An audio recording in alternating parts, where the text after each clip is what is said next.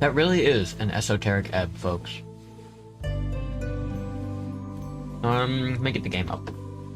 And myself. Oh my god, dude. It is finally my fucking weekend. I'm so exhausted. I've been making so many slip-ups. I went to the official RCA channel because I've been having contact with somebody for a while and I haven't been able to get them out to a meeting because their schedule's so fucked. And my contact has been so weird about it. And I went into like official channels and I was like, can somebody help me with this? And then it took them like a day to get back to me before somebody was like, oh, here's what you can actually do to get this point across. And I was like, fuck, that would have been helpful. It would have been helpful 24 hours ago. You know, I feel like a fool. I know I definitely should have taken more initiative towards it, but I've just been fucking lazy. I feel like a baby. God. Never let him tell you. Never let him know your next move, folks. Esoteric Ebb. There you go. And then, let me think. But I finally got them some details. We'll see if they show up. And then my party is this Thursday, so I have to get all that sorted. I still have to bottle up my liquor. Never ending. Someone's throat seems strained today. I'm eating chocolate. I'm eating chocolate is what I'm saying. I'm eating chocolate and coconut. But today's finally my weekend. I got home at 2 o'clock and I fell asleep and then I woke up at 4 o'clock and I'm still exhausted. I meant to do a bunch of tasks today when I got home, you know, because I had the extra couple hours, but... Yum. Yum. Chocolate. Oh. We're a level 4 wizard. What's the level cap in this game?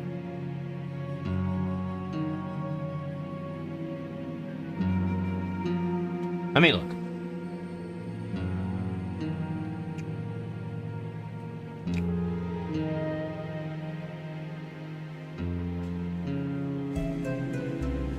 Oh, it's double playing. Hang on, it's double playing out.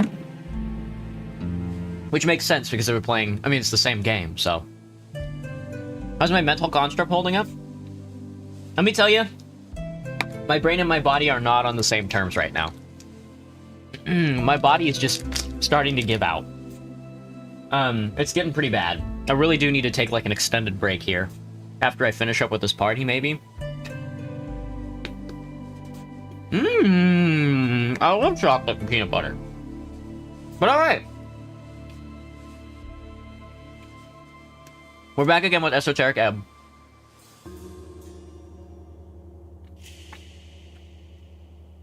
I gotta tell you,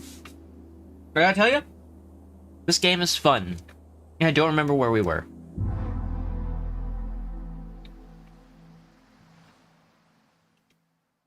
Definitely not a game that I should be playing on like a weekly basis. Definitely a game that I should be playing like on a daily basis.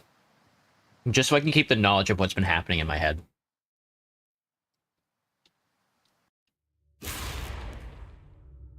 But our schedule is slowly getting tightened up once again. We finally finished Lunar Ascendant. So this week we've replaced it back with Pentiment, and I think we're almost done with that game, maybe? No, we're only on Chapter 2. I don't remember. We're slowly making our way through these games. When I do start a new RPG, though, I remember exactly where we are. Yeah. We're gonna talk to the funny. You know, I don't remember what I wanted to do after this, but I know this is something I wanted to do. A stone coffin rests against the wall, of classical dwarven design used for early Earthfolk tombs. Ornate carvings cover the surface, symbols of death and rebirth, all dwarven in origin, forge, and hammer. Standard crypt work. Examine the coffin. Run your hand along the stone. Cold. Smooth. Scoliosis is almost like that. Yeah.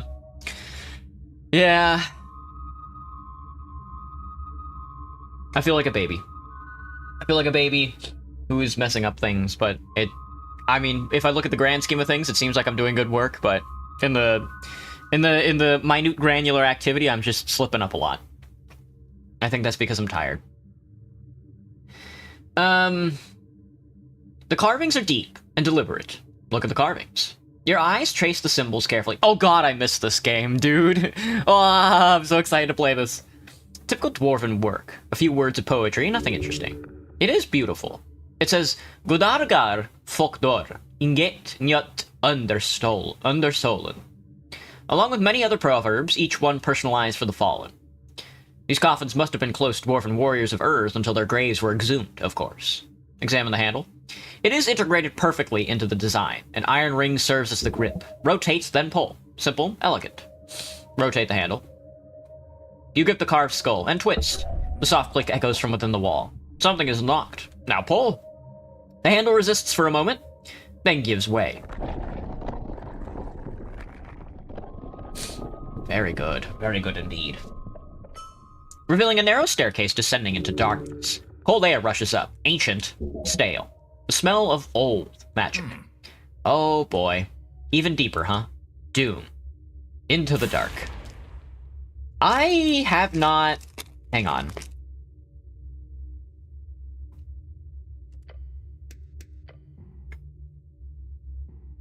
We're at an interesting crossroads here, because I have not cleared out, the southern branch of the Roots area. I think maybe I should go do that before I go do this, maybe? Just kidding. Never mind. Just a shard jord here. Cool. Yummy! Yummy chocolate and... Yummy, I love dark chocolate and coconut. Never let them tell you any different. It's delicious.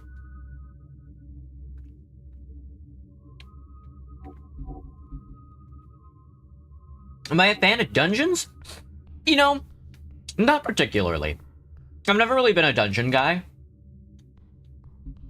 What is going on here? Everything is, hang on, things are trifling.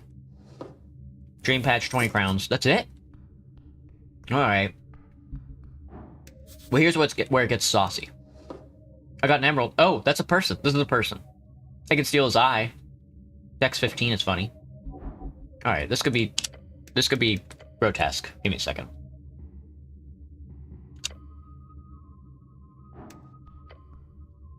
Ugh. The thing with coconut, though, is that it shards in your mouth. Kind of like broccoli does.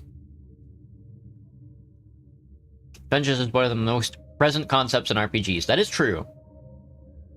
I guess I'm not really a fan of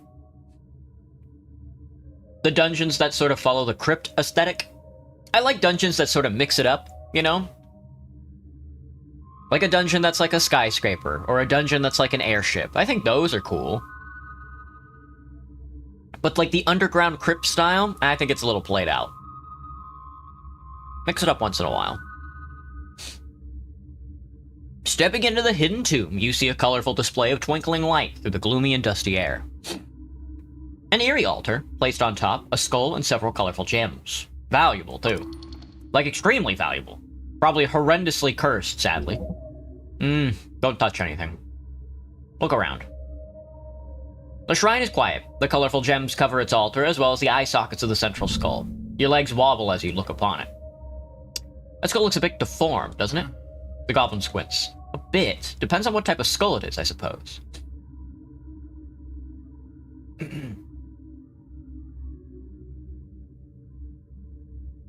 Look at the jaw. It's all wonky in the eyes. He sighs.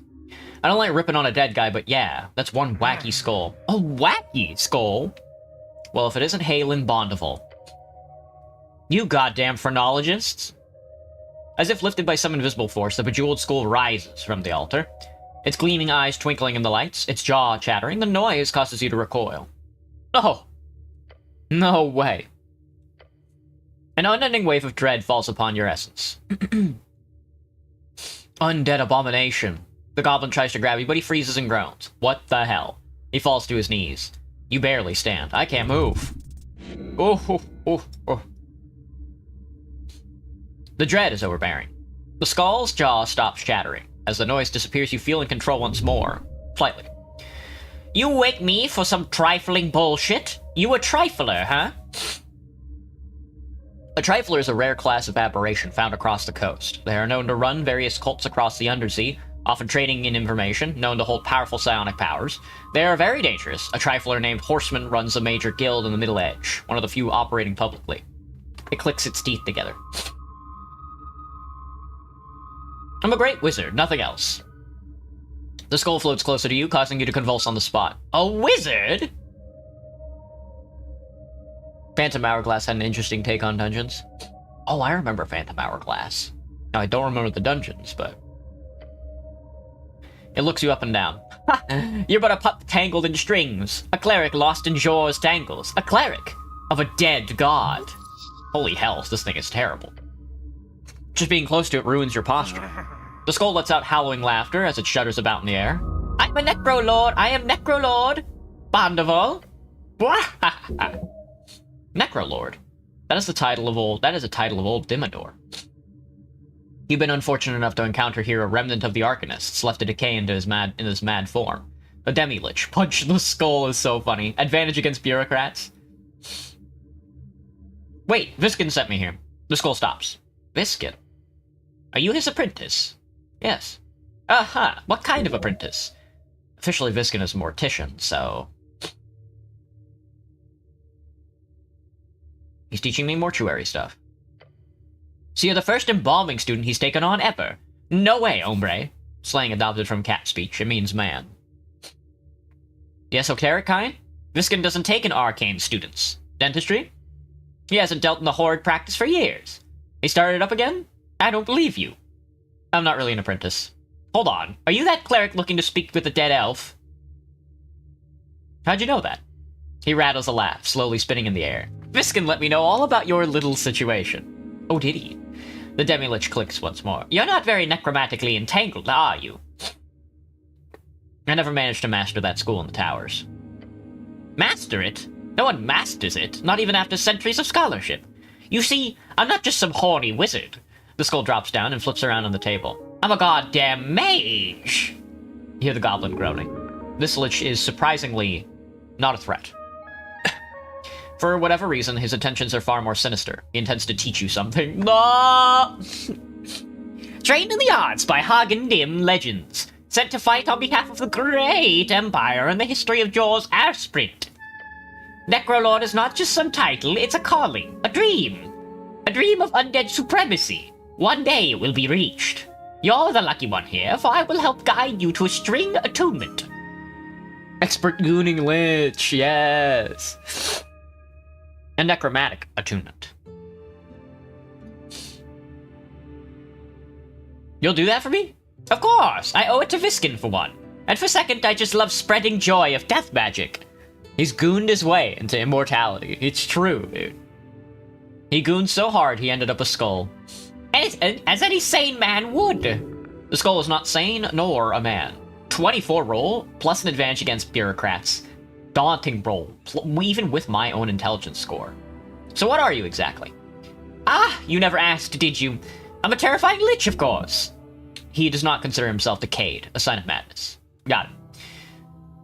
You'd have to be pretty stupid not to. How'd you end up like that? Like what? A lich. Ah, that. Long story. I've been around since the 300s.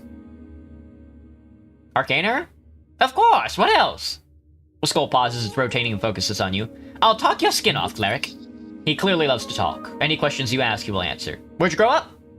In a small village called Kriev. Kriev, a city in the eastern Reeds, one of the few places untouched by the later stages of the Coast War, and thus a stronghold of early Free Striderism. Today, it's the 4th largest free city. We had barbarian invasions from the Rogruni border every year. To protect them, I raised our dead from the village crypts. Those were some bloody battles, I'll tell you. Took a dozen heads before the message got into their thick giant skulls. And who taught you necromancy? A ghost, actually. Haunted a ruin outside my father's farmstead. Led me to my first spell book. Told me how to pull strings and fast-track my spell slot accumulation. Her name was Eulian Prax, a wonderful crazy harlot. Where is she now? The skull does a spin. She was captured by high-ranking exorcist after I built my first squadron. Last I heard, She was part of some freeze-dried upgrade prince's personal collection. Kept her in a bottle. Like she's a genie or something. I would have gone with a fancy box myself, or an urn. What are your greatest accomplishment? Oh! It's a bit embarrassing, but it has nothing to do with necromancy.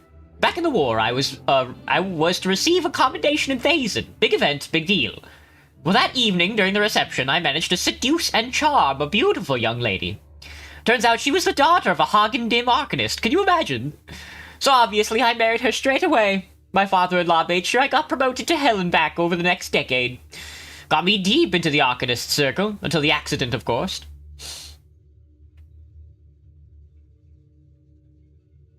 You married up and that's your greatest accomplishment? Arcanist politics is won in the bedroom, not on the battlefield.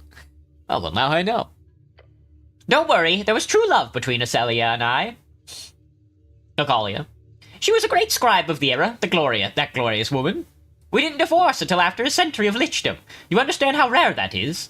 Now that was love, it was. How morbidly romantic. No skulls are the same, ain't that the truth? Do you imagine 100 years of marriage? Horrific. Last I heard, she was heading a mercantile faction in Feltire. He clicks his non-existent tongue. Gods be damned, I missed that lady. Her body, yes, but her mind. Strangely idealistic for an Arcanist Lich.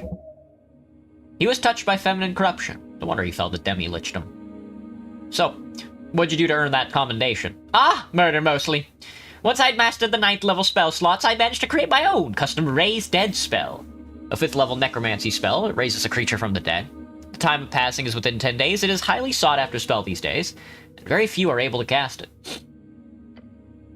It allowed me to direct 100 zombies at once, and most importantly, they all had basic motor functions left. They could use tools, rifles, wands, basic magic items. It took a toll, but I alone held the line on Gormasol for 3 days straight. Corpses as far as the eyes can see. Those were the days. He sounds wistful. He's obviously evil or insane. What about your greatest necromancy accomplishment? Oh, easy! I led the animation of the Dracolich. Dracolich is a dragon who goes through the act of achieving lichdom. They're known to be the most terrifying creatures along the coast, for at least 2 reasons. None are known to be alive today, publicly. That's radical. It sure is, even back in the day. Ichmelian Ravad, a child of Isith. Not once you read about in the history books, but she had the spirit. She had spirit, that dragon. I wasn't a regular in the dragon cultist community, but my expertise as a lich led them to hiring me. I would have done it for free, honestly. He lets out a sinister chuckle. In the end, we succeeded. That was my greatest accomplishment, cleric. Creating one of the most fearsome creatures to ever walk the coast. What happened to the dragon? I obviously won't divulge the secret of Draco-lichdom, but rest assured that Ichmelian went through hell to achieve her new form. It was a tragedy that those genie Templars did to her and her army. Otherwise, she could have easily ruled a city or 2 by now. Genie Templars. Yeah, some crazy warriors out of Karkabesh. Was a big thing 100 years ago. I am fond of dragons, you know. Mortals look up to us. Gods look down to us. Dragons treat us as equals. At least the wise ones. Tell me about this accident of yours. This lich is talking all night long, it seems. It's really not worth talking too much about. After myself and my dear wife had both achieved lichdom, I made some misplays in the politicking. Stepped on the wrong foot, so to speak. Got my entire Splinter House exiled from Hagen-Dim Coalition. One thing led to another, yada yada. I ended up in Ascani, and the Lord of the Fortress invited me to stay for a while. Did some freelancing, you know, newly divorced dad shit. Once Earth arrived, I ended up working with some of his paladins. Never met the fellow, but I liked the cut of his jib. Do I think a rightful could work as a staff? That is a very funny premise, Graham. They do be gun wizard posting, don't they? The Lord of the Fortress? You got any kids? The Fortress of Verdun. You know, the esoterical, shadowy, miles-wide castle. Oh, yes, that one. I've never been. Can't recommend it. The Lord reached out, was looking for necromancers to add some new tricks. Who was this Lord? No clue, but he paid well, and let me research the crazy stuff going on there. Still have no idea what the fortress actually is. My professional guess would be that it's an esoteric pocket gone wild. Like a slice of pure negative energy that's landed right in Ascani and can't escape its bubble. Just one of the many weird wonders of the coast. The Fortress of Verdun is a popular dungeoneering location. Lots of treasure to be found, whenever a hole opens up. When the fortress opens up, there's always a trove of merchants setting up camp outside the entrance. You got any kids? A dozen or so. Productive. Thank you. My wife, Akalia, ex-wife, was a prominent member of the MRS, Magicrat Reproduction Society. They were at the forefront of women first magics. You know, the kind of stuff that makes the whole childbirthing and or rearing business into a cakewalk. I never go along with those hags, but they did let me have 2 sons, so that's something. Good job, brother. Thank you. Akalia did most of the work, of course, but my contribution should not be forgotten. Big loads, certainly. This is an inane topic. What happened to your kids? I think some of them survived the fall. My blood wasn't prominent enough to be lineage persecuted among the Freestriders. At the same time, it's not like they received any inheritance. Logically, I should have some great-grandchildren scattered about Diminor. Oh, sorry, what's it called now? Reeds? Stupid name, if you ask me. They should have called it Stridery or something. That would have been on the brand. True. Cool. That gives me a better picture of your life. Enjoy the view? Tell me about Viskin. Lovely bastard. I gave him a serious case of testicular torsion once. Can't believe he ever forgave me. The skull lets out a maniacal laugh. Just out of nowhere, as a joke, try to imagine sneaking up behind someone and doing a twirly twist. No. We had a little war going on, okay? I just left my position at the Fortress of Verdun. It was 30-ish years, I believe, right when your Earth folk had begun growing quite bold up River Torna. So I decided to sneak into your city here. That's when I saw him. An old opponent, Viskin. I immediately remembered his ugly mug and his rotten soul engineering. He came to Norvik 30 years ago. Something like that. Either way, I decided to kill him and take his place among the mortals of Norvik. A couple of magic duels and assassination attempts later, and we were at a stalemate. Although I'd considered it more as me just getting tired of hunting him down all the time. Him and his goons. Our battles came to an end, though, when a local vampire started messing with both of us. Threatened to expose us, so we joined up. Team up of the century. Or that decade, at least. You two fought a vampire together? Was an epic duel of the shadowy fates? The skull bounces around. Together, however, the vampire was easily eliminated. In the aftermath, we decided to work together. Viskin even helped me get this sweet alcove for myself. We share research from time to time and work together to figure out the mystery of... He stops. I'm getting ahead of myself. Let's talk about something else. What's that about research? Nothing, it's nothing. He says nothing more. Did you turn into a skull in the battle with a vampire? A skull? Huh? He makes a motion that could be interpreted as a shrug. I'm a bit bony, but a skull? Don't be preposterous. The demi-lich is clearly unaware of his own situation. Gunpowder magic. He's either deluded, or there is some esoterical effect placed upon his memories. A memory-altering spell by Viskin, perhaps? Who was the vampire? Oh, that was me. Thomas Darrow was his name, a nobleman, which made it much more dangerous. Uncle of Nicholas Darrow disappeared 15 years ago, and his case was widely speculated investigation. We cut him down without anyone suspecting a thing. Maybe I shouldn't say this out loud, but who cares? The mysterious death of Thomas Darrow was written about quite extensively in the magazines about 15 years ago, back when you were a kid. Thomas Darrow. So that's what happened to the lost uncle of the Darrow house. Alright, well, I got some other questions. Know anything about the tea shop thing? Nah. You seem pretty well informed about what's going on in the city. I get updates sometimes, but I don't know. Fun that it exploded, though. Very fun. I love it when tea shops explode. Right? Fun. It was probably a rogue wizard or some kind of magic item mishaps. Whenever a necklace of fireballs was smuggled from the floating cities down to the peasants, they'd always find a way to blow themselves up in the most spectacular ways. A necklace of fireballs is a magic item mass-produced during the Coast War. Rare to find in the post-war era, especially with more than a handful of beads remaining. Hilarious! Why didn't the floating cities blow up? Anti-magic defenses and great architecture. Sometimes misses occurred, of course, but it was surprisingly rare, and... excuse me. Not every day a village exploded in a fireball. Those necklaces were valuable, but sometimes someone smuggled one away from the front lines. Or off a factory floor. I was never too into evocation magic for that reason. Too easy. He chuckles in a sinister way. What are you voting for in the election? It goes against my ideological beliefs to vote. Democracy doesn't work. It never has and never will. Why do you say that?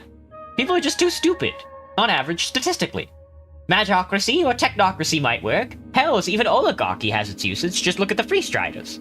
But real democracy is foolish. It might help launch these other, more powerful forms of governance into speed. But real, permanent democracy? A shit show. Just you wait. What form of governance do you prefer, then? Magocracy, of course. Dominance by those with godly arcane powers brings intense fortune to the world. What about the Coast Wars? Survival of the fittest. Insanity. Only reason it didn't have a magocratic winner on top afterwards was because of Jor's inebriating ebbing. Terribly annoying. Ebbing? What? Of course. You haven't heard of it. The Esoteric Ebb. Alright, cut the game. End scene, finish. He said the thing, man. Oh, you don't know about the Esoteric Ebb? You know, the thing. Nom, nom, nom, nom. Alright. I just ate 5 candy bars. Yummy.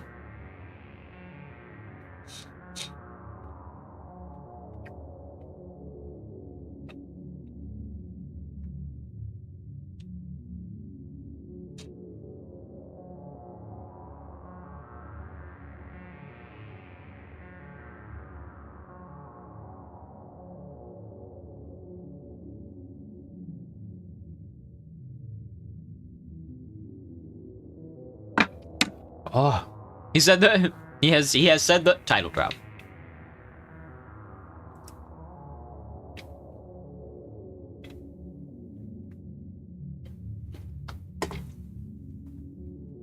Okay, so I guess this is not where the yellow guy is. He's in the Undercity. Day 3, I think we're electing on day 4. I don't remember. Regardless, we're gonna get our full story and then run back up to the. Well. I don't know, I have to think about it.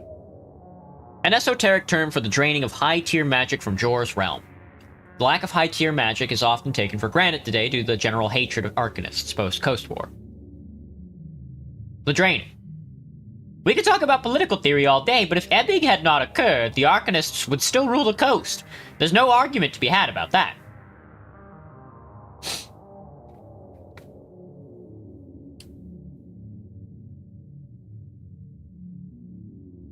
It was a tragedy. I hope magic returns to what it was. Then we hold the same dream. One day. One day. This demi-lich holds much knowledge, despite his mad nature. Ask him, what is Ebb truly? We have to ask, what do you think the Ebb really is? The demi-lich swirls around in the air before landing down on the altar. Excuse me. Excuse me. I say the same thing most rational Arcanists said back when it was first discovered. Jor is alive. He is haunting us, taking away what he gave with his strings. As a joke, or as punishment, or a gift, who knows? Personally, I'm furious with him, if he is indeed still here watching us.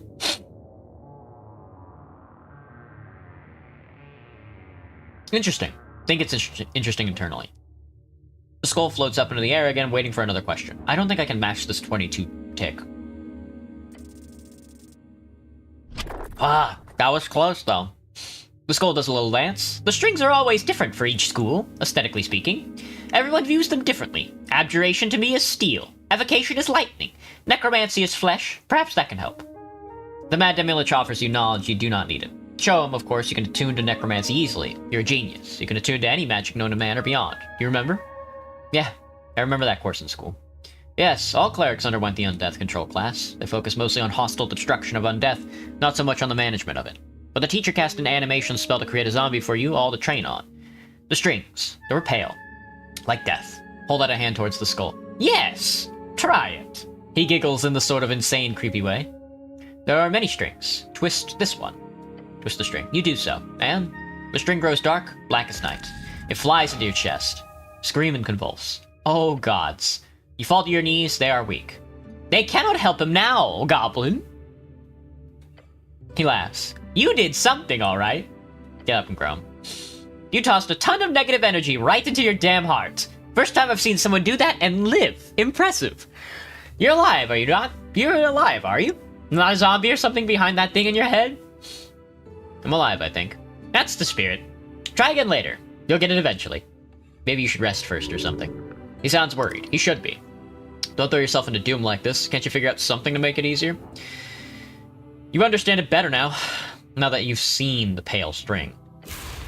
Oh, I'm gonna try it again. I'm gonna try it again, brother. Just hang on, let me eat let me eat like a cardamom cake or whatever. No, I can do this. The essence of inflorescence. Get it? The esoteric ebb. You know, the ebb. You don't know about the ebb? Consumables. Oh, there's a sorting method now. Oh my god, 10 HP? I guess I could take a 10. That's Ilmian ointment. I guess if we trifle him, it probably kills him. Cleric! So loud. Yeah, that. Alright, roll me again. You failed once. Not again. Bada boom! Guess who's a fucking necromancer now? Think. This demi-lich believes himself to be your teacher here. He might be insane, but there is still knowledge to be had if you can decipher it. Hold out your hand. Tell me as best as you can the school of necromancy. How do I master it? Strings are strings. They are equal but different. You must have seen them a lot, since you have them running through your flesh in the mass. I do. He continues. A string of necromancy becomes that when it intersects with negative energy. Thus it begins to look like flesh to me, for example. I've surely as many strings going through my existence as you do, except mine are necromantic. Yours are... The skull shakes a bit. Many others. How do you deal with strings usually? When I attune the strings, I twist them. Ah, so that is how you cast your organized spells then.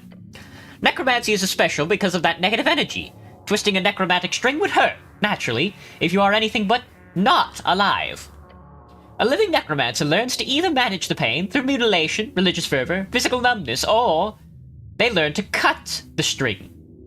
Cut? Everyone uses different terminology. You might have heard it called willing the string, or mastering it. It's the step every spellcaster must go through to reach the higher tier magic. They must learn to manipulate the string's shape. The shape of the string. Yes! But it doesn't have a shape, it's just a dot. The skull laughs mockingly. Why do you think they call it a string then, dumbass? It measures change over time. You might have grabbed and twisted your strings in the moment, but cutting a string means grabbing it independently from all its other parts, in the past and in the future. Don't just twist it, separate it from itself. Of course. The talk about mastering strings, it all makes sense now. The string goes through time. Manipulating it more closely requires it to be twisted only in the now, without the other baggage. Stick out your hand. Yes! Locate a string near Bondival, a pale string. Yes! Twist it. Ah, shit! Open your eyes. That hurts. What? You twisted the string into a cure wounds, you idiot! Hurt like a... What do you say? Motherfucker! Cure wounds is a first level abjuration necromancy evocation spell. It heals a target. I failed? The skull laughs intensely. They are both bugs. The difference between bugs and insects? They are both bugs. All insects are bugs, but not all insects are bugs. All bugs are insects. No. All insects are bugs, but not all bugs are insects? Is that what it is? Or is it vice versa? You did great, cleric. Or should I say, necromancer? That was a cure wounds for sure, but a necromantic cure wounds. Instead of a cure wounds cast through sissy abjuration or hardcore flesh-melting transmutation, you now manage to simply remove the negative energy to reach the same conclusion. Healing. Although yes, it did hurt like all hells, since negative energy obviously is kind of my thing here as a glorious lich. So I mastered necromancy then. An overstatement perhaps, but you should be able to cast the one spell you're looking for at least. Speak with the dead. Finally. That's great. It would be extremely useful for the case, obviously. The skull nods. You want a spell scroll? That'd be useful, yes. The skull widens its jaw, then it coughs up a tiny spell scroll into the altar. Grab it. You've earned it, my evil apprentice.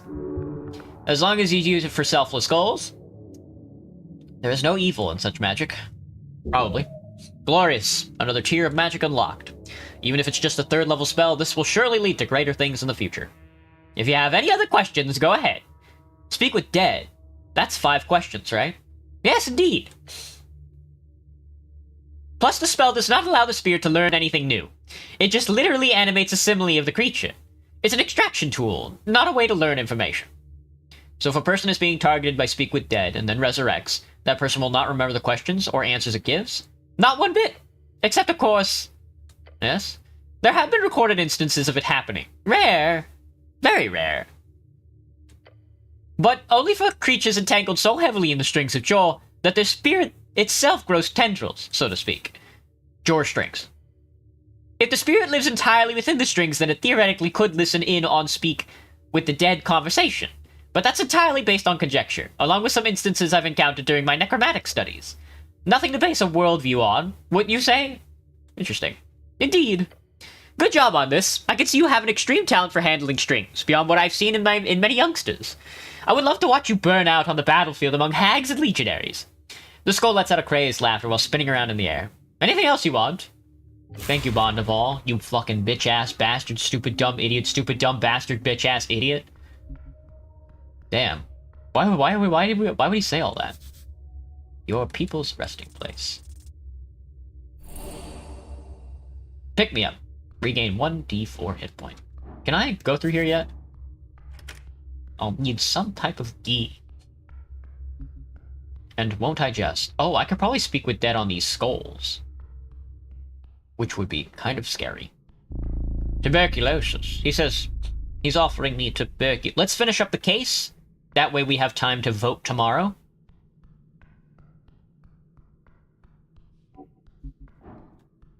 I think the voting is either tomorrow or in 2 days. I never remember, which is something I should pay attention to because that's the one thing that I care about.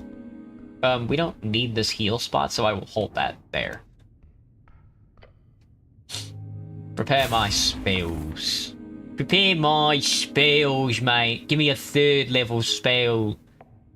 Speak with the dead. You grant the semblance of life and intelligence to a corpse of your choice within range, allowing it to answer the questions you pose. The corpse must still have a mouth and can't be undead. The spell fails if the corpse was the target of the spell within the last 10 days. Until the spell ends, you can ask the corpse up to 5 questions. The corpse knows only what it knew in life, including the languages it knew. Answers are usually brief, cryptic, or repetitive, and the corpse is under no compulsion to offer a truthful answer if you are hostile to it, or it recognizes you as an enemy. The spell doesn't return the creature's soul to its body, only its animating spirit. Thus, the corpse can't learn new information, doesn't comprehend anything that has happened since it died, and can't speculate about the future of events. Yikers. So, me and my glorious intellectual capability can just simply equip every single spell that I have. Because I'm a god-tier wizard.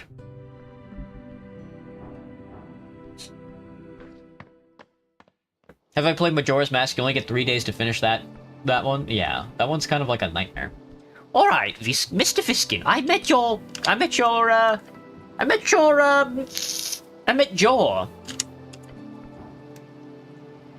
Oh, that's good. I was dead when I was brought here. Yeah, he admits it so easily. I apologize for not telling you the truth earlier. I was advised not to.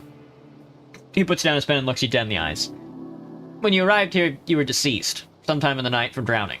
Right. Approximately 3 hours before our arrival, I immediately began the formal procedure until I received word from Lady Sageleaf, along with payment. He nods. She wanted you alive. The lady had been notified of your arrival here. As such, I prepared a resurrection. You rezzed me? I rezzed you, yes. It's powerful magic. It is. I have my sources. The Pale Man holds incredible power, if he's able to bypass the esoteric limitation. However, I suggest you speak with Lady Sageleaf about this. If you require answers, I'm simply a middleman in all this. What spell did you use? He was quiet for several seconds, considering if he should share this knowledge.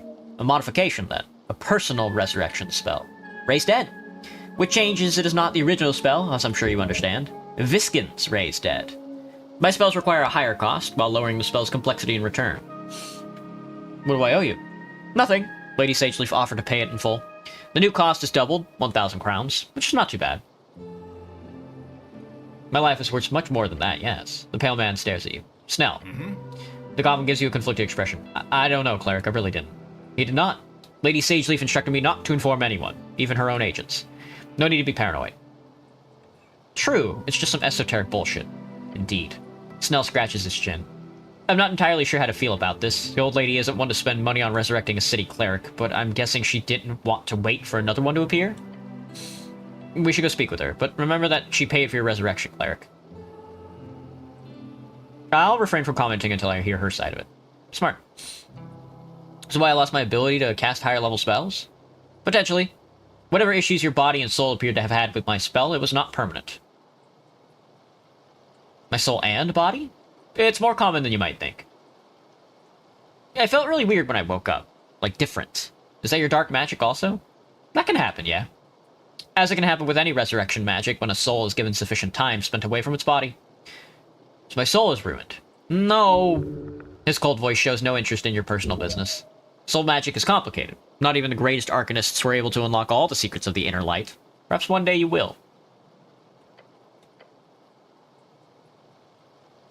Can I go back to my old self? No. Right, I'll go speak with Lady Sageleaf.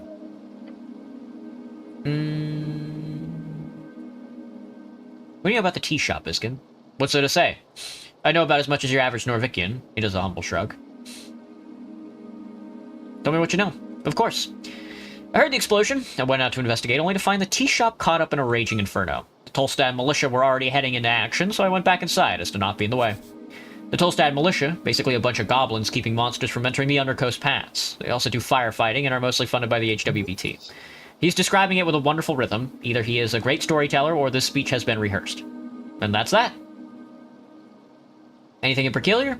A loud bang, some shouting afterwards. Sort of shouting. From the militia, they were rushing into the scene. The Fire Prevention Declaration has truly done wonders for the city. Fire Prevention Declaration, signed into action a few years ago. The Fire Prevention Declaration is a governmental attempt to curb the spreading of fires by employing always ready folk in every district. The response times have been pushed down to less than 10 minutes. How loud? It shook the Lich House, and mind you, this is not some ordinary basement. This is a remnant tower going hundreds of feet deep into the earth. Be surprised if anyone on Tolstad missed it. Nothing else?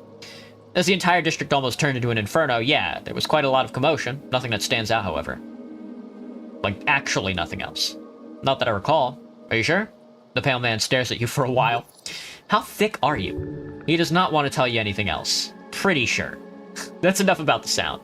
Yeah, not much to say about that, I'm afraid. Anything else? Nope. Alright, let's cast some fucking spells. This could get a little dicey.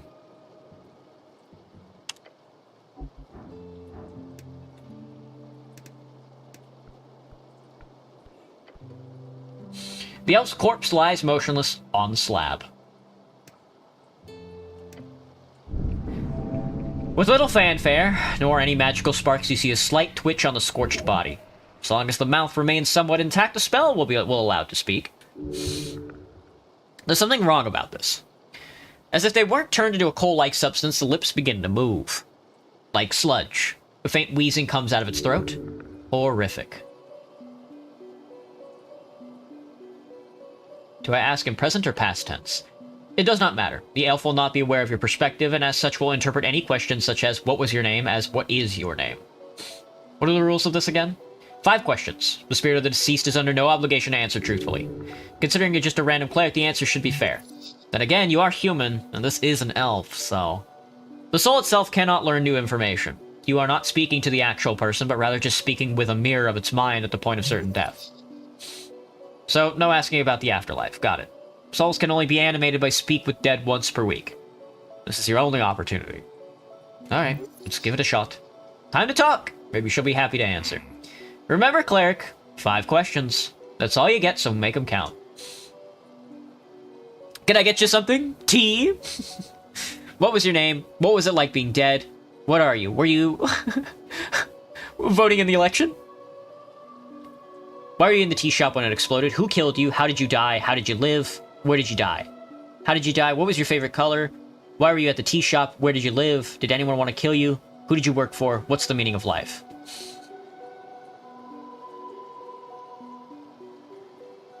Why were you at the tea shop? I was... meeting. I had a meeting scheduled. Intense meeting. Maybe ask her about it. 4 more questions!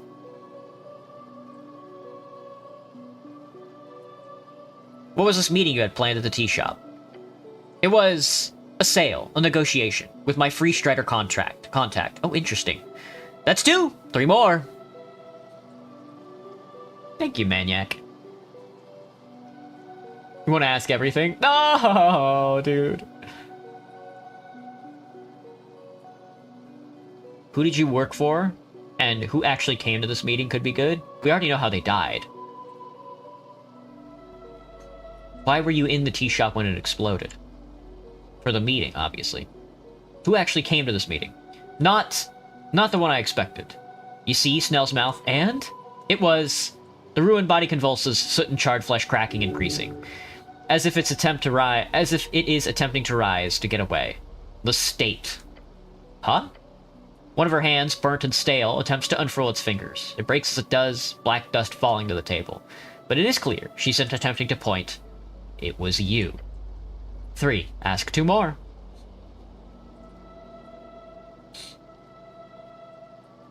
Who'd you work for? Ilum. Myself. My heart. In reverse order. What a tragedy.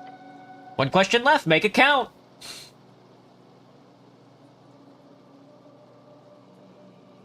Why were you at the tea shop when it exploded? Who killed you? How did you die? Who killed you? How did you die? Who killed you? I did. The goblin leans in, eyebrows raised. Fascism chose the path. I chose the end. He scowls. Huh? Fascism forced her to blow up the tea shop, right?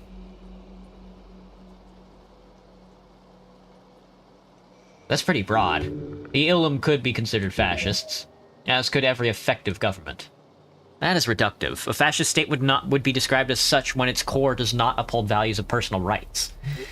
Honestly, fascist is used by commoners to describe any authority these days. The common thought is important. If so many speak of fascism, perhaps one should learn to listen. If we listen to every commoner, we'll soon be charging right off a cliff. The corpse's mouth stiffens once more, and the mimicking of life ends. That's 5. Alright, cool. What did we learn? It's an elf? That's true. It's an elf. Whoever showed up wasn't her friend. Instead, he gives you a solid stare. She said it was you. I have an alibi. Yeah? I was at the towers. My patriarch can vouch for me, even if he really doesn't like me. I believe you. My head is a mess, but... Yeah, no, don't worry about it. Huh? We sent for you. If there was some deep state conspiracy and you somehow blew up the tea shop, why would they send you to investigate it? Yeah, that doesn't make sense. No, it doesn't. So don't worry, I don't suspect you of anything. My guess is another agent of the state responsible. Huh? The elf points at you, or tries to, and says, you're the one she saw at the tea shop? Yeah, no, she means a cleric, or an earth guard, or something like that, 100%. I was starting to doubt my own sanity there for a second. Yeah, it's not like memory-changing spells don't exist, but it's too much. Gotta follow the simplest answer, and that's not you being a secret bad guy. So now we look for more clues. Frank, son of Frank, the witness, we gotta find that fucker. Let's follow the leads. Some interesting stuff to think about. The goblin nods and gives you a thumbs up. Nice job on the spell, cleric. Alright, cool. I'm glad we got something out of that. You know? You speak with the dead on the elf. Some interesting information was collected. Now it's time to follow the other leads. Maybe ask around. Alright, let's go grab this bastard. You know where this fucking bastard's at? He's in the fucking undertow, man. This motherfucker is down deep in the undertow. Wouldn't it be wonderful to just shit my fucking pants? Viskin, you know anything about any elf that was in town? Mm-hmm. Just kidding. You wouldn't know. You don't seem like the kind of guy that would know anything. What's going on here?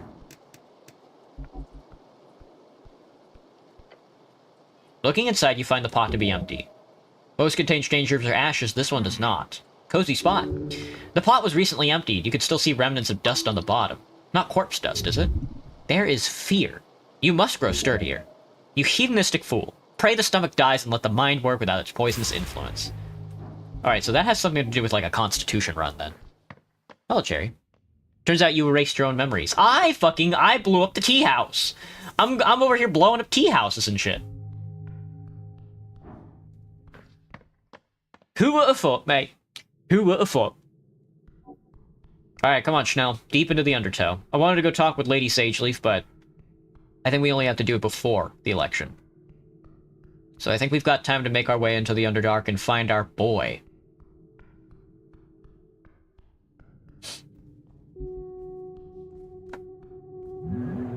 Oh, look at the elves! A tiny primal spirit. Oh. Thank you, mate. Thank you so much, Mr. Elf. Thank you, Mr. No. This looks like the kind of rock you can stand on to gain attention. Excuse me. Oh, thank you for the apples, mate. You're the best, girl. Oh, 2 apples? Oh, tasty, tasty. Ew. I do be casting spells, mate. I'm casting spells. Oh, 12 gold!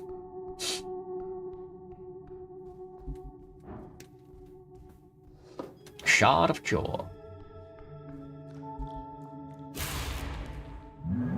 Funny how they all showed up. The fucking gnomes, mate. The gnomes. A central rock. Is this like a toilet? Is that what's happening here? You step upon the rock. Around you lies the vast chamber of root and stone, of dwarf and primal forces pressing up against one another. 1 part struggle, 1 part harmonic symbiosis. This is the vessel in which the great bracken tree of Tolstad is nurtured. This well, it's beating hard. Also, you can absolutely make some noise in here. Try it. Don't make this about yourself. A rock like this is a keystone in a community, not a tool of the individual. It's a platform, a scene. Scenes are made for bringing attention to those who deserve it, i.e., you. I am the lord of this dwarf fortress. Your voice echoes out among the tangled roots. What are you doing? Since no one of importance heard you, you can make any statement you want. It literally doesn't matter. Unless you care about what the goblin thinks of you. I'm making a statement, Snell. Seems a bit imperialist or colonialist, if you ask me. As an Ascalist, I would never endorse any imperial or colonialist-related statements.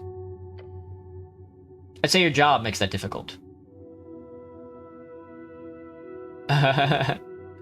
Due to everything that I am in my job, a man, a soldier, a political figure, an oppressive spellcaster, and worst of all, a living human being in a world where humans have destroyed so much that our folk-wide sin determines my fate before I'm even born?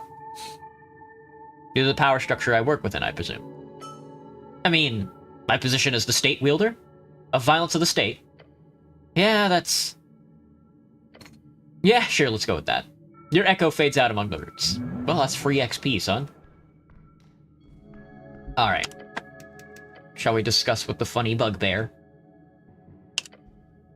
Hello, Mr. Bugbear. Human! A hairy beast towering over you, its face contorted into a stern and probably permanent frown. Watch yourself, this is halfway's territory. This is a bugbear. They are common in the west, living in the rough lands between Fordnip and the VK. She notices Snell with you and gives him a nod. Runner? Hey, Moongore, things going well? They are going. She nods in your direction. This is your cleric? Seems so, yeah. I thought he'd be taller, she says with a scoff. I am the cleric. Nice to meet you. The bugbear places a hand on her weapon. Do not cause trouble. A morning star? Is it for you? Morning star? No, that is clearly just a spiked mace. I believe the term is flanged mace. She will not use it. There's a dwarf who says you won't let him pass here. The dark dwarf, yes. He asked for access to the south tunnels. He's not permitted. Why not? The lady does not permit it. Lady Sageleaf does not allow looters on her grounds, only official expeditions. Good. He seems like a profiteer. I hate those. I have no strong feelings on that, but Lady Sageleaf does not will it. She frowns. If you go into the south tunnels, beware of monsters. They crawl in from below, infesting the caverns. We clean them out every other week, but they return often. Kind of monsters. All kinds. Anything that crawls through the cracks of the city below. Tell me more. Last month we killed a hook whore. It was a great hunt. Before that, a bunch of giant spiders, a gray ooze. Last year we had to get a specialist to deal with the hive of cranium ants. They negotiated for days. The worst was probably the gricks. I hate those things, but I'm sad to say we have not yet had to deal with the bullet. Oh, the land shark predator. They burrow through the air with intense speeds. They have been known to invade Norvician streets at times, taking many lives in the process. I don't think these land sharks enjoy tunneling here, but there have been reports of few of them moving closer to settlements in the last year, over in Verdun. I want to skin one of those things one day. That would be pleasurable. Cool. She grins. Have you seen a man in yellow pass by here? She grunts. The beast can't even speak properly. Is that a yes? It did. I did. Are you looking for this man? Yeah, well, clearly. The bugbear shows you a deep frown and says, if you see him, stick a knife to his heart for me. Why? Do I see any bug features? Not particularly. I honestly don't know what a bugbear is honestly supposed to be. They're very different between each different, like, media. I saw him approach from the pillar chamber, told him to stop, to step away from the halfway turn, but that bastard, he cast a spell on me. That handsome, huh? But, no. He was as ugly as the rest of you. Ouch. I saw him approaching. He wore an ugly yellow robe. Then he said a few words, and I suddenly happily allowed him to pass. A charm spell of some kind. I was helpless, like a kitten. Gods, I hate kittens. Run away from her before it's too late. What else can you tell me about him? He had slightly darker skin, unlike most pale humans in Norfolk. He carried a backpack and several things. Tools. It's not very specific. You want wordy? Go ask a poet. In which direction did he move on? Through the south caves. She points towards the damp tunnel down the slope. I warned him about the monsters as he walked away because of that darn spell. I would have hoped for him to be dinner for some hook horror or dark mantle, but the bastard turned invisible as he entered the tunnel. I hate wizards. I'm a wizard, by the way. Then I hate you. The bugbear lets out a grunt. Clearly signaling she's done with this part of the conversation. Can I have that spell scroll you got? No, of course not. I got it as a gift, I can't just give it away. From Nassan, right? She told me I should tell you to give it to me. Oh? Okay then. Good apple. There is great respect for the Elven Druid. Boogie. Okay. Okay. Attempt to flirt. Nod your head and leave. Oop, none of that. None of that. Guess who got another spell? Guess who got the spell to summon apples? The good apple. 5 apples appear in your hand and are infused with magic for the duration. A creature can use its action to eat 1 apple. Eating an apple restores 1 hit point, and the apple provides enough nourishment to sustain a normal creature for a day. What item did I just get? I'm only at 19 intelligence, which is crazy. Might slide up to your block with intelligence. You know, I'm a genius with a Glock, there's some relevance. I'm a genius with a cock, there's some relevance. Alright, so obviously we have to go south. That is the main task here.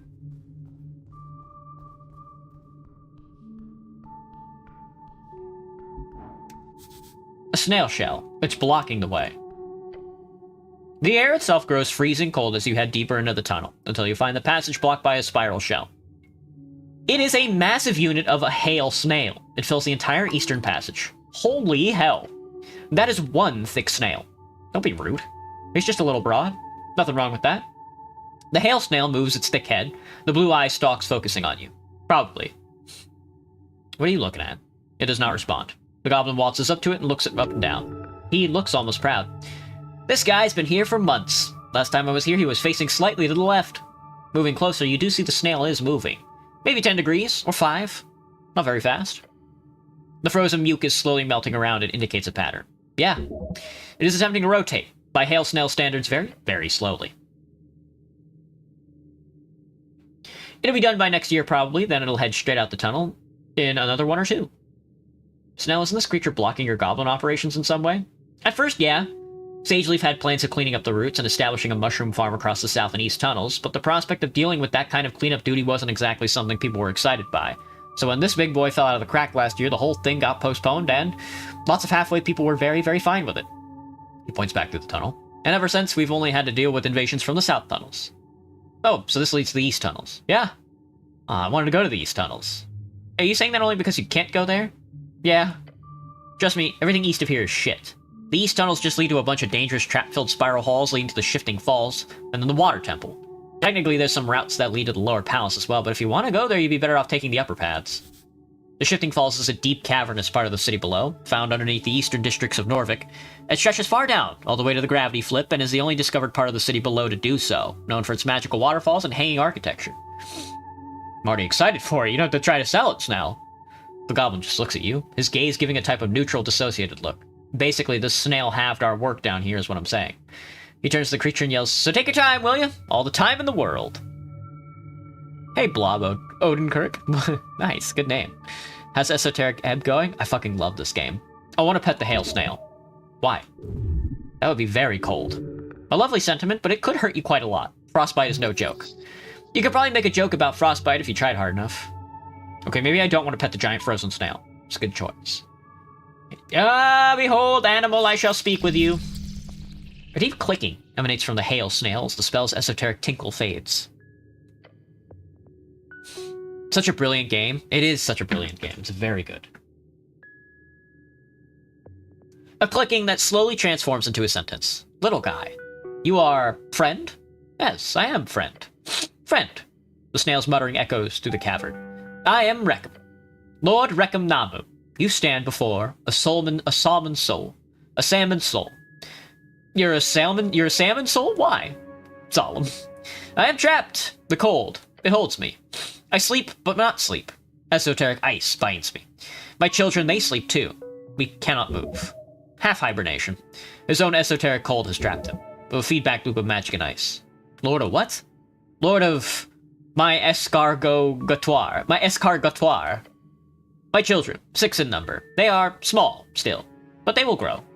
As I have grown. An escargotoire of snail family. All trapped in the same hibernation. How'd you end up here? I fell asleep in this hallway months ago. When I woke, I was growing. Larger and larger, and colder and colder. The esoteric cold. It feeds on itself. Now I cannot move. Cannot warm, cannot wake. A tragic loop. His own magic trapping him. What are you voting for in the election? Election? What is election? It's when people choose their leaders. Choose? We do not choose. The strong, they lead. The old, they guide. This is the way. But if I must vote, I vote for whoever helps snails. We are forgotten. Always forgotten. You know anything that could help me when it comes to the mystery of a tea shop that blew up? Tea shop? I do not know this. I know only cold. And sleep. And the slow turning. That's all I want to ask. The words of the snail slowly transform back into the psalm clicking noise. Could I break the esoteric effect causing the snail lord's hibernation? You have a feeling you could. In either case, you gotta try. You have druidcraft. Indeed I do. And so I shall. You focus on the esoteric strings. The ley lines connecting the snail to the pocket dimensions there. You see it. The instability. The crack in the magic. Heat. That's all it needs. That's all it needs. You press against the barrier. The pocket shudders. And shatters. The esoteric ice begins to melt. Slowly. Very slowly. But it's working. You did something? Yeah, I broke the esoteric effect. Ah, so that means it'll move away from the passage. Yeah. Right, that'll make Lady Sageleaf very happy. He groans. He would have preferred for the snail to remain, but he will not complain about it beyond these guttural noises. The snail lets out a blubbering, clicking noise. Other sounds echo from deeper in the hall. His family is awakening all together now. You should return later, after a rest. It will be done by then. So I shall lead them to it. Very good. You there. You there, gnome creature.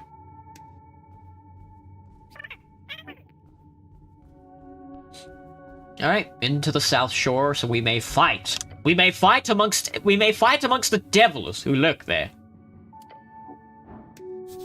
South caves, beware of monsters. Is this a... It is. A tall stone mural stands before you. White main craftsmanship. 3 serpentine figures carved and painted into the surface. Divine serpents. Each coiled and intertwined with the other. The colors are faint, but they're still there. Greens, reds, yellows. The artistry is breathtaking. Highly detailed, yet brutish. Ancient techniques. This was made by skilled hands during the Divine Era. Hello, Mudkip. You might have a gambling addiction? You do be like that. Obviously a white main remnant. Examine the serpents. 3 distinct figures, each with different coloring. The top serpent has sharp teeth, predatory. The middle one appears more serpentine, elegant. The bottom one, unusual markings. They're interconnected, bound together. Some kind of divine symbolism. What's the meaning behind the mural? Religious art? Inane, really. The white mane believed in divine triads, 3 aspects of power, creation, destruction, and balance. This was a sacred image. Further down this path, there should be an actual temple. Find it, learn about these noble creatures. What do you make of this wonderful artwork? The freaky serpents? He shrugs. There's a ton of these all over the place. You've either got snail memorabilia or these lion-style pieces. Nothing else? I'd say 90%. From what I learned in school, it was snails first, then lions, then trolls, then humans. He smirks the goblins, of course. Don't you dare, Stageku. You can't stop me, the goblin laughs. Do what you do, then let's keep moving. The southern tunnels are always filled with scary shit. Touch the carvings. The stone is smooth. Cool. Worn by time, but still detailed. The white man knew how to work stone. Indeed. Alright, I got me lights set. Beware the crunch. Please don't step on the literal human skulls.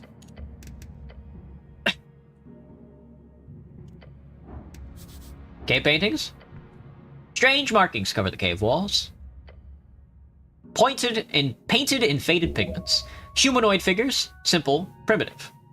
Red and white against the dark stone. Multiple figures depicted across several surfaces. Examine the paintings. You step closer to inspect them. The style is unsettling. Crude stick figures with circular heads, arms spread wide. Some kind of ritual or dance? You scan across the wall. 3 distinct figures, each a unique design. These look human. They do. Humanoid at least. 2 arms, 2 legs, round head. But style is too simple to determine species. Could be human. Could be anything else. Snell, your people ever make art like this? Goblins? He laughs. We weren't even on this continent when these were made. My guess would be pre-Fade era, maybe? Pre-Fade? Before the Fade era? That would make these incredibly ancient. Wow! You study the figures carefully. The pigments, the style, the preservation. It's not white mane, nor snail folk in origin. These paintings predate them all. Before the snail folk? Yes. Before the Fade era, at the earliest. These should be dated to the early Gate Wars. Long before recorded human history. They do look quite alien. What are those creatures supposed to be, even? They could be depictions of a forgotten beast of Jor, which is a term for creatures invited by Jor during the Gate era, essentially a term for all the extremely old and ancient creatures across the coast.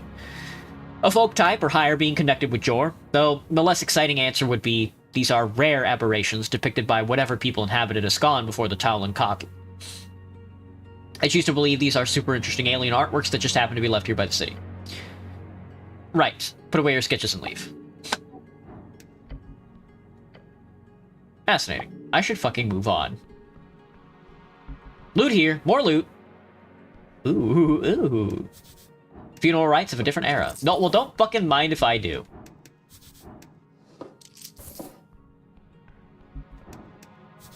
There's something other than regular corpse dust in this one.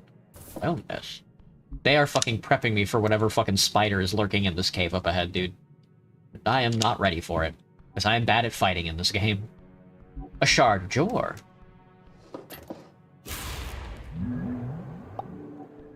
Occasionally you gotta flip through the funny. What the fuck? A yellow hat? You grab the smooth fabric. Yeah! This is like 1,000 crowns worth of esoteric cloth. Whoever dropped this is either rich as shit or had to run from something real dangerous. Your companion looks around, a bead of sweat rolling down his brow. Now Frank must have gone through here. Keep an eye open. It's yours now. It is. That hat is mine now. I am very sleepy. How did you know? +1 dex, -1 strength. A fancy hat made out of premium quality, silken, yellow fabric that is the kind of hat you'd expect to see on a high-class free strider. Whoever owned it previously must have gotten lost in the horrors of the city below. You, however, obviously cannot wear it. It's nowhere near helm-like enough, though you could carry it around. I could carry it around. I wish it went on his head, dude. I desperately wish that shit went on his head. That's so sad. That's a dead body. A sinking feeling appears. To your right. Your gut. It falters. The goblin jolts to the side. Cleric, there's... Huh? Oh, fuck. Oh, God in heaven. Oh, no. That's 13. That's 13, bruv. That's 15, bruv. Oh, my fucking God. I'm bad at this, man. One of the stalagmites has sprouted a particularly nasty-looking maw. How the fuck did I not notice this thing? It was hidden. Perfectly. Roper stern. Flung around the shadows of the cavern comes a long tendril. It flies toward you like a ballista firing a long, fleshy snake. Don't word it like that. In an instant, it wrapped around... Huh? You're everything. Fucking fool. Damn it. Okay, that's kind of funny. It tightens its grip and flails you around. Your ankle is crushed. The pain is excruciating. Scream and wriggle. But then the tentacle pulls back, dragging you, flinging you against the rock. Grab something, don't let it... The roper has you, its tendril fastened like a locked jaw around your entire leg, as it attempts to pull you towards its maw. You're a fish, on the hook. Time to be eaten. A monster. Run! Once you get control of your muscles again, that is. It appears you've been ambushed. No shit? Is there really nothing I can do? Fucking pray. Waste of time. Try screaming instead. Huh? What? An ambush. The goblin attempts to spring into action, but he's too late. Your prey. The tendril pulls you closer. But it clearly finds you difficult with all this struggling, so it slams you into the ground. Fucking God. Fucking God. Ah! Bow's broken. Loosely dangling. If you don't have anything good to say, say nothing, okay? I mean, I can bark skin. No, no way. You're not getting anywhere near that, Mom. Slither? Slither like your life depends on it. But it does. There's still a chance. Find an opportunity. You're fucking feeling sick. I mean, I can only slither. Well, that's a nat 20, brother. You spasm. You spasm harder. Each loosens the grip of the beast. Following the violent flinging, you kick and flail and rotate and dance like a beautiful dance, imitating a fish on land. Great simile. Shut up. With a final violent limb toss, the tentacle actually loosens quite a bit. That should make it easier? Shit. Your companion rushes into action, taking out his sling. Try to grab something. Grab what? The ground? I don't know. He takes a swing and fires off a bullet in its direction, striking against the center of the mass. But the bullet just bounces off and it lets out a horrendous hiss. Balls. It grips even harder. The roper keeps dragging you closer and closer towards its chomping maw. You glance toward it, seeing thousands of razor-like teeth almost extending toward you. You can handle one bite, right? Warning! Oh my God, dude! Rolling a nat 0 is rolling a nat... Fucking God. Rolling a nat 1 kills you instantly. Alright, run it back. I'm bark skinning this time, dude. What in the tentacle monster indeed. I got fucking owned. A shard of Jor. Well, don't mind if I do. And a funny hat. Huh? I see why they gave me the hat. That's kind of funny. I don't know what I can do to prepare for this other than just fucking bark skin. As well as Shield of Faith. Well, no, bark skin is better than Shield of Faith. Level 2 spell and all that. Ooh, we can sneak by this way. And look at the dead body. He has an esoteric lockpick! That would have been helpful a long time ago. Alright, let's get fucked up. There's no way... We can't do anything without getting past this, so... I can only concentrate on one ability? Yeah, so it's either bark skin or enhance ability. I don't know what would be better. Maybe... Let's go Druid... Let's try Druid posting. A sinking feeling appears. Taking a break? I might. To your right. Yep. Whoa! It's me! Oh no. Oh no! No! Dude, even worse! Well, at least Snell's going first. How did I not notice that thing? It was hidden perfectly. An ambush. The goblin attempts to spring into action, but he's too late. And then I get grabbed. Fucking God. Stop! Stop! Ow! Your ankle is crushed. The pain is excruciating. Fucking ow! Grab something, don't let it... It just keeps smacking me against the ground. It's so funny. Your prey. Just scream and feel sick. Yeah. Oh my God, that hurts! Fuck! I hate the goblin. You don't like Snell? No way. You're not Slither. Slither like your life depends on it, and so I shall once more. No, my fucking Jesus. I didn't even know I could cast spells here. I'm bad. I wasn't paying attention. I should have greased it. The goblin rushes up to you and yells, "Let go!" He struggles against the tendril in a frantic attempt to save you. The roper keeps dragging you closer and closer to its chomping maw. You glance toward it, seeing 1,000 razor-like teeth almost extending towards you. You can handle one bite. Clearly not. Oh god, I'm dead. I died again. I died again. I died again. Run it back. Keep going. Let's keep going. I gotta grab the hat and the lockpick and then just fucking... They gave me a lockpick, huh? Do I need that for anything? No, I'm usually pretty good at lockpicking. Did I bark skin? I did bark skin. Okay, this time I need to pay attention so I can see if I can grease. This is a funny fight, though. I'll tell you that much. Roll me. Oh, not 20, baby! Yeah, eat shit. One of the stalagmites has sprouted a particularly nasty law. How did I not notice that thing? Is there really nothing I can do here? Well, it hasn't grabbed me yet, so... Okay. Owie! Your ankle is crushed. Fucking owie! He hits me twice on the ground. What a bastard. Slither! Okay, here we go. So we can try and inflict 3d10 necrotic damage. Oh my god. 3 dice? 3 10 die?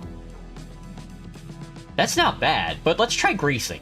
I'm not sure it's going to do anything, but we might as well try it. You quickly mutter the words. It's difficult to throw up the somatic signals, but the need for physical component of a spell. It could be a hand sign, a full body movement, or something small like a wink, depending on the spell. You succeed. Targeting? Myself! Yeah. The grease immediately appears, covering you from head to toe at the slippery, gooey mess, and the roper tentacle loses grip. Rake free. It wails and flails, and the appendix around as you drop to the ground. You're a true genius. Now conquer this overgrown squid. Breathe. Ugh. I'll hit him, I swear to gods. The goblin lines up a shot, and it hits the roper right next to its large eye. But it just seems to bounce off. Fucking cocksucker. Even still, the creature does get distracted by the shot. A roper lashes out again, striking at your legs. God damn it. It hits, causing you to fall down on your knees in pain. The roper roars. Dance around it. Yell, then get ready to dodge.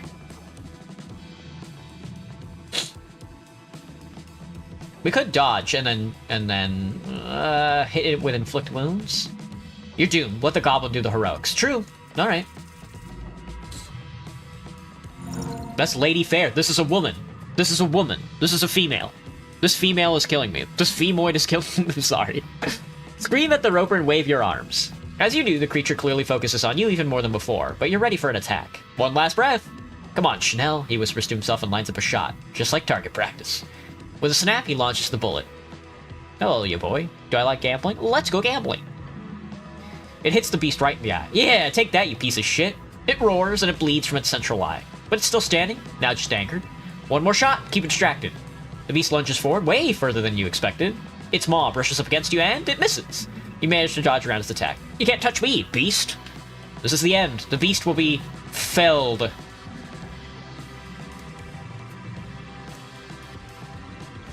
Punch the roper for 20? No. I'll fucking hit it with inflict wounds. Probably not. I don't think 8 is good enough. Yeah. Your hand crackles with necrotic energy. But as you attempt to hit the beast, the dark magic does not penetrate its hide. Wait, the only way to hit this thing properly is the eye. Hit it in the eye. You're holding your breath. Snell gives you a nod as he twirls one last bullet with his sling. With a loud snap, he fires it. The echo dances around the cavern, ringing in your ears along with the horrific screeching of the roper. As the bullet hits it straight in the large, unblinking eye, gotcha. It shrieks and pulls back. The terrible noise disappears into the abyss. Tentacles writhing, the roper blindly flees in its panic and runs right over the edge. Begin breathing again. You fill your lungs with air. Your knees are weak. Arms spaghetti. The goblin leans on his knees and groans. That was tight, but well done. You too. Great job, Snell. The goblin reluctantly returns a thumbs up to you as well. He's pained by making such a cheesy gesture, but you've clearly earned it. Nice. Let's see what's deeper in the cave. They got nothing for a guy like me? God. It's time to fucking start smoking, man. I did not think I was going to be smoking this early in the game. I've only got 8 of these bad boys. Clericals. Give me my spell slots back, brother. I'll eat some apples. Yeah, it's not too bad. Fucking Jesus! Hello, Snell. Oh, Snell, I forgot I can behold you. What's your deal, man? He doesn't work for himself or any ideal. The goblin devotes his life for his lady. No different from a religious nut. Damn. Oh, DC 30 is crazy. We'll have to keep trying at that. We beat it! It is funny how all of our battles thus far in this game have just completely relied on Snell. Just nailing everybody with his sling. Alright, now here's the grub. Do we go down the tunnel, or do we go up the passage? The passage, I'm gonna be honest, looks a little more my speed. Oh, this goes back. Who put these barrels here? Another one-way door. No, this goes back to the crocodile. We don't want to engage with the crocodile yet. You guys ever smoke crocodile? Probably not your speed, huh? Probably not really your style.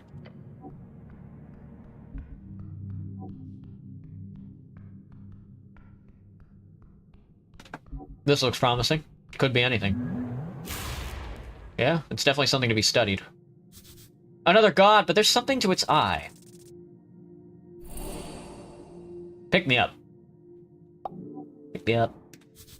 Leaves. Left to pray for. Ooh, thank you. I needed those. A grand engraving of the divine era. Among the fallen and the broken of an ancient world lies among them a single structure. Monument to a forgotten power. At the top, a cracked lion's head glares at you, a one-eyed lion with a single dark and empty socket. It's a shrine, isn't it? A shrine to what god? White man. They lived here. Not first, not last. Does it work? You may prepare spells here. Prepare spells here, yes. Somehow. Shrines like this often hold a latent connection to Jor's strings. If you can do it at the shrine of one dead god, why not another? See anything like this, Snell? Sure. Looks like a normal cat thing. There's a ton of them all over the city, if you know where to look. Do I know where to look? Clearly, you found this one. Hard to tell exactly what's going on here due to the rubble and the dust. You could try investigating it more closely, but remember, the White Manes are famous for their traps. You know, like the fiery hallway you just barely survived, so be careful. Take a step closer. You look over the front of the shrine, seeing traces of markings on the surface. What's that light from the ceiling? Look for that symbol Azkel was talking about. You dust off the front of the shrine, then the sides of the shrine. It's faint, but there's some type of symbol on it. It's difficult to tell what's a weathered scratch and what's a creative choice. Look closer. Yes, a symbol. A symbol of a sun, definitely. If this is what Azkel wanted you to find, you found it. What do I do now? Get back to your dwarf buddy, of course. Yeah. Tell Azkel about the symbol. He would be grateful for the information. Very grateful. Like, get a nice little payday grateful. Find what you're looking for? Yep. Great, happy news for you. His tone of voice indicates, please, please, can we leave this scary ruin? I like the sound of that. I want a payday too. Who doesn't? Maybe I'll just be happy that he's happy. We'll all be happy together. That sounds lovely. I should get back to Azkel then, to those other ruins. Man, there's a lot of ruins down here. Yes, you should, right away. What's that light from the ceiling? It's an illusion. Don't mind it. It's absolutely not the sun. Investigate the shrine. No, my god! Come on, dude! You trace your fingers over the markings of the front. There's something here, inside the shrine, but you can't figure out how to possibly get it open. This thick of stone block would not be easy to destroy, even if you have a perfect tool for the job. No, there's some other way. But what? Use a shard. God in heaven. My rolls have been shit. Your gloved hand glides over the markings on the front of the shrine. There's something here, inside the stone, and it's text. Tracing your fingers, you realize something is written, faintly, scrubbed down over centuries into the surface of the shrine. It says, Eloio rojo vigilia dos logros. You take a step back and mumble it to yourself. It means the red eye. The red eye watches over you. Does that mean anything? Probably. They wouldn't just write that on a shrine for no reason. He shrugs. They honestly might have, but who knows? You glance upwards at the lion's head. The eye socket. Perfectly sized for a gemstone. This is obviously a secret you would be able to trigger in case you insert the correct gemstone. Look at the eye socket. The stony lion's head glares at you with that one sunken dark eye. Might want to be a bit careful about it, but yeah, you could put in that jacinth here. So I need to insert a gemstone? Yeah, either a ruby or a jacinth would be a rather practical guess. These barbaric civilizations, if you can even call them that, were all the same. Shiny rocks and mysterious temples used to be used as esoteric triggers. Alright. Carefully, you guide the jacinth into the perfectly sized eye hole. Once close enough, like a magnet, it gets sucked in when you hear a strange noise in the walls. Are you fucking kidding me? Oh, gods! The goblin gasps for air, unable to speak. Look to your left. Oh, you just almost died. That was fast. You would have died had the final blade not been blocked by those vines. And Snell would have died if he had stood just a bit further back or to the left. Fuck. The goblin's actually shaking. Nice dodge, Snell. We were so close to just, like, dying. Look at these things. You'd be cut in half. Are you aware of that, cleric? Yeah, maybe. We'll see in a bit. I've heard of a delayed response in normal in these situations. Heard about a guy that got an arrow through his skull once, like straight through. The goblin tends to talk a lot when he's in an emotional panic. This fucking guy, he just kept walking about like nothing had happened, like he was just... With a brash crack, the front of the shrine pops out of place. The goblin jumps. A deep no, fuck, I accidentally skipped through... Whoa! Things are happening and I accidentally skipped a bunch of text. There it is. Deep rumbling voice echoes through the chamber as a lion's skull begins floating out of the shrine along with a ghostly halberd. El vigilante rojo de crin blanca. Castigara. Then the skull falls to the ground. Stare at it as it rolls to the side. Huh? I'm not sure. He glances around scanning for threats. That was a ghostly apparition left to guard this shrine. I don't think they planned it to go that way. For once, I agree with you.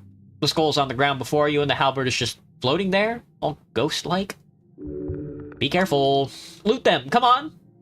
Guess I'll check them out.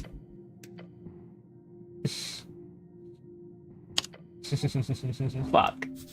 A lion skull. You kneel down to look at the cat-like skull on the ground. Hello. No response. What's your thoughts on this, Snell? My head's as empty as that skull, cleric. Can we go? Wait, I can't cast Speak Dead here since the guy won't get my language, right? Correct. Hey, Snell. Can you talk to this skull for me if I cast a spell for it? You can't use magic for that. Nope. Okay, well, if you think it's helpful, go ahead.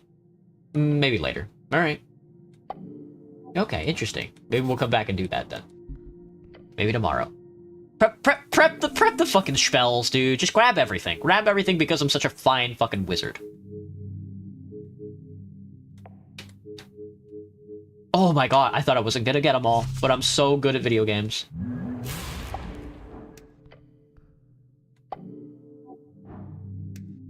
Trifle me. The Spectral Halberd. I like where this is going. This is a much better weapon than the crossbow, finally. The crossbow gives me 1 dex and 1 wisdom. Ooh, but the halberd gives me 1 intelligence and 1 wisdom, which is what I'm looking for. A ghostly weapon, existing somewhere in between the astral and material planes. However, it is sadly not really materially bound, meaning it won't do any damage if you swing it. Damn. That's chill. It gives me the stats I'm looking for. Thankies. I'll be back, Mr. Skull. I'll be back one day, Mr. Skull. I love you. I love you, Mr. Skull.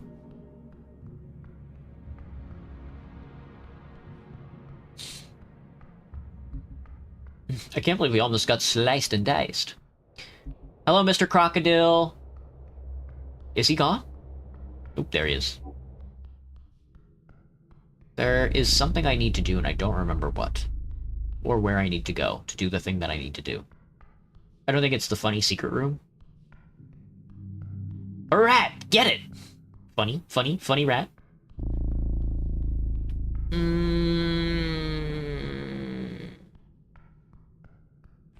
Yeah, go out the one-way door, thank you. We got our Speak Dead spell. We have to go talk to the guy. We gotta go talk to the guy. And he's up here.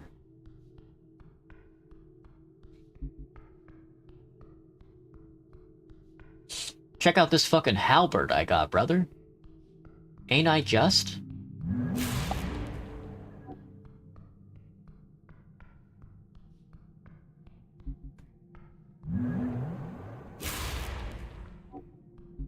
Oh, yep, it's a scan. I don't want to be hitting all those things, you know? It's probably got good lore to it, but I want to use it for healing, because they heal me, apparently. Hello. Yeah. He wipes his brow and yells down to you. Hey there. Found those ruins you were looking for? Yeah? I found the symbol on the ruins. The symbol of the sun? Yeah. He lowers his head, letting it hang for a while. Then he lets out a roar. For Helved!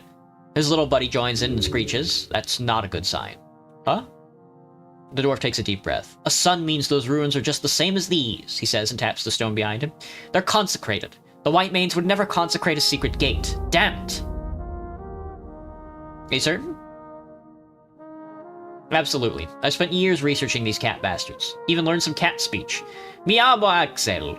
Es un caballo. Caballo blanco. Some shit like that. You like my Spanish? He groans. As do you. That's non-cat speech. That's not even close. Oh, well, I'm glad it wasn't just me. Guy's not entirely off, Snell whispers to you. I know what I'm talking about, okay? This means only one thing. This lead was off.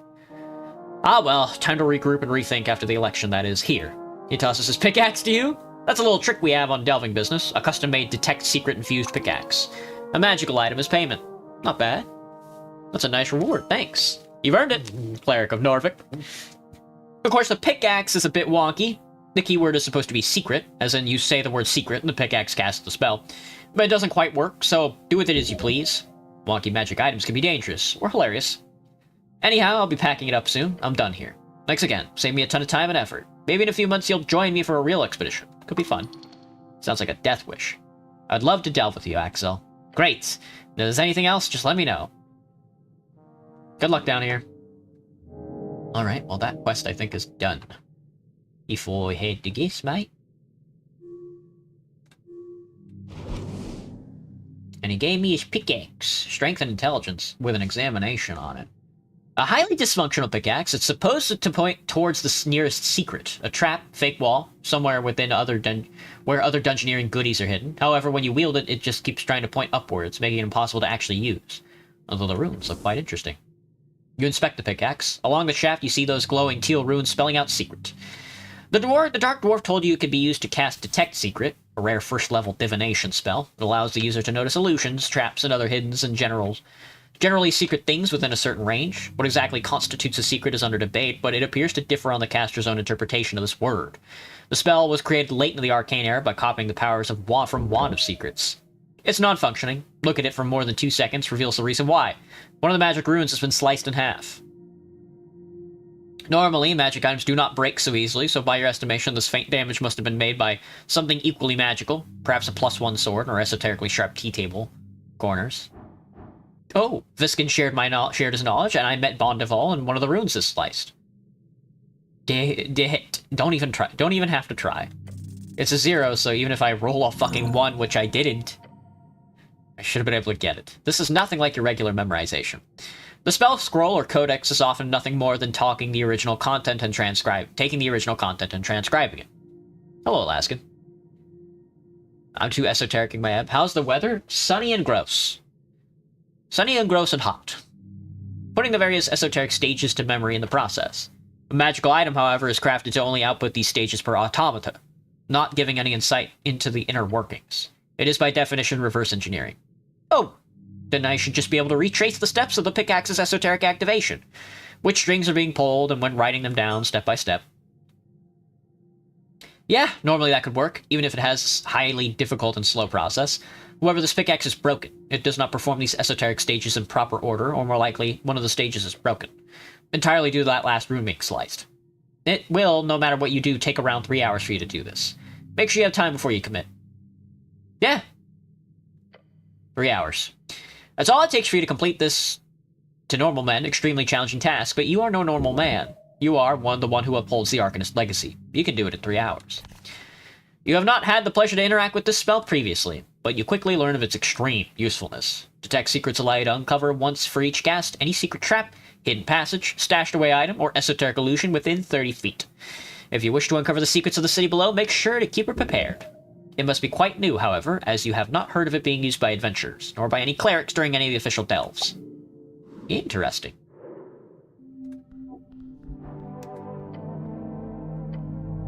a long step.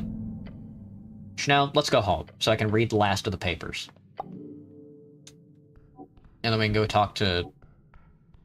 what's her name?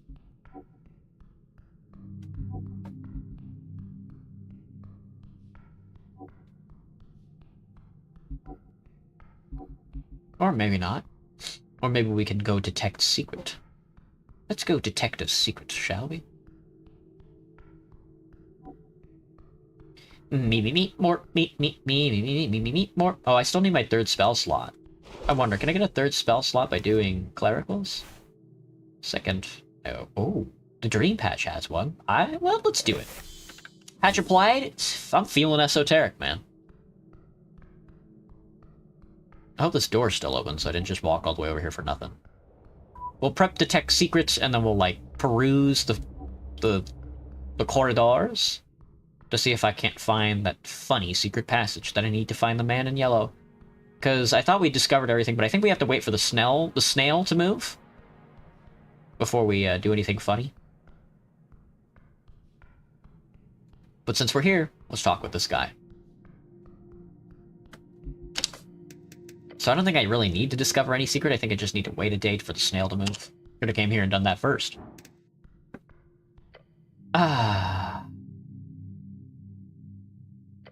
Correct. Hey, Snell, can you talk to this skull for me if I cast a spell for it? You can't use magic for that? Nope. Okay, well, if you think it's helpful, go ahead. You finish casting the spell and the skull begins to make a clacking sound, the jaw opening and closing with a jitter. It is ready. Okay, so you tell me what you want me to ask. Its job, its name, what it's like being dead, who it's voting for in the election. Ask him who killed him, what's his favorite color. Ask him about the meaning of life. What's his job? Okay. Te gusta trabajar. The skull almost shrieks, Mi devoción a mi Dios y a mi deber. Nah, I'm not reading all that. He likes his job, it's a great devotion. To his god, earthly enjoyments are fleeting. 4 questions remain. Who killed him? Donde está la muerto? I'm not reading all that. Oh gods, that's a lot. He says his people need to be avenged for the Red Eye. Oh, cryptic. That's 2. 3 more. What's his name? Tu nombre. His name is the Avenging Red, and also Lietzi Balba. Very strange. This is a weird guy. 3 asked, 2 more. Oh, I don't even know. What's it like being dead? Right, so like, okay. He says his time is given to the Red Eye, whatever that means. 1 question. The meaning of life. He grimaces as he attempts to speak. Meaning is sacrifice, devotion. Feels like this guy's a zealot. The corpse mouth stiffens once more and the mimicking of life ends. That's 5. Alright, cool.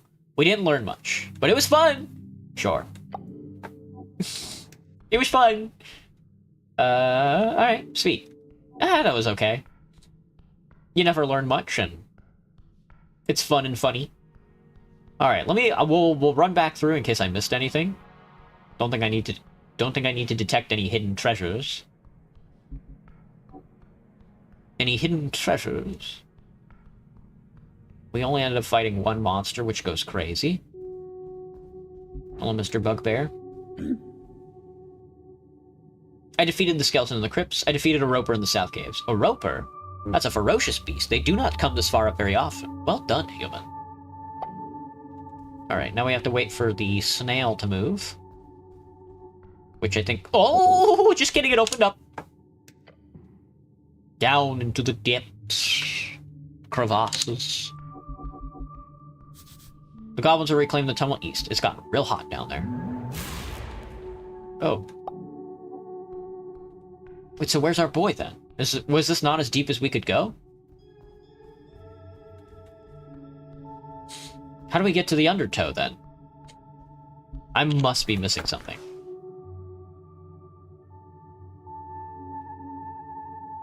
South caves, the sewers. Where could this guy possibly... We found his hat there in the... I mean, it's gotta be this way. I mean, detect secret might be the play here.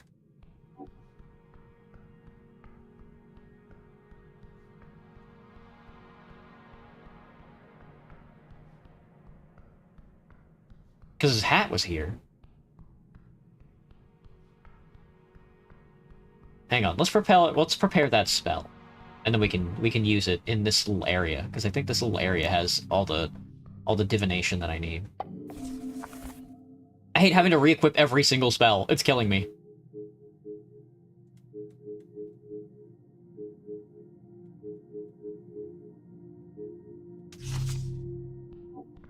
Alright, let's detect a secret in this room. Don't pay attention to the light. It's a trick. Is it a first level spell? Yes. No reason to cast that spell. Okay, so they'll let me know. Now that's good to know. I'm just gonna keep my eye on it then. I don't know why my health was flashing there for a hot second. But...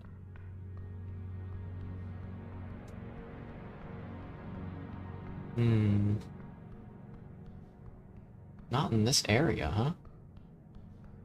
Where could he have gone? He must be in the sewer somewhere. Ask around. I mean, I guess we gotta ask around. He went south, clearly. But the only way... He went this way. Hang on, I gotta grab these mushrooms. Thanks. He went this way. Towards the monsters. That's what the bugbear said. Interesting. Did he loop around? His hat was there. Did he get eaten?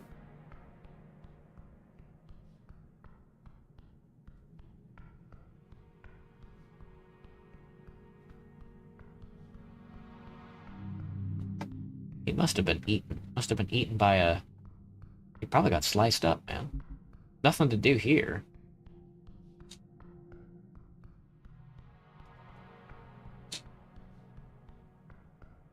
Where could he have gone?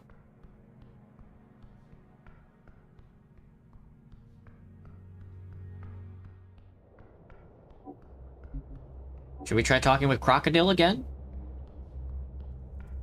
He might know.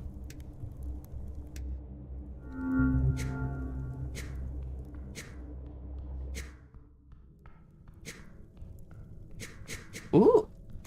A treasure chest? Oh, that was definitely worth the spell slot.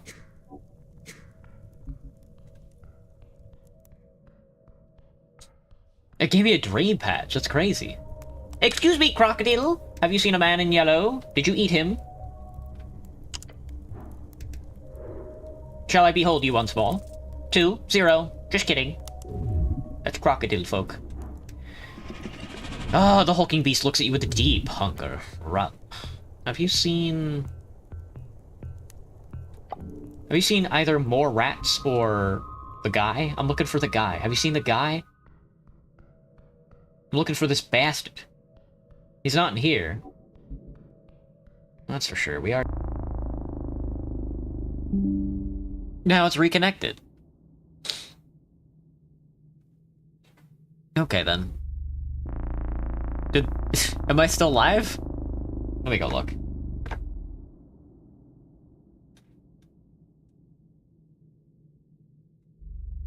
Okay, I think we're still live on Twitch, but the problem is, am I alive on YouTube? Maybe? Maybe not? I can't tell. Well, whatever. Or thirst. Speak with dead. Trifle me. A piece of paper. 1 dex, 2 strength is very funny. Oh, I am still up. That was fucking weird. They hate me. You look at the wrinkled piece of paper. Its contents half legible through grime and stains. An adventuring log. However, there is something about this ranting text that could prove useful. Understand the draconic text. The translation forms in your mind from what you remember from your Days of Towers courses. Our masters will soon return. His descendants lay in wait. The great trove of Issa sits within the walls of the lost seat under the feet of traitors. I found the spoken with the spirits of his firstborn son. His bones are caught in those arcane halls, kept stable by the presence of a filthy goblin chiefess. As long as she holds that ground, his divine remnants will not move, but I have sealed the entrance. It will only open for a true follower. Hail Issa, may fire sweep the coast. Dragon cultist wrote this. Esus, the ancient red dragon, long dead. His followers believe he'll return. They always do. The Trove of Esus, a legendary hoard. These adventurers were hunting for it. And they failed, obviously. The sealed entrance that only opens for a true follower? This paper might be the key. Or part of it. The Trove of Esus, worth investigating, if it exists. Most dragon hoards are a myth, but some aren't.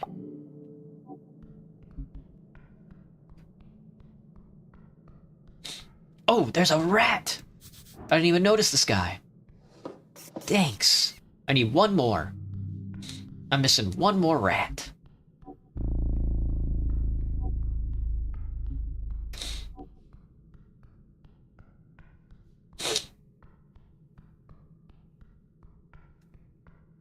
An esoteric shard in the dark. Don't mind if I do.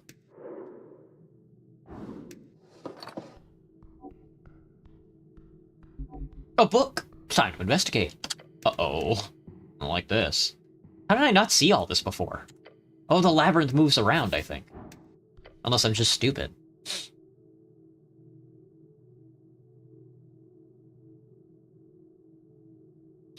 At the end of this hallway, in an alcove like any other, you see a book. It sits on a thin ledge. It does not have anything in the cover. No one would leave a book like this, not without it being stolen very quickly. This is creepy. Agreed. Don't write your name in there or anything. Heard about a guy that found a book once up in Muletown. On the cover it said famous people, and inside was just a list of, well, famous people, historical figures or whatever. So this guy thought it'd be funny to scribble his own name among them, and poof! He turned into feathers, like a big collection of pure black feathers. Started floating away in the wind down the river. It was all everyone could talk about for weeks. Seems like he got what he wanted. He gives you a chuckle. Sure did. Then the goblin frowns, looking up at the ceiling. I can't seem to remember the guy's name, though. Ominous. An esoteric curse, clearly. Anyway, what were we doing? Take the book. As you pick up the tome, you get an overwhelming tingling sensation running down your arm. Impending doom. Holy shit, no, don't. Drop it. You okay, Claire? Are you shaking? I put it back. You do so, quickly placing it on the ledge. Open the book, then. You flip open to a page. Any page. You flip through multiple. They're all empty. You know what you're doing, Claire? Keep flipping. You keep flipping until you see text on a page. It says in a clean and steady handwriting, what tome do you desire? Huh. Yeah, this is cursed. Clearly this is esoteric. You take out a quill. You remember a number of ancient tomes, books, letters, and various pieces of literature you could ask for.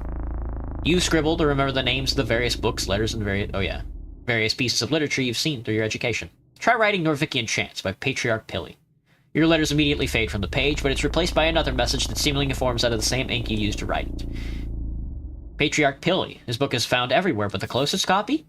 The second Lord Patriarch of Norvik, appointed by Earth after the death of the first Patriarch. Pili is known for his organizational nature and his attitude to feverishly writing down and retaining Norvikian culture in the Order of Earth. The first Patriarch, the anonymous and faceless Lord Patriarch, who Earth appointed upon the reconquest of Norvik. He served the city for 14 years, overseeing its founding.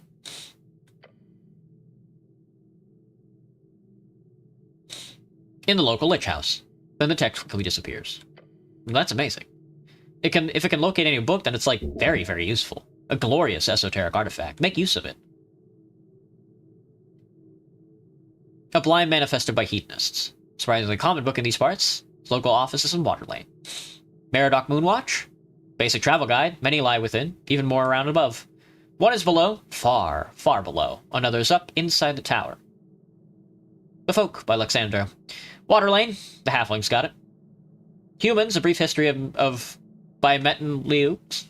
An interesting and cold take on the most evil creature in Whale Land. Go to the tower. Memoirs of a Statesman by Nicholas Darrow. There are way too many copies of that trash around. The Waterlane office. Go. Autobiography Prax by Lord Phileas Prax. You can find one in the Lich House. Earth and Toll, Founders by Bodil Grimface. There's a copy in the tower. Boring book, though. Folk Prayers by Trill Sisters. A wonderful collection of tales. The sisters did great work to stop the ridiculous cultural trend of talking instead of writing. Nearest copies in the Lich House. Book of the Mind, 6th edition by Civitix.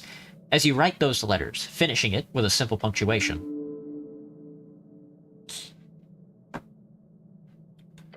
The entire illusion wanders off, far into the deep, deep hallway. Whoa. Yet directly to your left, you see an entrance. It leads somewhere bright. Your companion points towards it. Yup. That's some esoteric bullshit. As you glance over that book, still gliding away in the dark, you catch a final glimpse of its flipping pages while it's turning into some fine mist. Of course we have that splendid tome. If you ask nicely, it might be yours. Of course we have that tome. Why wouldn't we? Why would we have such a feeble device? A feeble device. Whoa! Now we're cooking! The path ends abruptly. It almost doesn't seem real.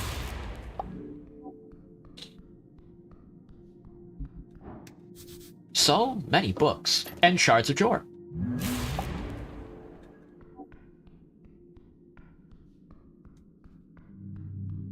Of course we have that book.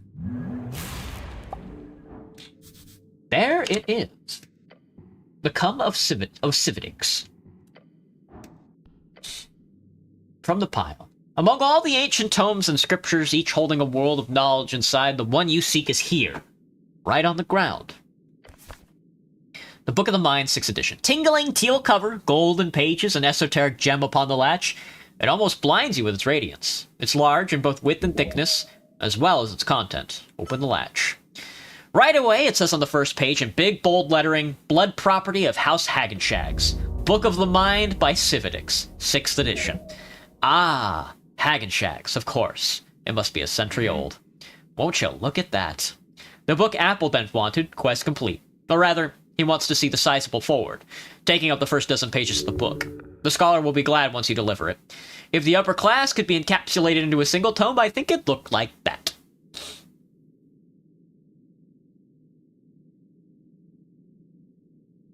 Don't you think it'd be even more bejeweled? Maybe, or covered in the blood of the working class. It is the way it is meant to be. A blinding light from below shooting into the endless above. I turn around. The center of the strange spiral of bliss floating, your eyes adjust to catch a glimpse of one surreal shape. A glorious spectral delight. The light. This is an arcane apparition. None but the greatest arcanists held the knowledge to craft one of these. Get ready, Snell. The goblin is glaring at the horrific thing, yelling, I am! No, you are not. We see you. I'm not allowed to take the book, I presume. A true statement. The string is in motion. While the library shakes lightly at the tone of this esoteric entity's voice, you do feel there is no immediate threat here. Your companion nervously glances to you and whispers, you do your thing, okay? Interesting! Well, tell me more about yourself. We are the living library, that which roams the walls, the fields, the phrase of Iamostra. Built upon words of all, the words of those who spin the yarn, yet do not thread the string. It speaks through a filter, as if it's translating the words directly from an ancient tongue. The fuck are you talking about? Iamostra? The local apprentice, the one who melded with the stone. One of the 8. How fascinating. Does that mean the Ascan apprentice is stuck in the foundation of Norvik? Such clear and effective communication. This esoteric being is instructed to speak only what it knows to be true. Perhaps it knows only what the books around it knows. Something akin to that would be logical. Can you see the strings of Jor? We are one with the strings. What's the rarest book you've got here? Rarity is a trait determined by the beholder. Ah, I see.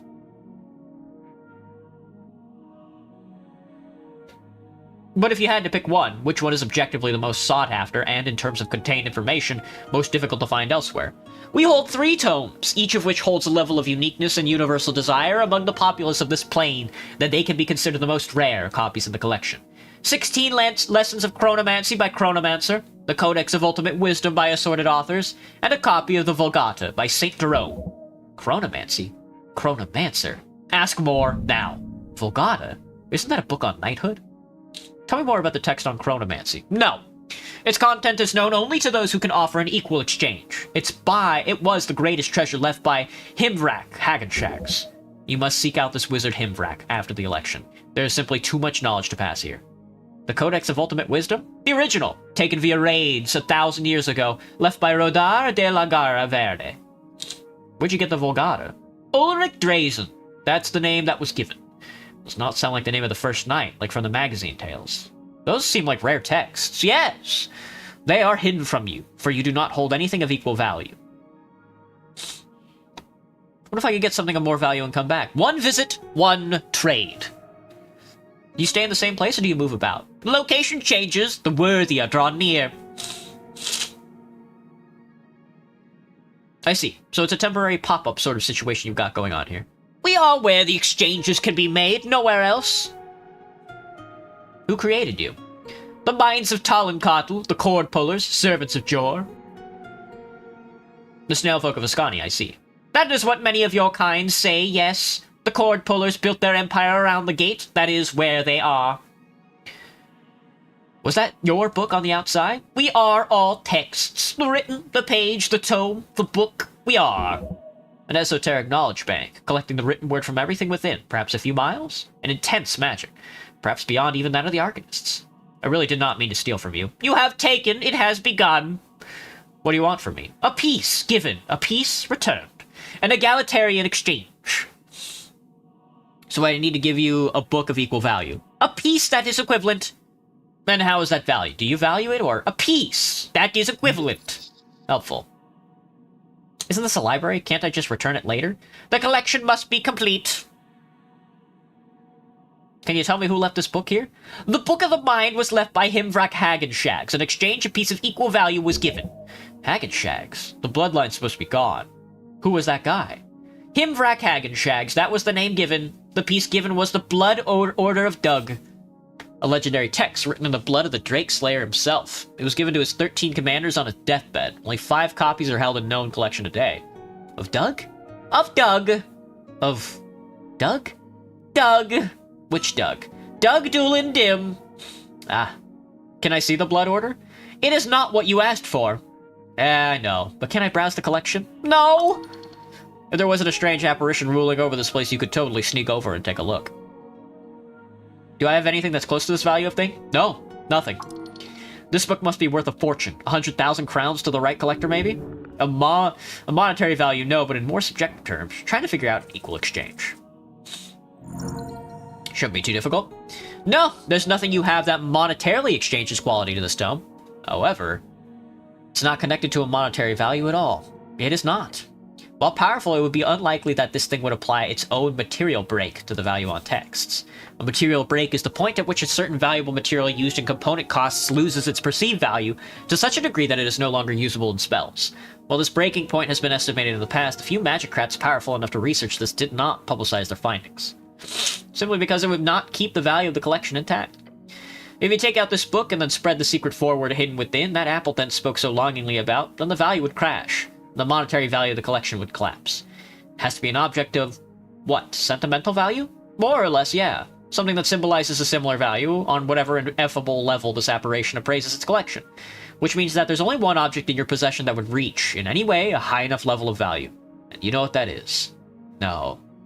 What, you got something? An equal exchange, says the apparition, the light at the center of the spiral growing more apparent. My voting card. Your what? That would be an equal exchange. An equal exchange. You know it. A vote is just one vote. If you get that book, you could, you know, buy as many votes as you want. Yeah, the vote is useless. Just get the book. You've struggled for ages over how to make your voice heard. Is this the time to falter, truly? What a terrible conundrum. Just do it. You should think about this hard. Come on, just do it. You're holding the voting card in your hand. On its surface, you see the marks of an indecisive man, lit up on the glow of the living library. Cleric?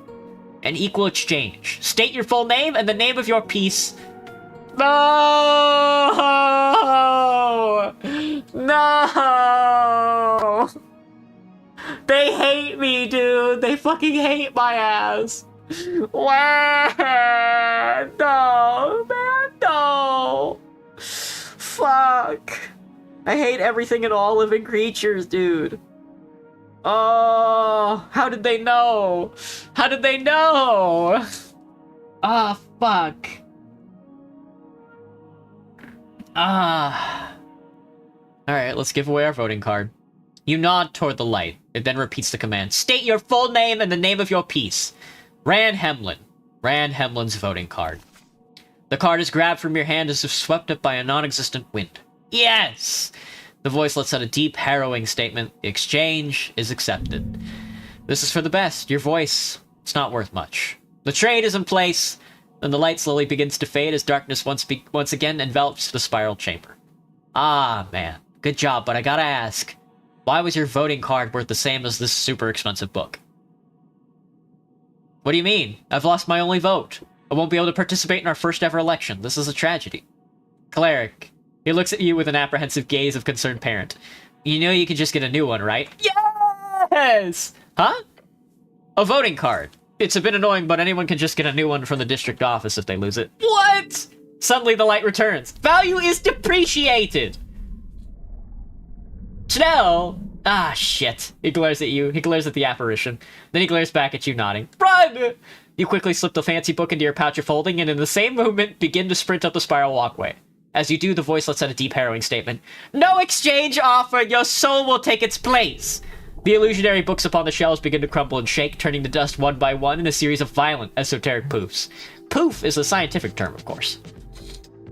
The ground shakes and the world collapses as you move up the stairs. You will join the collection! The goblin is by your side as the two of you run as the fire burns your backs. Stop! The apparition clearly wasn't ready for your sprint. It must be because you tricked it with the voting card. That was a great move. Yeah, sure. Tricked. Let's go, go, go! Rush ahead. The shelves turn into a sea of dust further below, quickly catching up. You quickly push yourself around the spiral as the books begin to fly out of the shelves. Many turn to dark ash, covering the path in front of you. The goblin hops over the puddles of book dust. Something's wrong with this shit, don't touch it. Behind, further below, you see a wave of this ash forming. It grows, filling the library. The voice, now faded and far away, appears to chant, The collection! The collection! As you hear this, a tome lands before you. It does not turn to ash. Look at it. Look at it. It says, The personal spellbook of Grand Arcanist Phileas Prax. This is a masterpiece. You must have it. Grab it. Or, no. It's an illusion. The apparition is controlling your psyche. Resist grabbing the spellbook. It does not make sense. Phileas Prax did not have a personal spellbook. Such a powerful arcanist would simply bind his memorization mentally, spiritually, and physically, obviously. Jump over the spellbook. Rushing past, it turns to ash behind you. Go! You follow the goblin up, closer towards the exit. You're so close now. As the all-strange ashen books now pour into the walkway in a cascade of dark pages. The collection! The collection! It's echoing ominously behind you, barely noticeable over the rumbling of the structure. Almost there! That is when you notice it. The magazine. It sits on the railings. A magazine? In a library? Yes, you can see it clearly. It is the Red Light, the best nudie magazine in Norfolk. It's banned in every official district. A one-of-a-kind type of debauchery. It's fine, I don't really care to stop a random pinup magazine. Oh, truly? Of course, the tower's had a ton of hidden stacks of smut. It's not exactly difficult to... Hold on, look at the cover. It's a special edition.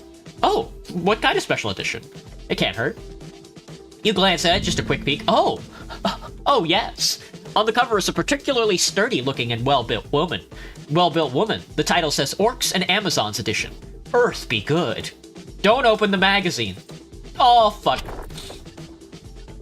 It cannot hurt to just reach out. Cleric, no! You hear the voice of your companion fade away as you touch the ashen paper. It turns to dust wrapping around your hand. The great booming voice reappears behind you, sending a throbbing pulse into your skull. You will take its place! The sea of ash rises over your boots, your legs, your chest. It's hard to breathe now. It's nice here. And then nothing. This is what you deserve. There is no one here to ruin it all. Nothing to escape from. No one to leave you. Nothing at all. Dive into the sea of ash and dreams. Suddenly a sharp pain grabs hold of your neck. Tight and rough, it pulls you away. Whoa! Away from the good. Try to open your eyes. You're not getting away that easily. You see a glimpse of your goblin companion desperately pulling you out of the ashen flow from below. A leather strap is wrapped around your throat. It's choking you, but just before you lose consciousness again, the goblin lets go. You're out of the poisonous ash, but your mind is groggy. Now get up! Get up and run. The flow of ash catches up to you quickly now, like waves of glittering dark sand. Each splash hitting your back causes you to lose strength. The two of you run towards the exit. Don't stop! The chanting from below grows louder now. One piece! One! A piece for a piece! Throw yourself on the doorway. You and Snell both jump out into the city below hallway. The flood of esoteric ash coming after you up until the exact crossing of the doorway, at which point it stops, hitting an invisible barrier, which promptly fades into a solid wall once more. Holy shit. The goblin falls down to the ground, letting out the occasional insane chuckle. Another stupid death averted. You got the damn book at least. Check if you still got it. Today, taking out of your pouch of holding, you do still have the quite real and physical copy of the Book of the Mind, 6th edition. A successful library heist. With some minor hiccups. Time to deliver the book to the halfling. The goblin gives you a thumbs up and slowly starts to get up on his feet. Next time, he says, pointing upwards, we'll go to the Darowian library, okay? Now that was some esoteric bullshit. Hot fucking damn. Hot damn. We made it out, and we made it out in a quarter of a piece. A casual runaway, yeah. Lowest runaway in history.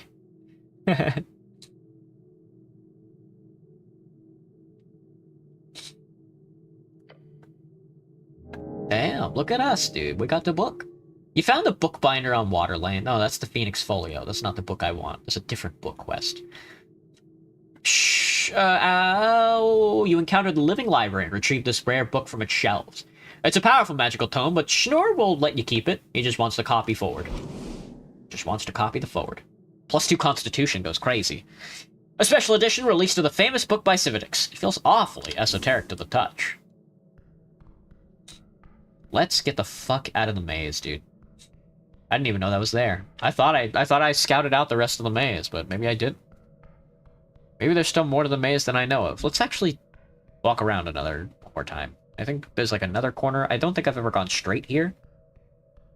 Like this way? Maybe I did. Oh, there's a door there.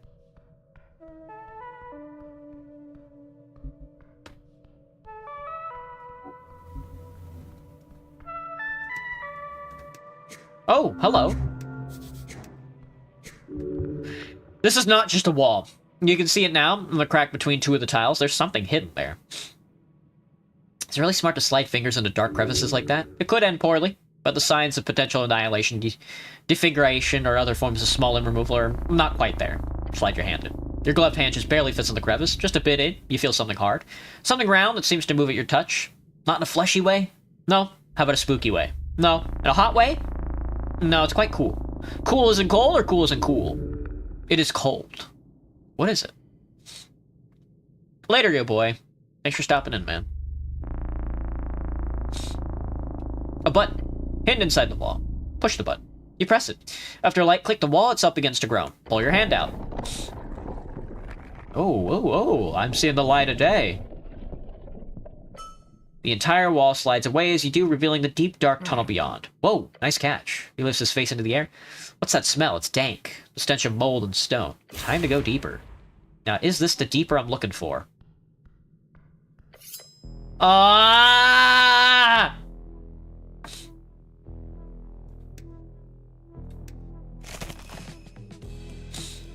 Seemingly out of the air itself, a masked figure appears. The intimidating shadow stands ready to strike with a dagger in hand.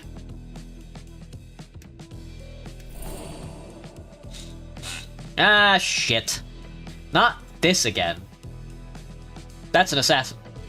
His eyes fall on the dagger and he immediately reaches for his sling. Ah, it's happening. Let's go! 3! He got a 1 though! Dude!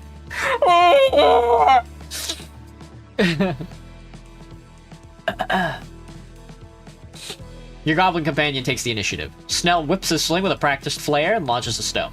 The assassin flips backward, trying to dodge it, but it connects nonetheless with a sickening sound. The assassin intends to use the distance between you to their advantage. Throw something at him, anything. Look, you obviously have to get closer. Yell something surprising. You know about Hex, Snell?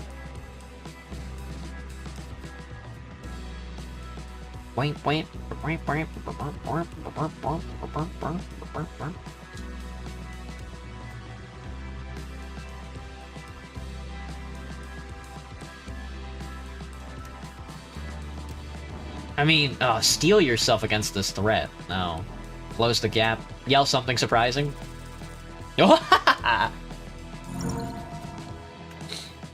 You grope for something that will disrupt this rhythm, and you find it. There's no escape. We have you surrounded. The assassin jerks to attention and glances over both shoulders. You can see he believes you, and he's distracted by the possibility. You're a good liar. The masked figure suddenly tilts at you suddenly. A flick of the wrist, a quick motion with the hands, and dark energy surrounds you. But only in your mind. A hex! You will take constant damage from this typical warlock spell. Just feel a deep unease permeate your bones just as the assassin hurls a blast of sickly energy. It lands squarely in your chest, causing an eruption of pain. Ow! The uneasy feeling turns to a sensation of needles stabbing you. Needles? More like need less. Hate needles. Playtime's over. You will not allow some filthy sneak to kill you. You are in danger. Cleric, you've been hexed, yells the goblin, whirling another stone. The stone misses the masked one. They glance sharply at Snell. You need to get up close and personal. Move forward within reach of the assassin. That's enough. That's perfect. What you gonna do? Consider the nature of the magic. Disarm him. I would like to disarm him. That might be the easiest take. DC 13 check.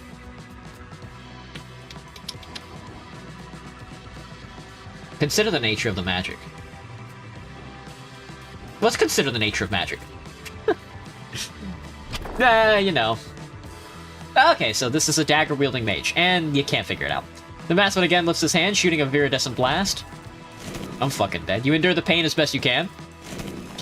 And then the uneasy feeling, sharpness, and slices at your nerves. All three of you are beginning to tire. Beginning to tire, much like a bicycle being used for the first time. This one won't be interested in jokes, never mind. The end is near. Snell sprints forward to the assassin and tries to slide tackle his legs. The assassin leaps into the air to dodge, but Snell reaches his hand up and connects with the masked one's ankle. The assassin tumbles to the side, almost falling prone. What a sidekick. End this fight now. You can disrupt the magic's blade string. You have the capability. I do. The mask would be a valuable item to have, and knowing who's trying to kill you is usually a good idea. There we go. There we go. You raise both hands in front of you and curl your fingers. You reach out, not physically, but esoterically, and you connect with the string connecting the assassin to the dagger. You shear the string, and watch as the dagger is set free in a rapid spinning motion. It cuts into him deeply. A painful murmuring escapes the mask. The assassin releases a shaky breath.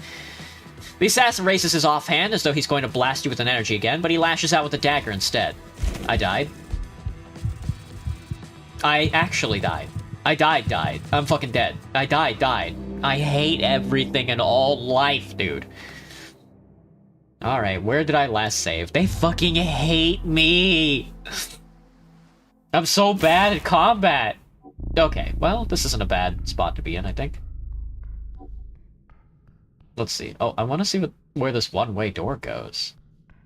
We have no idea where this goes.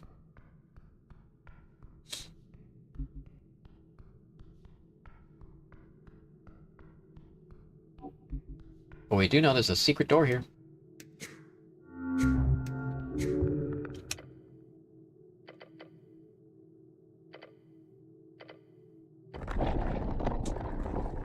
Walnuts don't actually consist of walls, despite popular belief. Huh? That's true.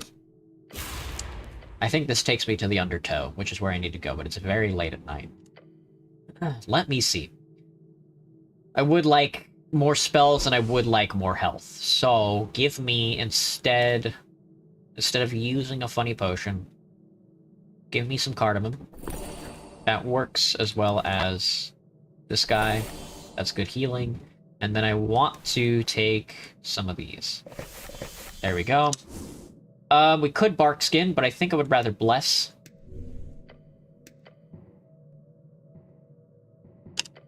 And let's hit it.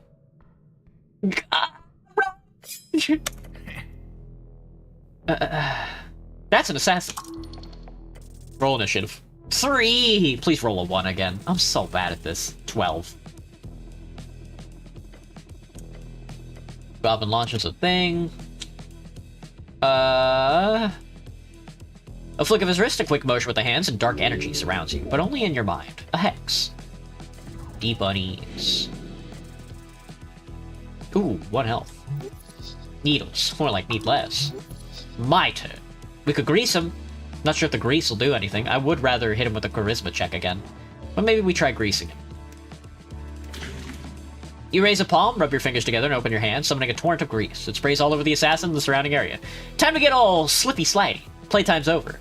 You will not allow some filthy sneak to kill you. You are in danger. Cleric, you've been hexed, yells the goblin, whirling another stone. The stone misses the masked one. They glance sharply at Snell. The masked one again lifts his hand, shooting a viridescent blast. This is gonna kill me. Maybe I should have bark skinned.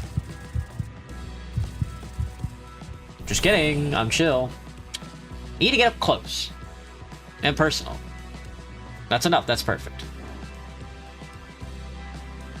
You're exhausted, but you know you've been hexed. Alright, let's disarm him. It's only a 9 check. Get blessed. Blessed art thou. You take a step forward and using both hands quickly pushes wrist one way and the flat of the dagger the other. The dagger pops out of his hand and lands on the ground a few steps away. You catch him gasp with more panic than you'd expected. All three of you are beginning to tire. Beginning to tire. Much like a bicycle being used for the first time. This one won't be an interesting joke. Never mind. The end is near. Snell sprints forward, at the assassin, tries to slide tackle his legs. The assassin leaps into the air to dodge, but Snell reaches his hand up and connects to the masked one's ankle. The assassin tumbles to the side, almost falling prone. What a sidekick. Scrambles to find the blade on the ground. It takes the assassin a few precious seconds to find it. End this fight. You can disrupt the magic blade string, you have the capability. And I do. We could grab the mask, though. 16 is bad. 16's no good for us. I think I'd rather grab the mask since it's only a 9 check.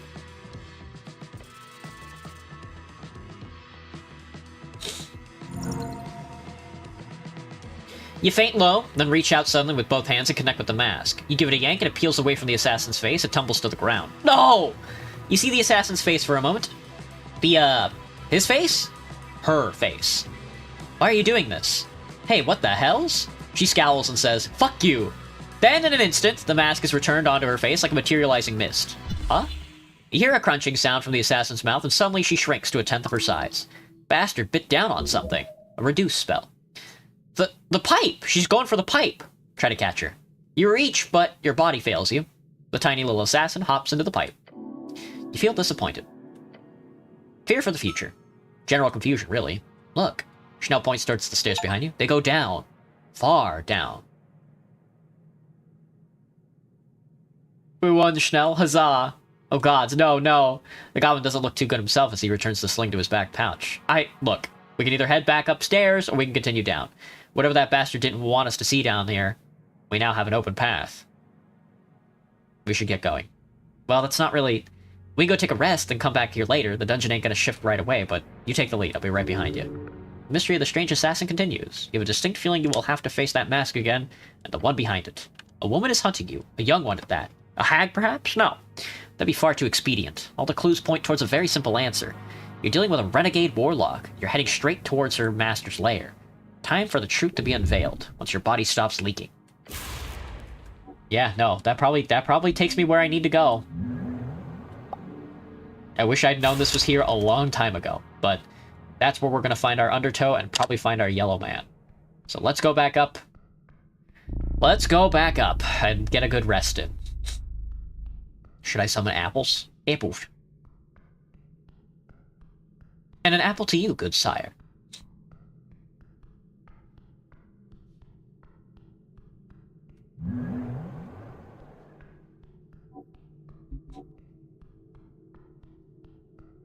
I hope I'm not late for the election. I still need to cover Lady Sageleaf before then. I don't know when the election is.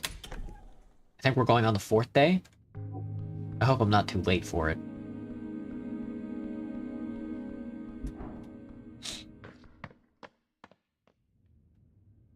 Hello, Viskin. Come here often? The smell of salt. The schmeal. It's the schmeal. You guys know about the schmeal?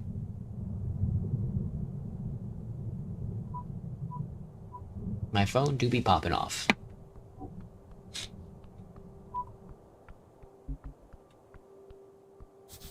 There's an esoteric effect in the place here, stopping rainwater. Fascinating. I'm fucking going home.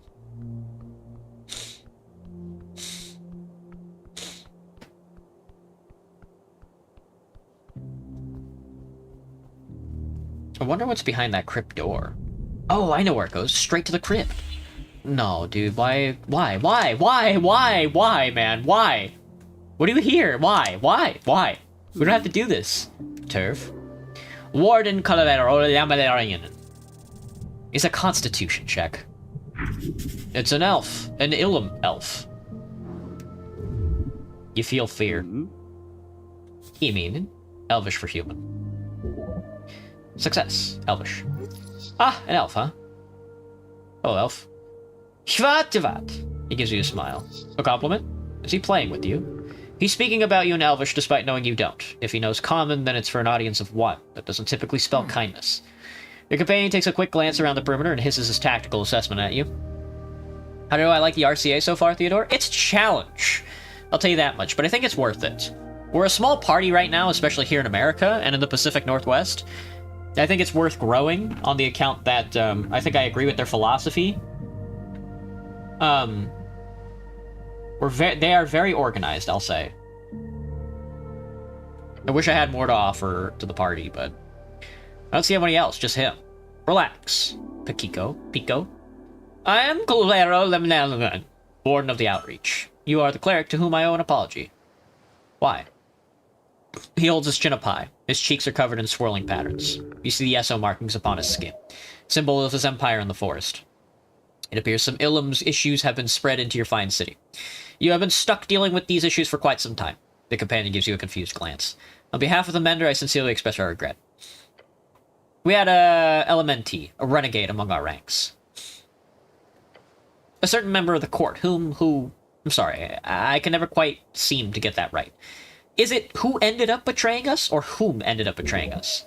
Who is a subject? Whom is an object? It isn't hard.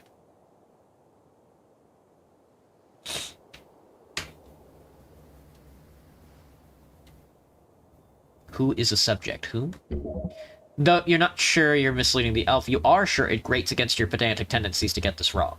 Good, thank you. Whom betrayed us? The goblin scratches his neck. He thinks that's wrong. You mean knows. Some things are just true, you know. Her name is Pinja Athena. She surprised us all. I apologize on her behalf for causing this trouble. How? I've asked myself this very question, but sadly I do not have that information. Oh, okay. Yeah. There's more to this. This Pinja blew up the tea shop. Yeah, I believe so. Are you some type of ambassador for Ilum? He gives you a smile. Ilum does not deploy ambassadors to foreign lands. It's beneath her legacy. As outreach warden, I perform diplomacy. Functionally the same, then haughtiness for the sake of haughtiness. Why talk to me here like this? I rushed here as soon as the word reached me. An Ilum elf does not typically show up dead in a Norvikian tea shop after all, and I must leave soon, so do not assume to find me here for the future. Who are you voting for in the election? I'm not a citizen of Norvik, Eamon. Your democratic experiment is yours to handle on your own. I'm voting for the Ascalists. Very well, best of luck. He really does not care about you or this city. His face is real, artificial in a sense. It's clear he really, really, really does not want to have this conversation. You didn't only come here to apologize, did you? No. Primarily, I came all this way to give you a warning. To give your city a warning. What kind of warning? Athena has the head of an organization with one goal, destabilizing Norvik and its populace. The elf woman. If she was in such a position of power, why did she blow it up? An organization?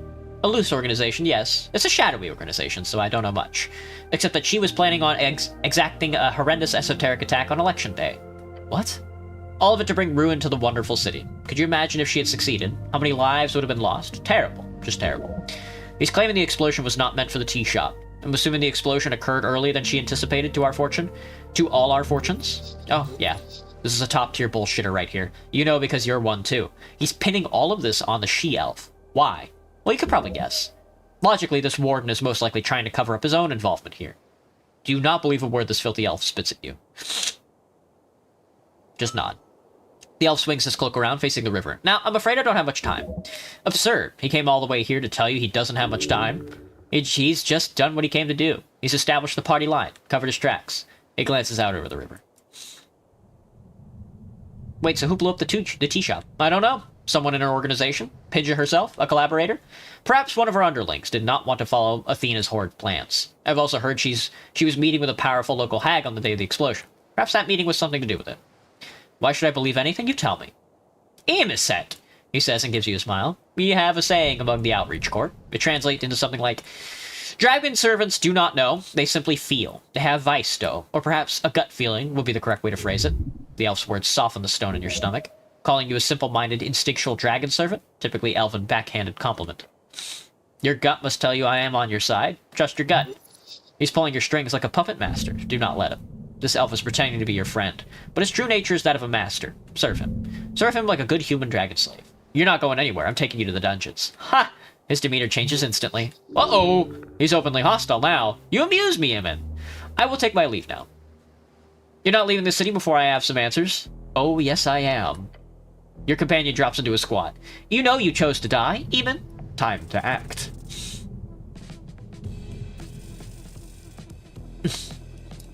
Uh-oh.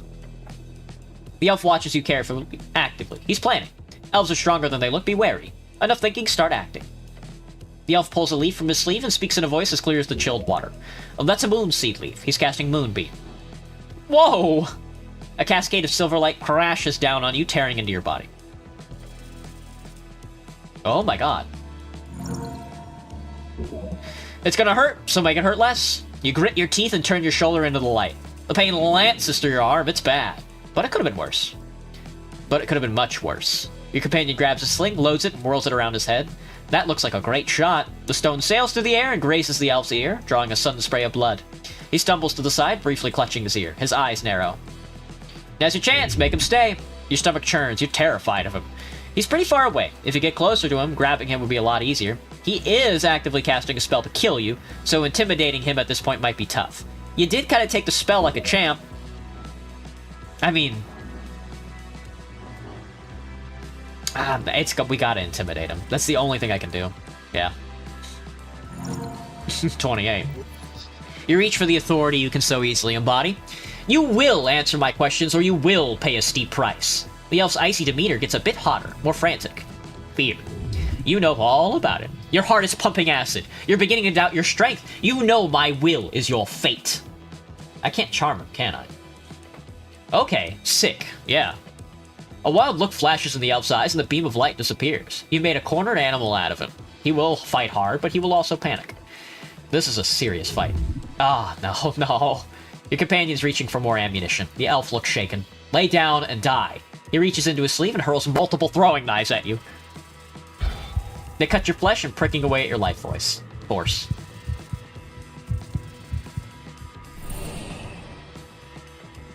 You damn insect, how are you still alive? He blinks and scoffs. Crushing a bug like you is beneath me.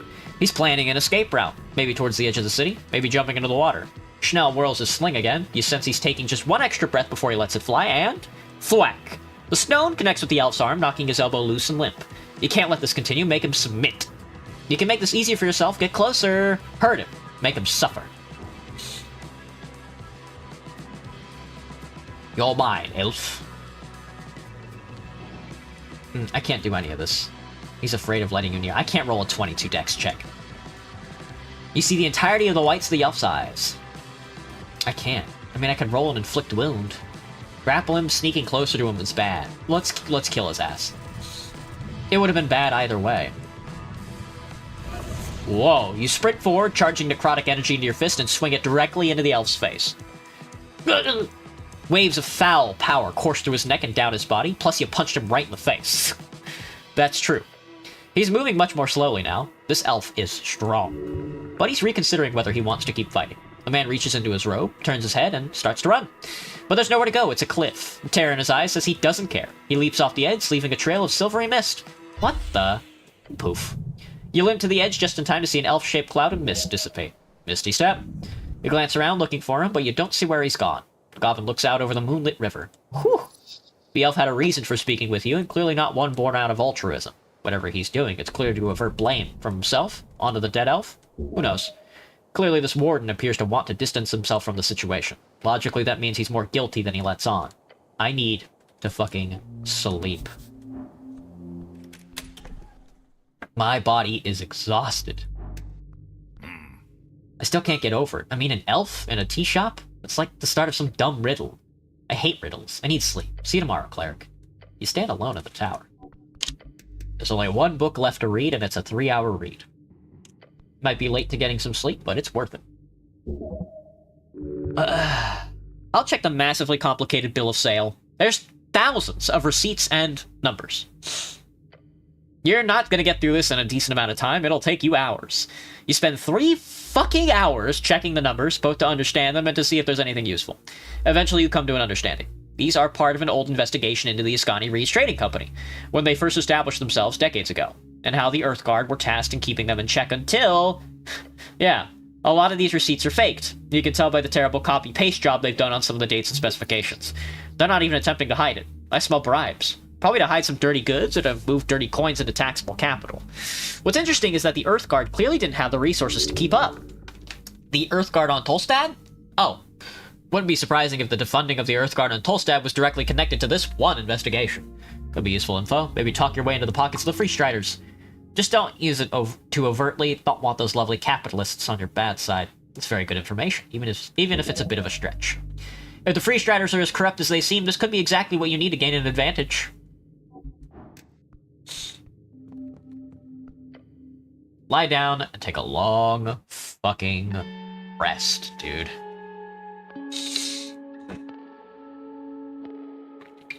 As you fall into the softness of the bedroll in this tiny tower,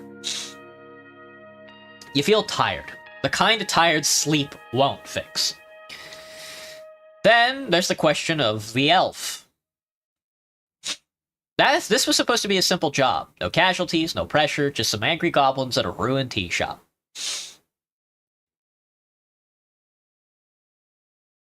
Now it appears to be anything but. Will you be able to complete this quest of yours? Below the below, that is where you must go. That is where you will find your answers. Answers within strings.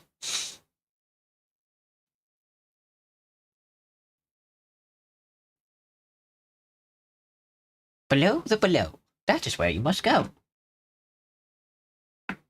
Below the below. Indeed, indeed. Awaken. Arcantos awaken. 2 days remaining. 2 days till the election. You must try to focus despite all the horrors of this world. Nah, don't worry about it. You got a feeling you're gonna finish this job just on time, as per usual. Alright, how am I feeling? Looks like I'm up to snuff. Excellent. Let's fucking pray. Staring at the chiseled monument, you focus your mind. You take a deep breath and begin your prayer. And tranquility. The celestial Atir. A woman, a warrior, a divine creature. She's here for no other reason than her own broken ways. Listen to her, and you will be rewarded, if you so wish to carry her blessing. The dead elf? Her death is complicated, her goals muddled. She is the center of a web. But who is right? Who's wrong?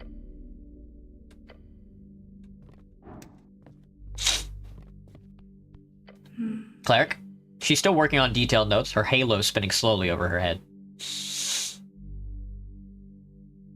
Get to know her better. You will falter before the steps of divinity your manhood crumbles, and you ask about religion. Let's discuss religion. Nah. This is no way you're talking to this woman. She's treating you with disrespect, bad attitude, and rudeness.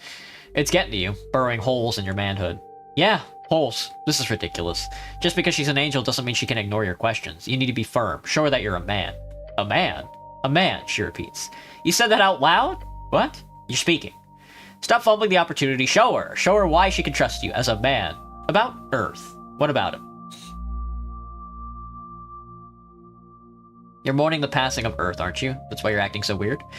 That's not the case, Cleric. You do not seem to have understood things correctly. She goes quiet for a bit, studying you. I'm busy. Maybe later I can speak in detail. Ah! Yeah, sure, that sounds good. I'm gonna cry and run away. Hello, Banana. I'm a reader. I'm reading on it, dude.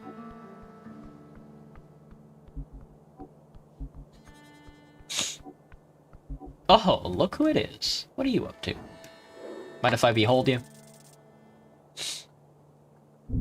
I suppose you would. Hey, haven't spoken in a while. Where have you been? Ah, well, hello, Gun Cleric. Can I help you? He's not exactly happy to speak with you, but he is happy to gain your favor. Oh man, we haven't talked to him in so long that, like, don't even know what to say. Citizen? Shitishin? Okay, so election's in 2 days. Oh, what's in the trash? What's in the trash, brother? 25 crowns. Behold the boy. He's a jumpy fellow. No, we're going to the undertow. There's not really anything else for it. Oh, Snell. Oh, I still need Mage Hand. That was a different demon. No, it's the same demon. That's annoying. What the fuck?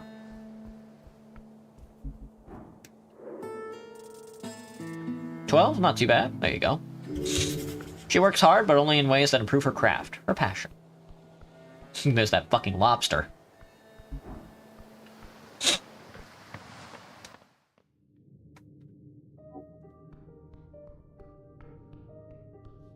Alright, Snell, let's hit it. Can I examine you? He's waiting. I know. Lady Sageleaf?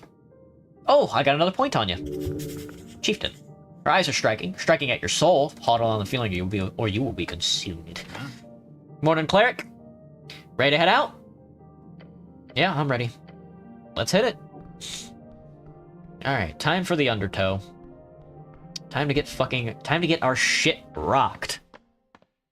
Oh, fucking boy. Here we go.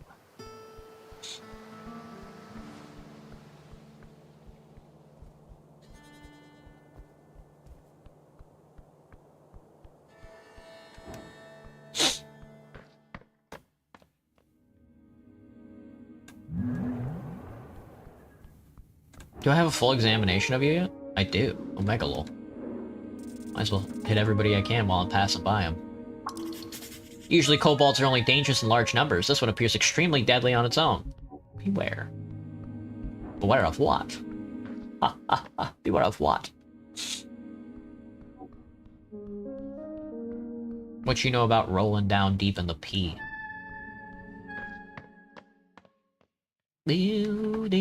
Alright, into the woods. Into the deep, dark undergrowth. We're looking for our boy in yellow, and then we can finally report back, I think, hoping to God that is the case. May keep this on, just in case, because I can get a couple free healing points off of that. Why make it tougher on myself than I need be? This really is labyrinthine, huh? Alright, Snell, try to keep up. And away we go! Thoughts on the steam sails? There's a steam sail? We are in the Undercoast Path. I think we have to be below this one, and this is a very large area. Goodness fucking gracious, dude. A labyrinth ahead. Oh, fuck. You stand before an entrance. Beyond, you see dark tunnels, winding passages, a forlorn chamber connecting them all. Seems like one of those paths could lead down. You step inside. The musky air invades the holes in your helm. The air is thick with pollen. Fungus. Every breath you take is mostly damp fungus. Let's not linger here, okay? Exactly the type of place where poor clerics get gutted by ankh eggs, gricks, or... what are those land sharks called again? Bullet? Yeah, one of those. Alright, which way, cleric? I thought you'd tell me. You want me to choose? I've been running behind you all this time for the very explicit reason that I assumed you literally would not follow me if I walked in any other direction. Oh, I didn't realize. I'm sure you didn't. Now pick a direction. Fallen hallways. You move into the collapsed hallway, stepping over rubble and rotten timber. Watch your step. The floor is uneven, treacherous. Stone debris everywhere. Ancient construction, fallen to ruin. This place has been abandoned for decades, maybe centuries. A clicking sound echoes from the walls. Ah, fuck. Before you can make another sound, the floor gives way beneath a pressure plate. And we died. The blade catches your arm as you dive. A sharp pain. Blood seeping through your mail. Shit, you alright? You pick yourself up, breathing hard. The passage ahead is clear now, the trap's spent. You find yourself in a low-ceiling chamber. Water drips from somewhere above. The sound echoes in the enclosed space. I think we're close. The goblin's correct. You can see light filtering in from a passage ahead. The exit. However, there's another path. Descending into darkness. Burial grounds. Risk it all for some potential loot. You descend into the ancient burial chamber. The air grows colder still. Rotten. Walk to the cracked entrance. The doorway appears to have been sealed for millennia. Yes, actual millennia. A recent seismic shift must have broken the seal. Stillness, heavy with centuries of undisturbed rest. Your footsteps splash in shallow water. It pools on the floor, ankle deep. The chamber is vast. Columns of carved stone rise into shadow, snail motifs, spirals. Yeah, this is a tomb. Tons of bones all around. His voice is barely a whisper. Don't take too long.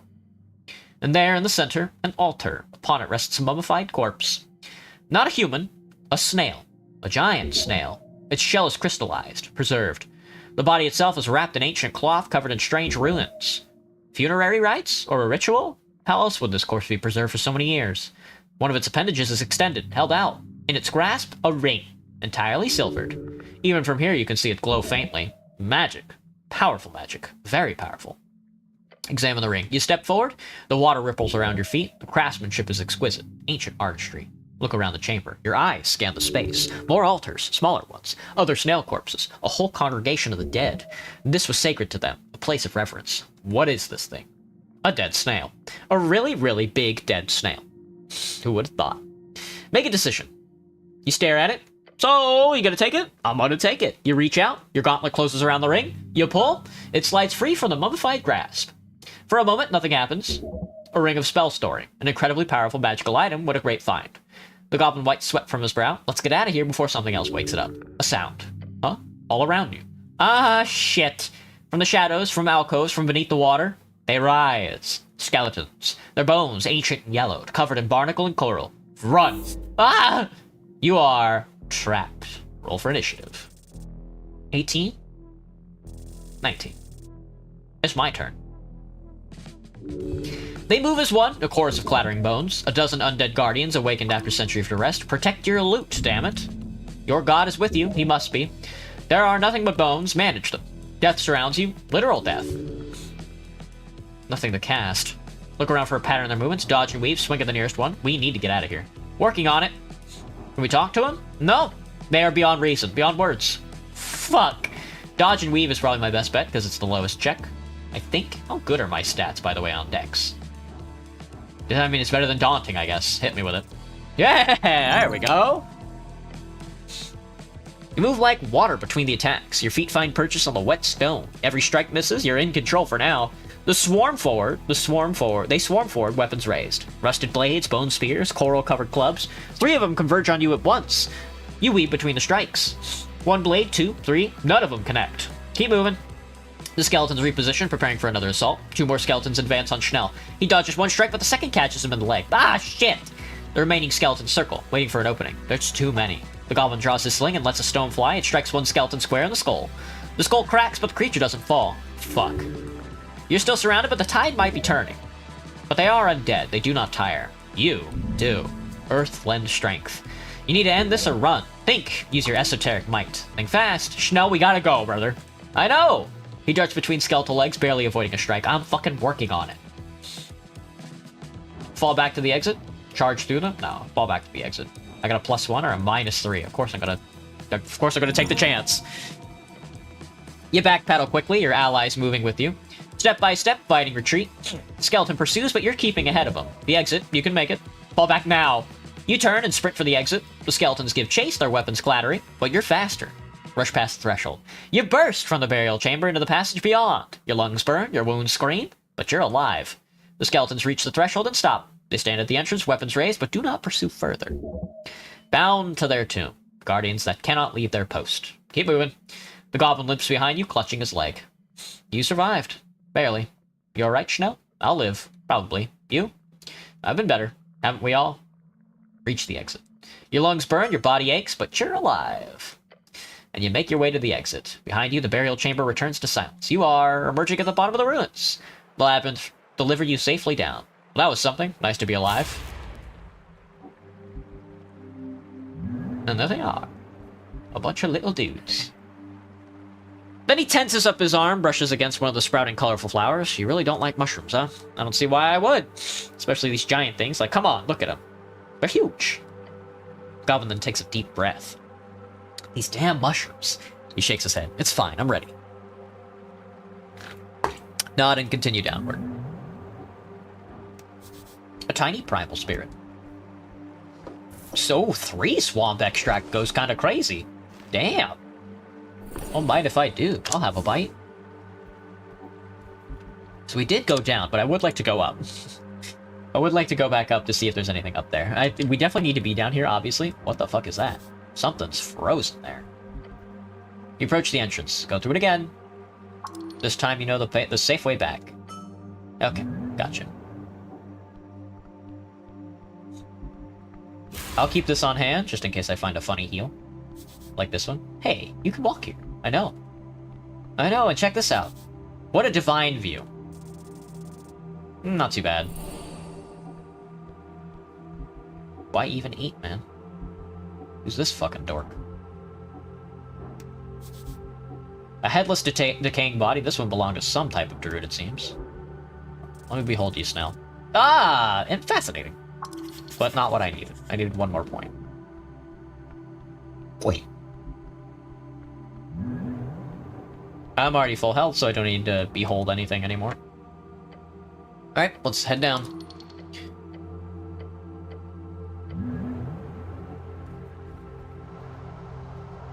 Let's find out what the fuck is going on with this guy. There's a lot of things going on, actually.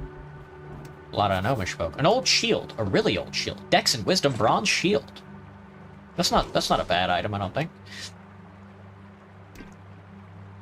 And I kind of like my build thus far, unless I find a different helmet to equip. Oh, +2 intelligence. Can be used to cast spells. Whoa. That's not too bad.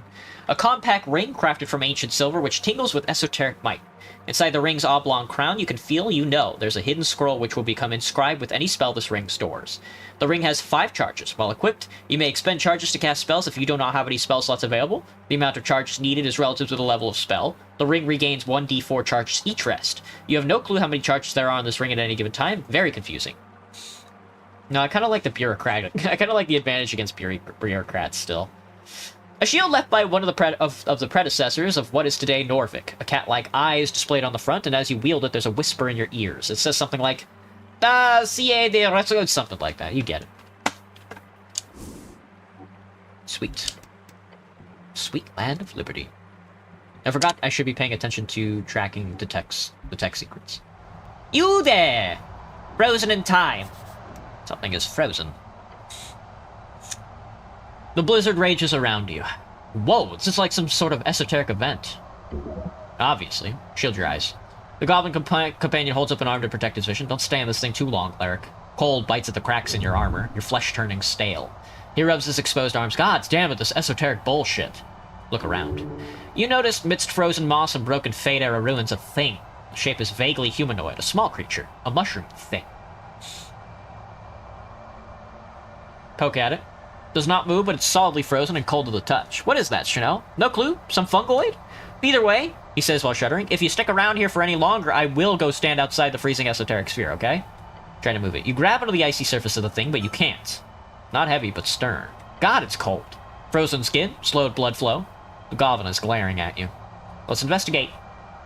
You kneel down in the snow, taking a closer look at the central figure.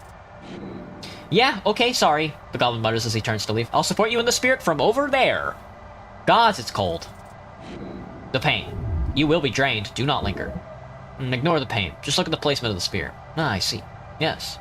The sphere is perfectly centered upon this fungal monster. Cast Druidcraft. You snap your fingers and the frozen ground around the mushroom thing begins to shiver. Everything appears to be focused around this poor creature. That's a 1 check? It's whatever. Of course! It's an obvious as the Praxis formula. This is an esoteric pocket born out of the curse. The creature is cursed. Freezing curse? Could very well have been a simple cold spell that reacted with primal stings of the area. Either way, yeah, a freezing curse. Who cast it? Could be a rogue spell caster, or the fungal creature found a spell scroll and misfired it. More realistically, an ice troll caused it. Why is the biome pocket then? Esoteric pockets are created through chaotic interactions. Wizards have attempted to control them for eras, wield them. If you figure out why this particular interaction spawned a biome pocket, not a one-rule pocket or a spawn pocket, then you will be a greater arcanist than all those who came before. How do I break it? Heat. Oh. Yeah, it's quite simple. The pocket's clearly unstable and focused entirely on this mushroom creature. Simply heat it up a bit and the pocket will fail. That's simple? Yeah. You'll hurt yourself real good if you do that, but hey, you do you. Just don't complain if you wake up with a cold tomorrow. The chill. It already burns. Just use thaumaturgy. You'll fill your throat with the words of God. Cold and dark, be gone from thee! Your voice trembles the very earth. Then you sense a warming glow amidst the coal. Bit by bit, the mushroom shivers, then twitches, then moves.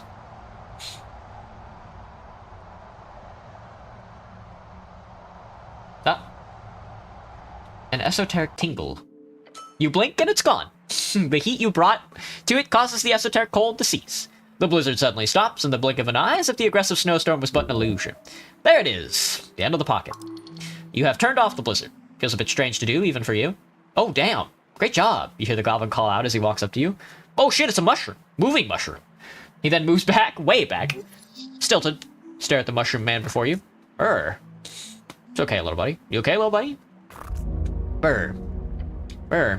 The mushroom man raises his head. You see a tiny mouth underneath the cap. Shakes his head, says again, Brr. We noticed you were in trouble, he says while keeping a healthy distance. The goblin does not want to approach. Nah, he's not happy about being near a moving mushroom like this. The fungal folk thing stares at you. Are you able to speak normally? Well, that's a no then. We? The goblin points at you. Sorry, the cleric here was the one who helped you out. There, you happy? Such a sensitive goblin, really. Alright, you're scared of the mushroom. Thank you, Snell. No problem. Now, talk to the guy or something. He keeps a very healthy distance. Just look at him for a while. The mushroom man looks around the still frozen grass until he finds snow-covered bowl. He lifts it up, shaking it clean. As he does, he lights up. Ah! He gives you the tiny item, the Iowan stone. It's heavy in your hand despite its small size. Oh! Oh my! An Iowan stone. How? Ah, it was in the grass. Oh shit, oh shit, this is a very powerful magic item. Yeah, the Iowan stone was responsible for this prolonged esoteric pocket. Something else must have been initialized. Thank you. The little mushroom man then waddles past you, walking away from the still frosty area. Alright, bye. He seems to walk around the corner into the nearby ruins. Alright, see you around.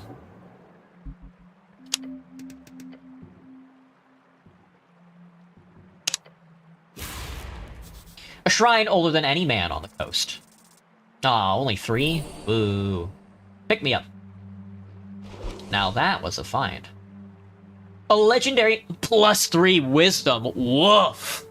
A legendary magic item probably produced during the Arcane era. It's got the markings of old Dimenorian craft. It floats around your head as you walk around. I will take that over the Sending Pebble. Ah, knocks off a charisma point though. But +3 wisdom? I'll take it. The Iowan stone. Probably need it for something else. Let's rock out with our cock out. The ancient shrine. Good enough. Ah, good enough indeed.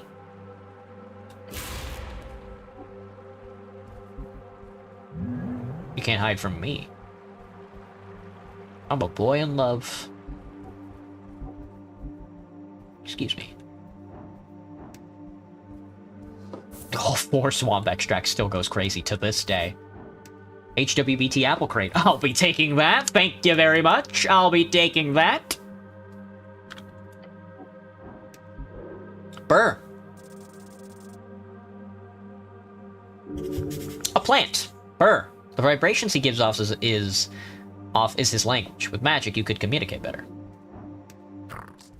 The mushroom man greets you with a slight tilt of a large cap. It then rattles out a quiet noise from its mouth, while Snell keeps his distance. Burr!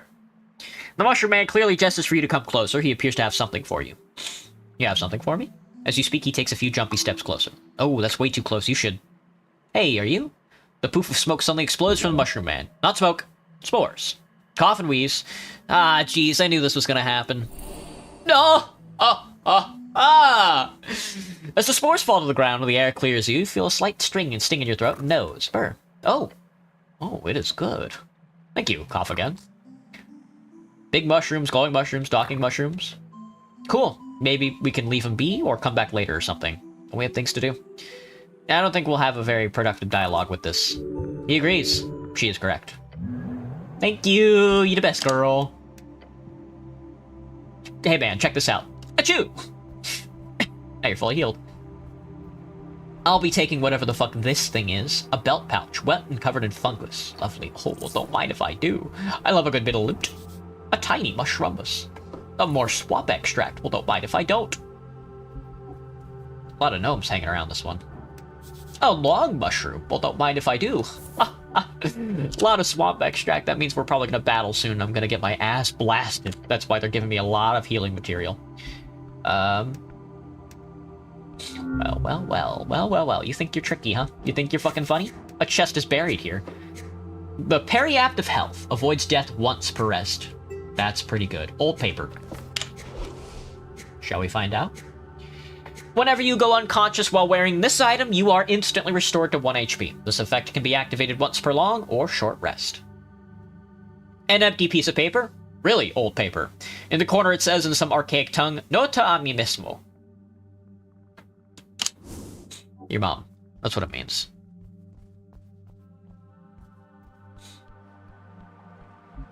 Uh-oh. I don't like this bridge. Just kidding. It's chill. I also see a really big dude. I'm seeing a big dude with a big fist. Great dragon. Roasting some snails. A great dragon roasting up some snails. Hello, big guy. What up? What up, SpongeBob Big Guy Pants? Okay, that's fucking Big Leader Gorgalash. I rolled a 0 on him. God in fucking heaven. Bet you I can detect his alignment, though. Hello. Hello, Gorgalash. It's back facing the Pillar of Jor, a creature right out of every kid's nightmares. A troll. A frost troll, to be precise, horrid creature. A tribe of trolls who rose to prominence during the late Arcane era. Some of the most infamous trolls during the Conquest were of this type. Gorgalash, for one, as well as the holdout Orgro, the great troll warlord and one of the last holdouts against Earth. His name still haunts Toll's Pass, where the few trolls remaining in Ascon plot their revenge. Such fierce power, just sleeping. Your goblin companion stares slack-jawed at the beast. There is a cage next to the pillar. Something inside is moving, but you'll need to get closer to investigate. That's our boy, dude. You can definitely sneak up on him, maybe get a nice strike in before he wakes up. A troll. Yeah. Your mortal enemy. You stand no chance. Any troll still alive today is going to be a particularly formidable foe. A cage. Should I sneak up and check it out? That is a possibility, however, it could end up poorly. Do it! You were lucky enough to find the troll sleeping. Now you can fuck him up bad style. But how do I ambush the troll? Opportunist, eh? You need to get closer first to do any proper damage, but you'll probably get stomped to death if you try it. Easy. Guy's fast asleep. Yell at the troll, wake up, foul beast! Good morning, troll. What do we do? I'm not sure, cleric. He reluctantly moves his gaze off the beast to face you. This is beyond anything his whisper is low and shaky. We can't kill a troll. His face says, could we? We could sneak closer. So we did. One step after another, you carefully wander up to the hulking beast. Hey, here's an idea. Just a sneaky little thought. You know that movable rod you carried around for some time now and not really used for anything? Put it in his foot, like underneath. Dastardly and esoterically correct. It will function as a wonderful trap. Check out the cage. Psst. You see a human in the cage silently standing behind the bars while gesticulating wildly. The yellow-clad man is attempting to convey the word help. Ah, yeah, this is him. Your so-called Frank, son of Frank. Hey there. The man in yellow carefully tells you, in a very silent tone, the troll is scared of Earth. Use that, good fellow. Oh yeah, I could do that. You see the man in the cage give you a very bright smile, almost too bright. You like him already. Now let's ambush this thing. Look to Snell. Your goblin companion nervously gives you a thumbs up. He's ready to go. Wait, how do I attack a sleeping troll, like, practically? Good question. Getting close to him would likely wake him up before you can get a hit in. The best choice here would be to simply attempt to break a toe. Yeah, you're guaranteed a success on that, while casting spells always carries an elemental risk. Break one. Nah, put the movable rod under the troll's foot. You attach the movable rod under the troll's foot without him noticing. It's basically a little nail to him, isn't it? But even a tiny nail can be painful as all hells. Good morning, troll. The troll slowly opens its horrifying eyes and turns to you. There? Vath? He stirs, leaning forward. Duck, hide, run. Var! You see a rage building. I said good morning. I'm here to kill you, citizen. Nice day for a rest of the pillar, eh? The troll looks at you like he can't believe his eyes. It's time to duel. This is gonna be bad.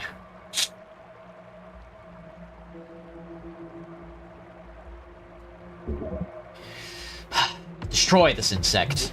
You might be able to talk yourself out of this. A cleric. Oh! I've waited so long.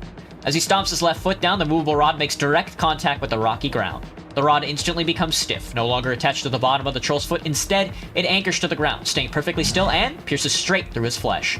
Grah! The troll roars as the movable rod implants itself deeply within his clawed foot, rivulets of blood spilling across the ground. Troll blood, a highly esoteric substance. You can see it mutate upon the ground. Don't look at the blood, look at the damn troll. Oh! He really wants to kill you. Shit.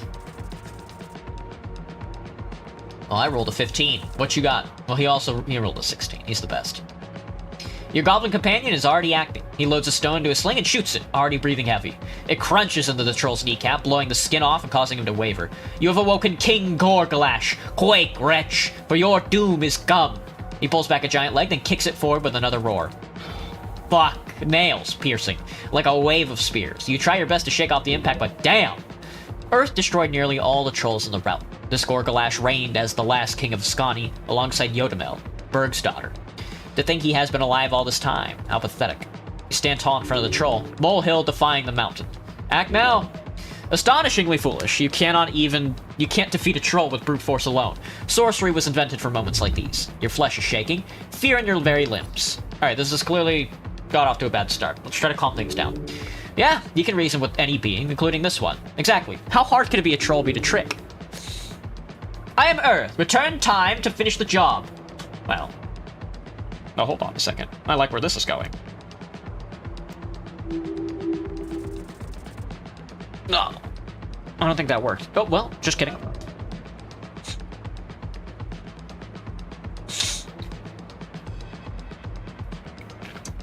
Kindness replaces the hatred in his eyes like a jailer's gate slamming shut. Beautiful. The troll grumbles, and it feels like the earth is quaking. The magic in his eyes softens for a moment. The strings are unstable around the troll. You'll get to ask one thing, then the esoteric forces will break the magic. Speak, small one, and heed my warning. No king suffers foolishness. Just one question. That's all you've got time for. Make it worthwhile. Who are you voting for in the election? What would you say is your biggest weakness? Why are you so hostile? I think he would just answer just like, I hate all things and all living creatures. But that could be an opportunity. Now, biggest weakness would... Alright. I have a weak left knee from years of crushing unworthy subjects. He points a sharp claw towards his kneecap. How'd you end up like that? Training injury? The light in his eyes fades. Silence, peon! The degeneracy of man has no limit. The fight is heating up. Focus. Focus. Attack its eyes. Snell tosses his hair out of his eyes and looks up to Gorgalash's face. With sweat flying off his brow, his lightning-fast sling, the goblin fires a shot at the troll's face. It hits his left eye with a loud smack. There we go! Direct hit! The troll roars in pain and anger. Yeah! The troll leans forward, hate in his eyes. He swipes at you with jagged claws at a manic pace, belaying his size. It tears your flesh into bloody stripes. Ha! Blood is drawn! I will mangle your corpse, filthy cleric! Focus! Consider your best options. You're right in the death zone. Get around it. Figure out a non-violent way to end this. I like where this is going. You look into his eyes and see hate and fear. As you see into the troll's rage-filled behavior, you come to a basic yet vital realization. It's Earth. That is where his anger is directed, but its origin, fear. You can use this fear of Earth to your advantage. If you successfully impersonate Earth himself, then perhaps this can be resolved quickly. Possible paths are closing off in this fight. Soon it'll be all or nothing. The goblin sits at a safe distance and launches another stone at the troll. Smacks him in the face this time, just to the side of his eye. You insolent pests! The troll reaches towards you with one hand. It feels like a slow attack. You step to the side, but you notice too late the beast moving forward. His foot is coming at you fast as a missile. Uh-oh. It comes down on you like a hammer on an anvil. You can't resist the force. Try not to be flattened. The rough underside crushes your entire being in an instant. You can't do anything. It is impossible weight. And you get crushed against the ancient stone. I failed. Again, yeah. Another sacrifice for the pavement to the gravel road, 30 feet down the lane. Blood pooling into the gutters, people forming a crowd all around. A spectacle of human achievement. A fight against the most fearsome beast of Ascani. Ended in an instant. You saw when it happened. When the troll awoken from the mud and the stone, when its claws clashed against the thatched roof of the neighboring hovel. Father was not the first to grab a pike, he was not the last. He was one of many brave men. And I remember the sound. Which one? All of it. I remember all of it. Yeah, you were there for all of it. The sight etched under the inside of your eyelids. The sight of humanity being snuffed out by those wretched creatures, each deserving a complete annihilation on the gravel road 30 feet down the lane. Mother did not speak with you about it, not once. I never asked. You never asked. This is what man does. He grabs a pike and goes to face the roaring troll. He gets his bones embedded into the pavement, over and over again, until the heavens open up to the earth and the hells spill their guts on your doorstep, until the last man takes his last breath on the last day of existence. Until you die, you will pick up the pike. I jolt awake, mangled and bruised, dying. We'll see for how much longer. Please don't kill me. It's over. I died. We run it back, folks. We run it back. Alright, I think what we need to do this time is cast a bark skin. That would honestly be a better, decision. We're already full health, so it doesn't matter, so hit me with a bark skin. We could do enhance ability, but honest to God, just give me some protections. Alright, let's run it. No, whoa. I forgot to analyze it. Whoa, I gotta study. Orca. A troll. What should we do? Let's see. So it seems like he wants to attack me no matter what, so... Would I rate the mushrooms on that guy's back? Ooh, tasty! He's farming.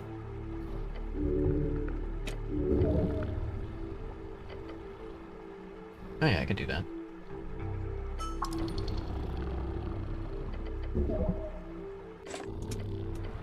break one of the troll's toes. Not close enough to smell the troll's rank odor, you reach forward and clutch the troll's pinky toe. Twist it. You grab it and give it a mighty twist. You hear a resonating snap like the first log in a house to crack before the collapse. The troll's eyes burst open as he bellows rage. Snell whips a stone to the side of the troll's thick skull. A handful of bone fragments spray into the pillar, leaving behind shredded skin and blood. That was a quick opener.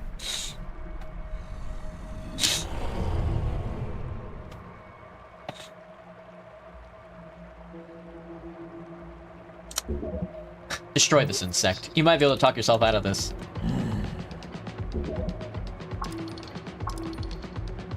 Roll check me.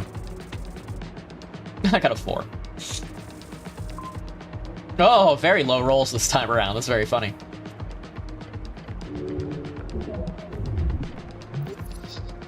Okay, this got to the best. Sorry, let's try to calm things down. Obviously charm him. Charm him, but the other way. We already know one of his legs is bad, but... Did he get me? Oh, God, dude. Whew. Beautiful.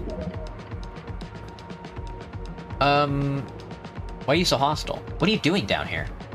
You would ask royalty why they sit on the throne? The underworld is my dominion. The bass in his voices resonate, you feel his words. The tribe will return, then the humans will suffer.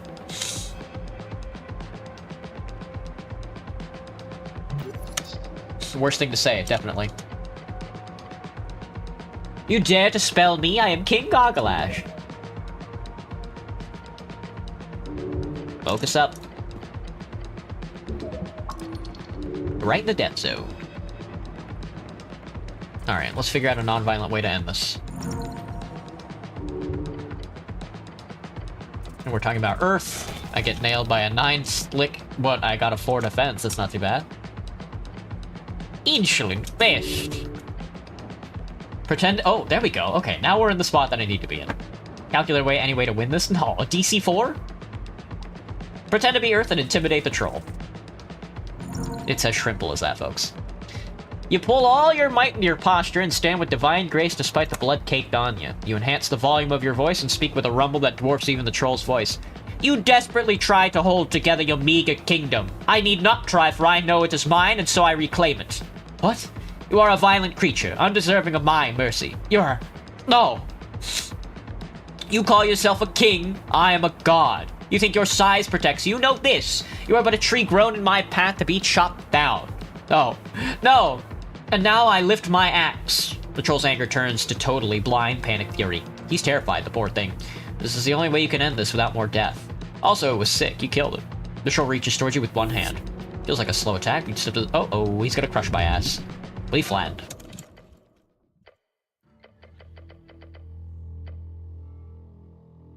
I remember all of it.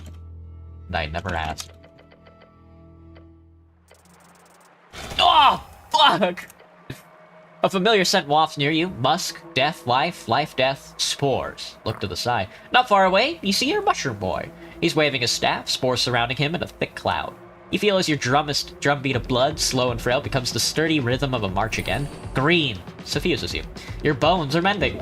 A healing spell cast through the primal. A risky heroic effort. It's like a magazine tale. Damn. You live? Bones cracked and soul returned? Yeah, you live. The troll lets out a cackling laughter. I crush you, yet you stand. Cockroach? How are you alive? Snell yells, loading another bullet. Never mind, just keep fighting. This is when it ends. Despite being visibly panicked and tired, the goblin whips another stone at the troll's head. It cracks him right above the eye. Your companion is on fire. Give him a quick thumbs up. The goblin gives you a curt nod. This is it. This is everything. This is time for divinity. Call on Earth. Channel Earth. Oh, it's only a 4-tick. Ah! I rolled a nat 1, dude. You lift your head up and try to find within you the delicate yet omnipresent connection to Earth. Seek divine strings. It's there. You draw it into yourself like you're siphoning from an ocean. It fills you up. You burst out of the seams with divine power. You feel Earth inside you. If you weren't deep in combat right now, we would have a think about the wording of that. Troll! Then the kingly troll looks around. His face twisted into pure panic. No. No. Be gone! You will not get me. No!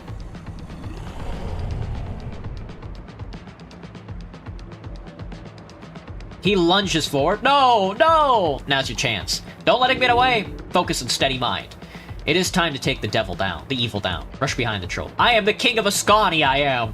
Now's your moment. Your god is watching. Every god is watching. Strike down the beast. Finish what Earth started. Defeat Gorgalash. Tackle him.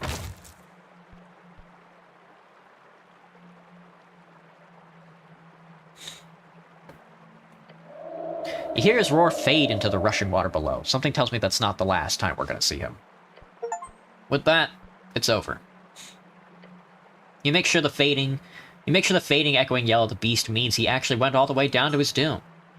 Big leader Gorgalash has fallen down to the gravity flip. That means the troll has 1 in 20 chance of survival. Let's hope.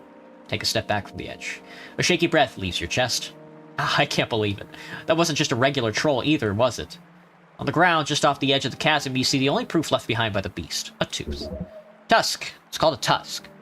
It only took me 2 attempts. Yeah, usually I get owned. A troll king.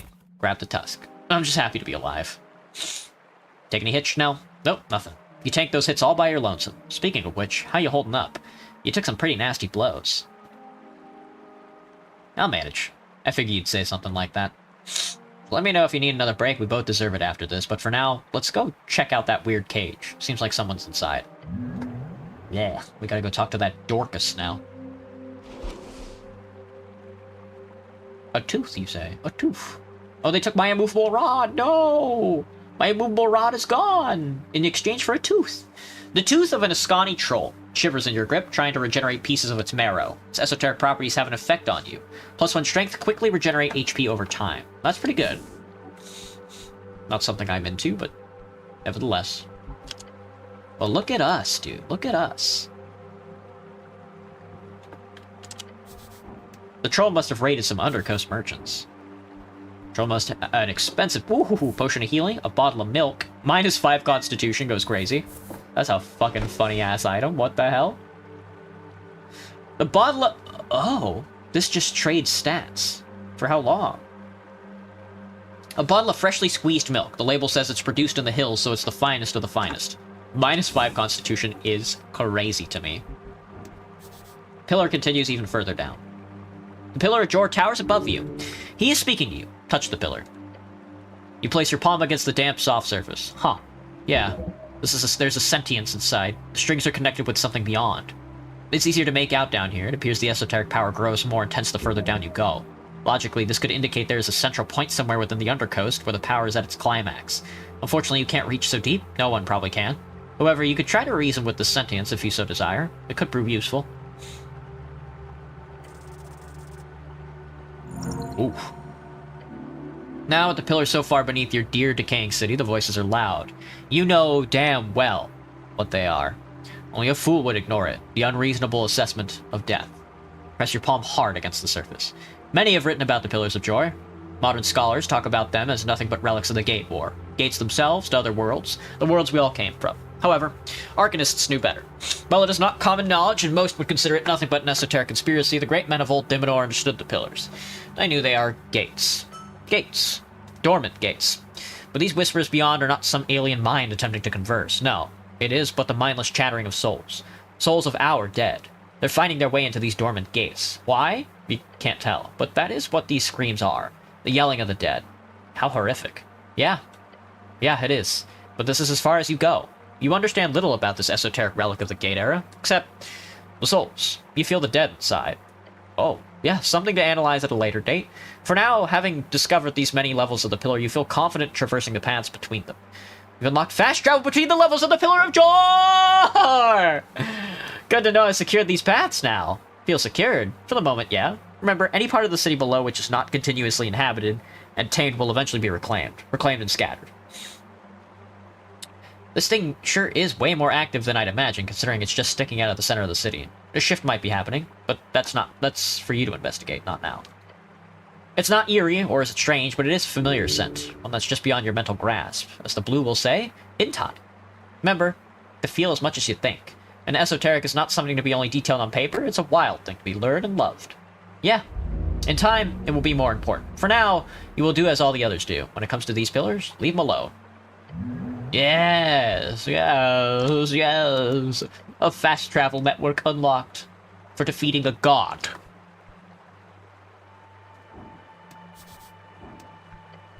As you approach the cage, you hear a faint voice inside. Ahem, won't you help me out of here, good fellow? On the ground, you see a key. Ah, troll dropped it. It's for the cage, of course. Yeah, must have fallen off the troll during the fight. You could probably ask for some type of reward in a scenario like this. What do I get in return? Eternal gratitude and a lifelong friend? What kind of friend? Ah, the very rich kind. I might currently just be a prisoner of war or something like a kidnapping victim, but I have my coffers to summon. What do you know about the tea shop? Look, I'll be very happy to answer any questions you got, but please, you hear him bang on the bars. I'll be much more talkative with my freedoms in order. Think I should open it, Snell? Yeah, I think you should. The dragon's slain, time to save the damsel. You hear a laugh from inside the cage. A damsel, eh? I'll take it. Now, please. Right, right. As it opens, you fetch a well-dressed and surprisingly not so scuffed man steps out. Ah, yes, this is the feeling. Prince Meriadoc Moonwatch. Freedom. The sweetest nectar of any band. Yeah, this guy, he's got style written all over him. That sure is a free strider. This is Merchant Prince, specifically the Moonwatch heir. You've heard of him. Are you Meriadoc Moonwatch? The one and only! The fancy free strider flashes you a series of pearly white teeth. Allow me to properly introduce myself. He bows deeply. Hola, Jean. Salvamis. Shekalo, and greetings. He bows forward in a deep performative motion. My name is Meriadoc Moonwatch, great merchant prince of Reeds. Pleasure to make your acquaintance, and quite honestly, a much bigger pleasure to be rescued by you. He looks to the goblin and immediately holds out a hand, presenting his palm. You must be a local tribal member. Great to meet you. He looks at the hand for a beat too long.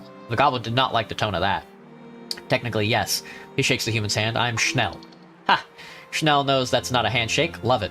Ah, of course, Meriadoc says, returning a limp shake. Yeah, you're not supposed to shake. That's a free strider thing. They just show their palms to people. Showing one's palm is quite the ironic visual for such a wealthy, focused ideology. A prince. Merchant prince. It's a plutocratic thing. Okay, I get it. Great! Do a thumbs up. He returns the gesture with a goofy smile. He lifts his head even higher to proclaim a single question. Who might you be? I'm a great wizard. Alright, not the Arcanist kind, right? You carry the weight and pride of a true wizard. He shakes his head. Actually, don't answer that. Just, love it. He clasps his hand together. You, my good fellow, have just saved a top-ranking member of the Free Strider Revolution. So now let us get down to business. What can a son of Free Thazen help you with? Anything you need. A term of the liberated post-war Free Strider-led rebuilt Thazen, arguably the greatest free city in Reeds. Vincent to pray you a lot. Who are you voting for in the election?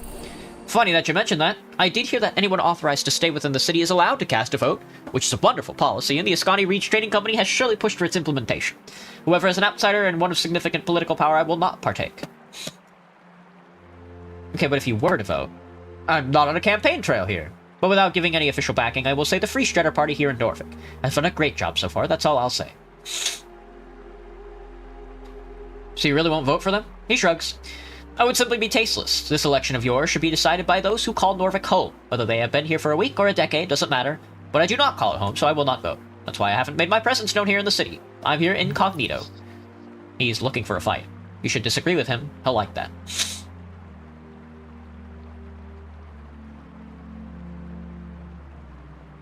This makes sense to me. The future is a world of free strider after all. Allowing anyone to vote like that is an awful policy. It can and will be abused. I don't care if you're not voting, you're useless. He lets out a big laugh. I like the spirit. Democracy only spreads with that kind of heart and gut. Keep it real, good fellow. Why are you here? Great question. I'm on a covert expedition, you see. Covert? Yes. I'm on a journey to document the experience of the esoteric wonders beneath your city of Norfolk, meaning the maze of the water temple, the depth of the fungal valley, and of course the great undercoast path itself. A half-frozen, half-submerged spiral maze in the city below, found underneath the mouth of the river Torna, and is said to suck in a portion of the river's water, and is sending it to the undersea. A similar temple is said to be found at the start of the river, far inland, nearing the edges of the infinite wastes. Well, why here? Because these wonders are truly wondrous. Quite honestly, reaching the gravity flip just isn't as easy as it used to be. Back in days, and it could be a week's travel just to get to this kind of depth. I'm currently writing my next book, called A Free Strider's Guide to Ascon. But writing a travel book about a place you've never even visited sounds a bit silly, doesn't it? Yes. What? Don't just give a one-word response like that. It breaks the flow of conversation. Jeez. Sorry, I'm just nervous. You're a celebrity, you know. Sure. Okay, anyway. I used my trusty collection of spells to make my way down. Some invisibility, some detect magic, some charm person. A classic first-level divination spell. It allows to cast a few magical effects, enchantments, illusions, and other esoterical things clearly within a certain range. You don't have access to this currently, but Detect Secret could be a good substitute. Following the directions I brought from an old retired cleric, a recommended source, I found the hidden path down to the Tolstad tunnels. Easy trip, surprised me, really. Who'd you cast Charm on? A bugbear named Moongore. Lovely lady, but she more or less forced my hand. You know a fair amount of spells? He stretches a bit, looking uncomfortable. It's not something I like to advertise, but yes, I've been trained since I was a lad. As you might imagine, the horrors of magocracy might make magic a less than desirable skill among free city leaders of all kinds. Tell me about this old retired cleric. Of course! A fellow named Boris. He lives with a monkey. What? A gorilla, to be precise. Ape, I suppose. His roommate. Not entirely sure why I mentioned it, but it just seems like the most natural point of interest about Boris's character. I was recommended to him as a source of information about delving and Norvikian navigation. He's apparently served as a cleric here for over 40 years. Hells of a career. I'll have to meet him someday. For sure! He lives near the... what do you call it? The big facility built into the ancient ruins to the south of here? Palace District? That's the one! I'm sure he'd love to talk to you as well. He looks away for a moment. Boris! Yes, a lovely fellow. Probably one of those retired clerics doing side work for the Pest Control Guild. It pays. But man, you gotta meet this guy someday. Like a monkey roommate? What the hell? And then the troll? He groans and rubs his eyes. I really should have been more careful, but once I had reached this far down, I figured there wouldn't be any trouble if I just rested a bit under one of these mushrooms. Mostly to regain my spell slots. And, well, there's not much to say. I was thrown into the cage, interrogated a bit, but by that brutish troll. I spent my remaining spell slots on him, but nothing seemed to work. Did you manage to talk to the troll? Sure! If by talk you mean him screaming at me and threatening to eat me for a fair bit of time, lovely experience, I'll go straight to the book. The last vestige of Ascani's brutish past. Yes, that will work. No useful information. Well, the brute did mention how much he hated Earth. Sounded like he was on one of the few who survived your dear god's cleansing during the city's founding. He also spoke about rebuilding the tribe, but I'm not sure what that even means. So, good riddance, I say. Such a beast has no place in civilized society, compared to the half-giants of Orgini. I do not see much potential in trolls. He glances towards your goblin companion. Goblins, for example, are more or less stellar examples of this democratization of tribal cultures, if you pardon the expression. Snell looks tired. Happy to be stellar example for you and your ideology. Yes, he did seem quite esoterically resistant. Indeed! Not entirely, of course, but every charm person I cast just bounced off.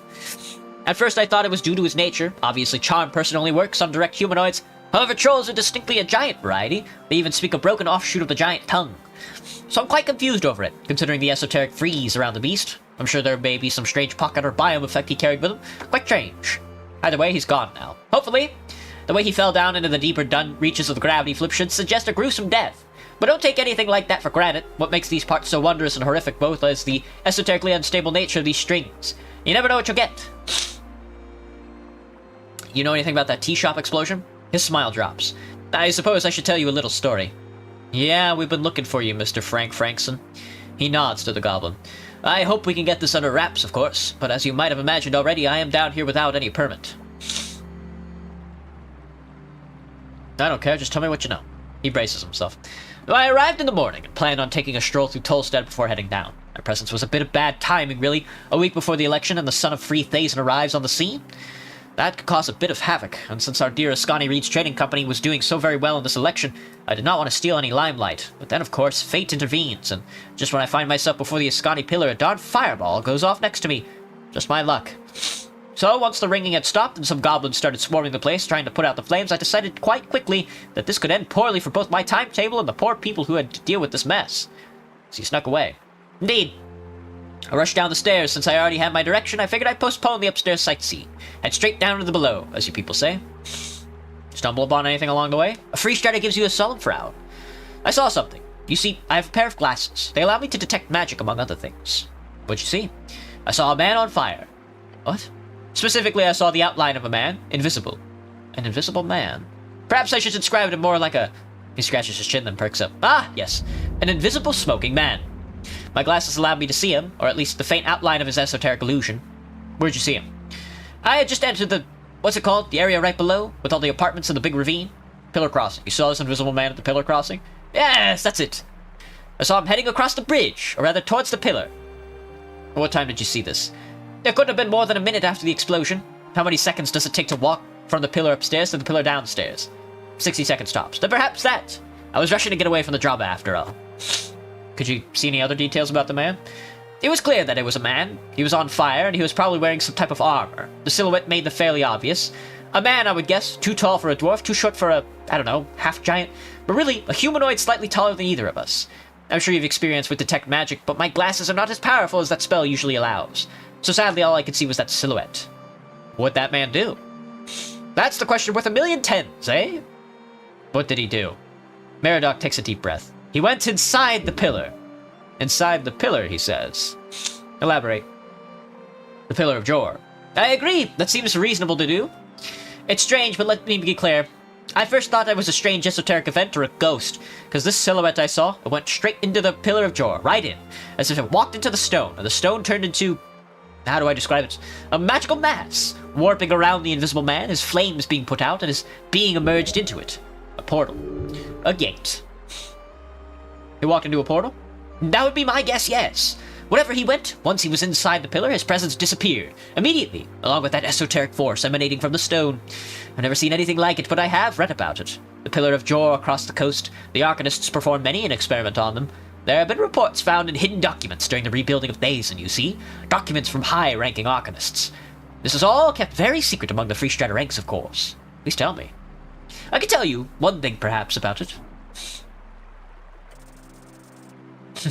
Quite a logical argument as to why you should tell you everything. Huh. Yes, this man clearly accepts logic. A rational human. A wizard, even. Mr. Meriadoc Moonwatch, any information you can give me will help me in this case.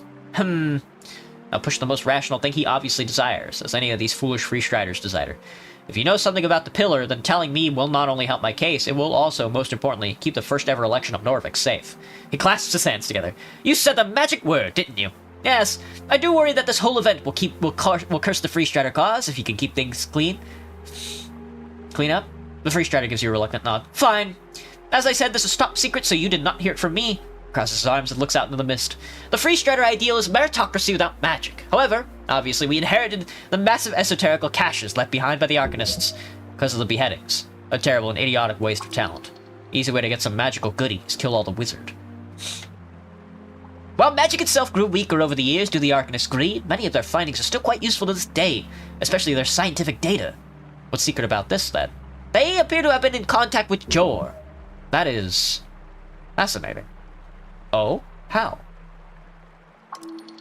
Think about what a reasonable reaction to this would be. Awe and terror? Intrigue and wonder? Just let him explain it. It's not exactly a conversation or anything. They received esoteric messages, not unlike the ones recorded during the Gate era by, well, civilizations like the Snell folk who built all these ruins around us. It was an omen. You might call it... What did he tell them? The Free Strider taps his hand under the pillar. Some strange codes taught them some new spells. The last message we found written down by one of the Arcanists, the Hacketshags, was in order to stop. Stop what? To stop opening the gates. He raises his chin. You see?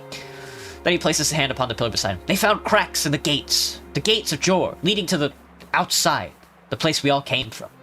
They got out? Teams of Arcanists, back when they still wielded 9th, 10th, and even 11th level spells, they could enter the pillar, just for a short stint. Many did not return, but those who did described the void of souls, alien worlds beyond, far realm aberrations, and paths within strings, whatever that means. Their work was cut short due to the Coast War, but they got in, my good fellow. And Jor was none too happy about that? It did not appear so, no. He nods. I believe that invisible man, who most likely fled directly from the explosion.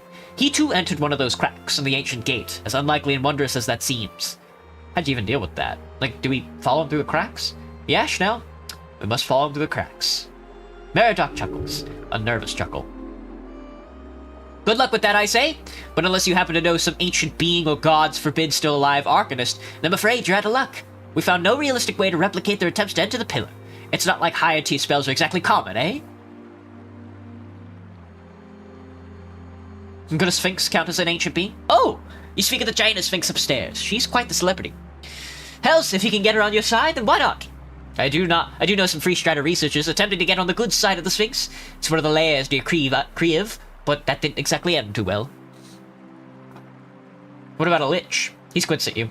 What about it? I might be acquainted with one of those. Not sure I believe you. Maybe I just really hope you're lying. Look, Liches come in all sizes. We had entire cities run by Liches back in old Diminor. some of those arcanists who went inside the cracks and survived were liches. So if you happen to know a lich, sure. The lich might help you, if they don't just consume your soul first. You are aware that they are quite literally life-sucking horrors, right?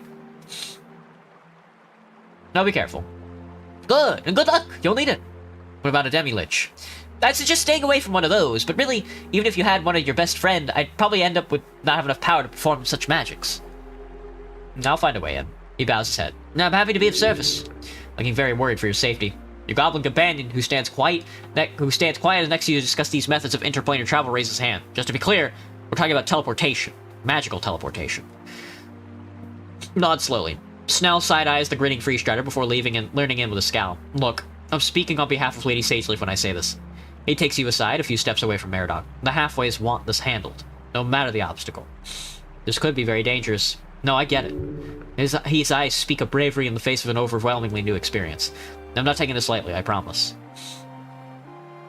Why does Sageleaf really want this badly? The goblin thinks about it, letting his eyes land upon the pillar. Then he tells you, if we don't get something tangible, like for example this rogue spellcaster, then the halfways will be in a really shitty situation. Oh? Tell me more. Economically speaking, the city is fucking us all the time. Sorry to break it, but your bosses don't really make it easy for us. My bosses? Yeah, they suck. Agree to agree. If the city manages to get their way on this whole fireplace failure narrative, along with all these damn zoning disputes, legally we're looking to get completely screwed. Lots of tenants that we have to house without any permits for the apartments they occupy. Hundreds of buildings across Tolstad, commerce, living spaces, even some governmental locals. Ooh. If we don't get something tangible, or at the very least some type of leverage on your dear Magistrate Darrow, then... Well, it's out an exasperating sigh. I have to do anything I can to stop that from happening. The old lady put her trust in me to handle it. And that's what we'll do. Let's have an adventure. He instinctively grabs it, giving you a solid handshake. Let's have a gods-be-damned fucking adventure. We have decided to go to the Pillar of Jor. Oh, how lovely! I hope you survive. If you do, I'll be sure to write a piece about it. You know an elf here on Tolstad? Not really, no. I have a few elven friends in Reeds, but I'm quite new here to Norvik. How come? Nothing you need to concern yourself about. I'm mysterious, but I won't pry, I swear. Tell me more about you. A dangerous thing to ask a merchant prince. Then look around and stare at him some more. He stares back for a second before continuing. I'm just someone who could very easily talk your ear off. He lets out a hearty laugh and strikes a pose. I've been known to bore officials in every city with my political rants and intrigue common folk around the coast with my tales. So go ahead. What do you wish to know about Meridoc Moonwatch? Don't speak of yourself in third person, it's pretentious. I don't do it that much, do I? You appear to have left an impression on the Freestrider. His micro-expression shows insecurity now. No, it's fine. Right. Damn, didn't think he'd be that sensitive. Wonder what other old bullets he could shove a finger into. So you're an author? I am! Over the course of a very long and illustrious career, that's only getting started by the way, I've written over 30 books to date. 5 historical biographies about post-war revolutionaries, those important figures who paved the way for Freestriderism, over a dozen highly regarded novellas following the adventures of the fictional mage hunter Pelric Schmed, and of course, the rest of my famous travel journals, the main series of which focus on a band each. So, and I've only got 3 more to go. Which bands have you yet to explore? Diviny Torum. Since I'm still awaiting the official invitation from our Freestrider contracts in the Golden Horde, it would be much easier to explore the mountain and its slopes if I had the Celestial Bodyguard, would it not? Natascani. I'm here to research the book right now. And finally, Yim. Yeah. As I'm sure you know, it's not exactly a band friendly to outsiders. Even if you ignore the giant magical walls stretching across the eastern and western land paths, as well as the tree creatures tossing boulders as any ships nearing most shores, or the giant ethereal spiders, or the blood curses, or the infinite swamps, or the wild primal spirits. Even if you ignore all that, Yim's biggest issue for an explorer is simply the fact that we do not have a single contact inside its borders. Oh, my nose is so stuffed. They do exist. We know of many folk who originate from its shores and forests and strange broken cliffs. However, since the Fade Era, there does not seem to exist any large-scale civilizations. One day I will brave its trails. But it will be the last band I tackle. And it might be my due, but if there are people inside those walls whose lives could be improved through Freestriderism, then it is my duty to do so. You're quite the writer. Sure am. It's something to do during those long winters in my mansion on Dazen, or on those long ship rides across the coast. How'd you become a trade prince? Long story! As in, an actual very, very long story. Well, I've got the time. Wonderful. He gives you an excited nod. Alright, I'm gonna switch the voice off, because it's hurting my throat. Oh. I was born during the Battle of Thason. That's quite the detail, isn't it? The Battle of Thason, with the tanks and the fall of the city? Oh yeah. It was the beginning of the end of the Magicrats. My father was the head of the minor noble family in Thazen at the time. He protected us as the city crumbled, and he swore on the day to never again support the Arcanists. That was the day the revolution started as well. In time, my father joined them.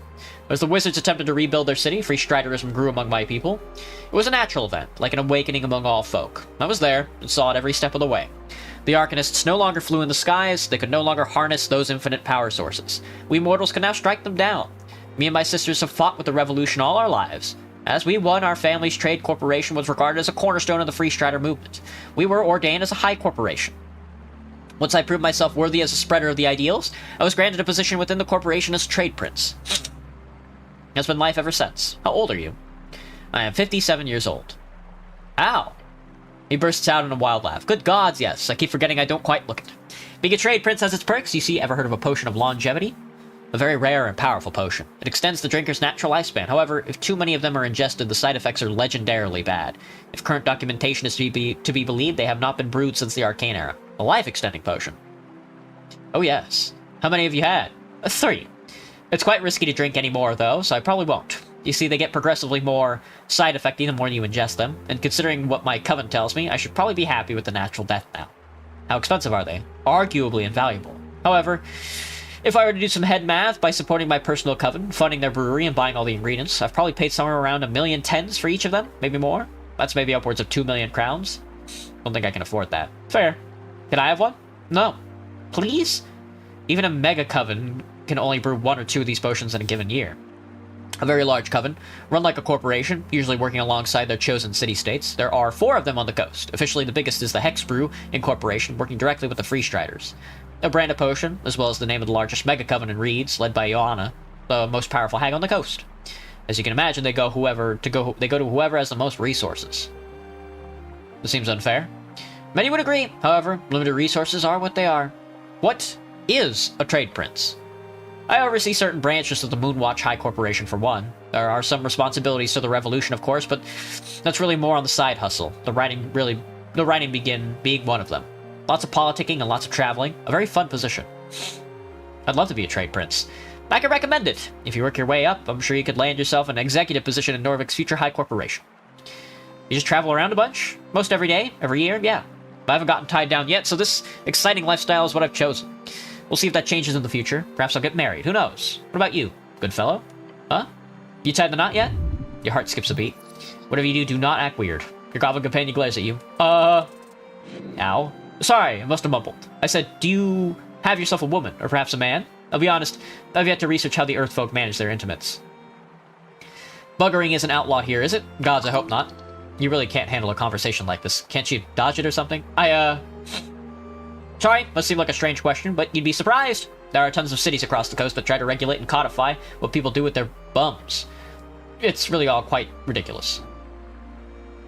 You think I can roll this? There we go. Not too bad. You raise your head and the nervousness is gone. Hope it's not bad to ask. Ask about what? Oh, sorry, I must have been unclear. Just want to ask about buggering. The butt? Yeah, is it legal here in Norvik? I believe so. Norvik has no laws dictating sexual activity between consenting adults. Legal courtship and marriage is also open between all folk type and adult people over the age of 21 in human scaled years. It's legal then. Good to know. So about my original query then. You got yourself a special someone at home, my fellow? Your one and only real weakness. LOL. That's a street acronym. Means lack of ladies, usually derogatory. No. Oh. Stared at him nervously. Well, I wish you well in the future then.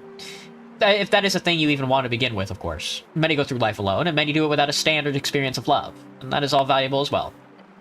He nods and smiles. Is this the guy who dropped the yellow hat? Most likely, yeah. Oh! Would you look at that? It's yours, I assume? It is indeed. I must have lost it at some point. I did get in quite a hurry.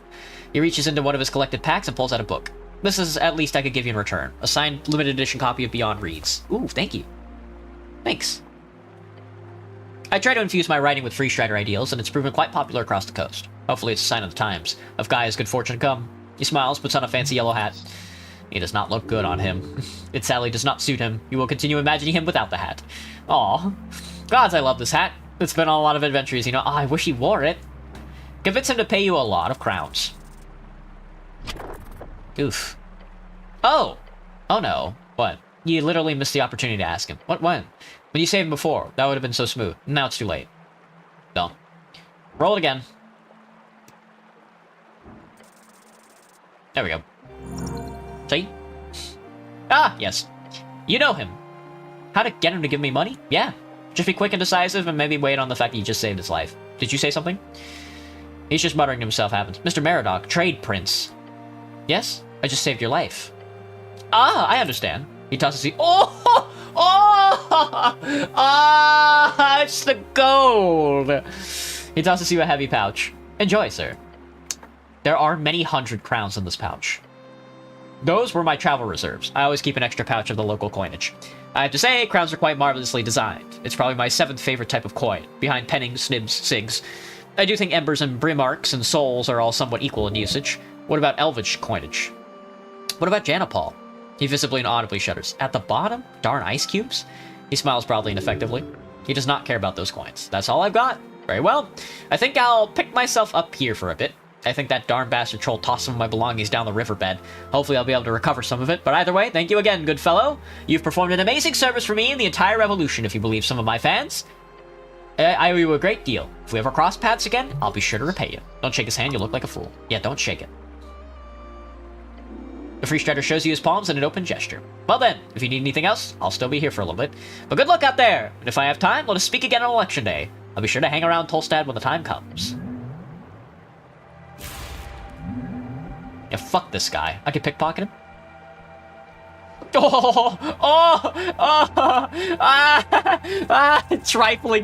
Trifling 1,000 crowns off of this motherfucker.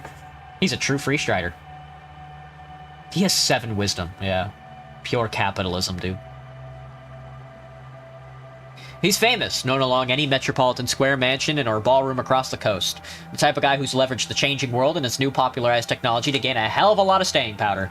But he's also old money. That certainly didn't hurt, so not as impressive as the scrappy underdog story would have you believe, but still pretty impressive. Honestly, for a blue blood with Arcanist ties to even survive the revolution is a feat on its own, but to flourish? That's true talent. Oh, that's completed questing. Take hold. Be aggressive. Push over the line, destroying each worthless monster in the way. That's how you get ahead in life. Aggressive competence with stoic demeanor. What? Where's this thought coming from? From you. As the adrenaline wears off, as the world comes back into perfect regular clarity after such a deeply euphoric fight, you're standing here realizing you're on top. This is where you're supposed to be. The most competent men around. The fact I'm alive is the most impressive part of it all. This man surpasses the dwarf in dialogue. It is also the #1 sign of your supremacy, of the size of your manhood. This taste of pure, near-instant, blood-misted death has got you hooked. You need more. More? More fights. More near-death experiences. More romance. Romance. Romance! Knights chasing down tyrannical dragons. Damsels being carried to safety. Empires falling and kingdoms rising. Men with goodness in their hearts bearing the burden of reignited spirits. Breaking darkness, smashing evil. You finally reach that point. The point of actually feeling like a professional cleric. Feel like I'm good at my job is to kill an extremely dangerous, probably now extinct gigantic monster? Heroism, knights, and kings is fascistic propaganda used to elicit unrealistic aesthetic ideals for young men, radicalizing them against nationalistic agendas. What's wrong with that? Makes them feel bad about the world when they get stuck working in Lamplighters Guild, thus incentivizing violence against the system. Nationalism promotes terrible, hateful ideas. We don't want a feudal state of old, nor do we want a repeat of the arcane era madness. We want a liberal, modern man, one who is nice and calm and loving, never hurts anybody else. There's nothing admirable but a man incapable of force. In an ideal modern city life, you wouldn't need force. It isn't such a utopia that manly force would especially need to be honed. There is a self-destructive hatred festering within men, within you. Some might say it is driven by the forces of various powers of the world. Some might say it is inherent to this post-war era, but it does not help anyone. A man is not inherently evil for desiring greatness, nor is he mad for throwing himself into danger. There's always a need for men to take and rule and protect. What is needed is a way for men to dream freely, to aim towards the ultimate greatness of the self, aimed at helping everyone around, so they do not become thieves or tyrants or ruthless gatekeepers. If there's no positive outlets for these desires, then that is exactly where they will end up. A generation of men told to be calm and nice will grow up to be violent and wild. A generation of men told to be competent and good will grow up to be wise kings and lovable people. Simple as. Simply don't agree.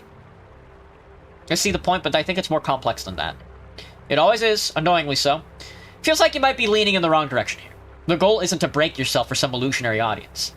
That's true. It's... oh yes. Risk assessment, baby!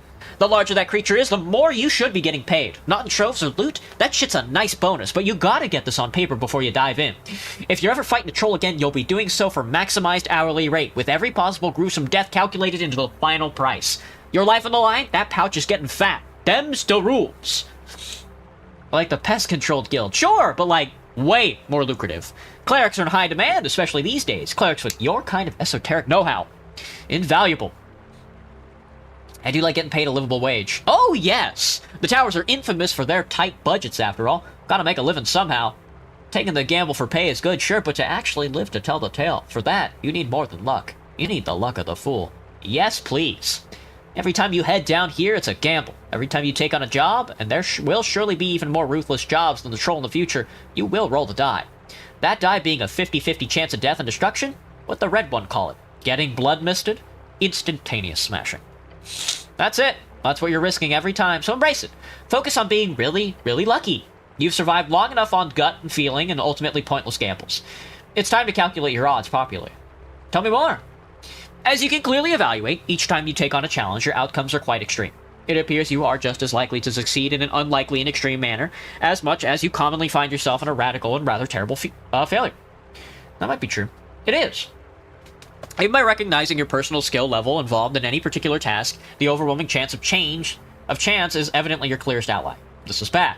Instead, let us lean upon the strings for balance, a tightly strung balance, one born out of a beautifully curved yet balanced bell. A bell curve. Yeah. If you before had an equal chance of each outcome, which is quite volatile, this would instead allow you to take control of the outcome, aligning each attempt around the center, the average. This would reliably increase your odds at succeeding at tasks you are equipped to handle, while dramatically decreasing your failure rate at those you are not. I understand what that means. Obviously, it's quite rudimentary. Of course, this would impact both you and your opponents. Jor strings are universal, after all. Tell me about the luck of the fool. If you're gonna gamble, might as well save yourself the biggest fails. Whenever you roll a natural 1, you get another result and take a 1d4 damage. This effect can be repeated infinitely. This damage cannot take you below 1 HP. That's not too bad, I roll a lot at once. Dungeoneering reflexes. You've dodged enough shit to get down here. In the future, you'll be ready for anything. Whenever you roll 10 or below, add an extra proficiency to the roll. That's not too bad. Professional cleric. Ah, this is it, you feel it. Finally, you are competent. You cannot critically fail. You just don't roll a 1 at all. Rather than rolling a 1 and then re-rolling, you just don't roll a 1. Tell me more about curved yet balanced bell. Naturally, you should only take on challenges you are capable of succeeding at. This will lower any risk involved. Whenever any d20 is rolled, the strings of Jor causes the outcome to lean towards 10. The chance of critical rolls are diminished. These are all tools of your trade. Each will help you in some way. Your choice here is to focus on one path. The gamble, the delve, the veteran, or the thinker. I will take the fool. You'll be very happy about this the next time you're about to stub your toe. Thus it goes. Guess I'm a troll killer now. Oh, zoomed up. Now, I can't use that at all, of course, but... Oh, unless I... No. Ascalist is kind of...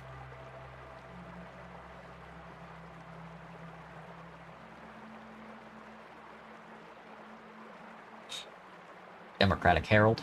We might get rid of Democratic Herald. God Emperor Wizard.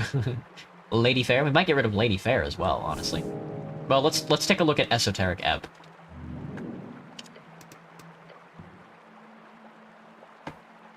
Do I want the good news or the bad news? Give me both at the same time and make it as convoluted as possible.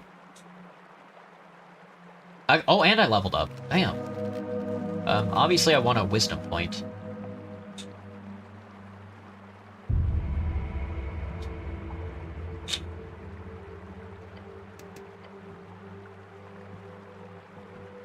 So, what does that look like in practice?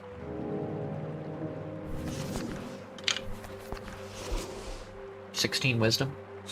Okay. 20 intelligence, 21 charisma. That's good. That's good stuff. We leveled up, man. 14,000 experience to the next level. Alright, and we also got another quest done. Ooh, we're slowly knocking all these out, huh? The Gate of Jor. That's lost mines, son. That's lost mines. Cryptiki, ba? Riveteki.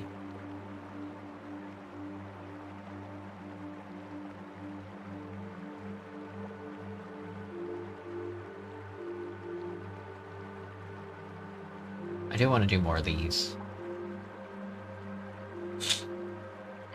Esoteric Ebb. Here we go. Delved deep, sought far, seen within, watched without. A pillar of Jor, an ancient bulwark, its gate rising beyond. Yeah, I got pretty deep down to figure this thing out. Yeah, it continues far, far below. Each step of the way making it clear to you how little they matter, these vestiges of the maker of your world.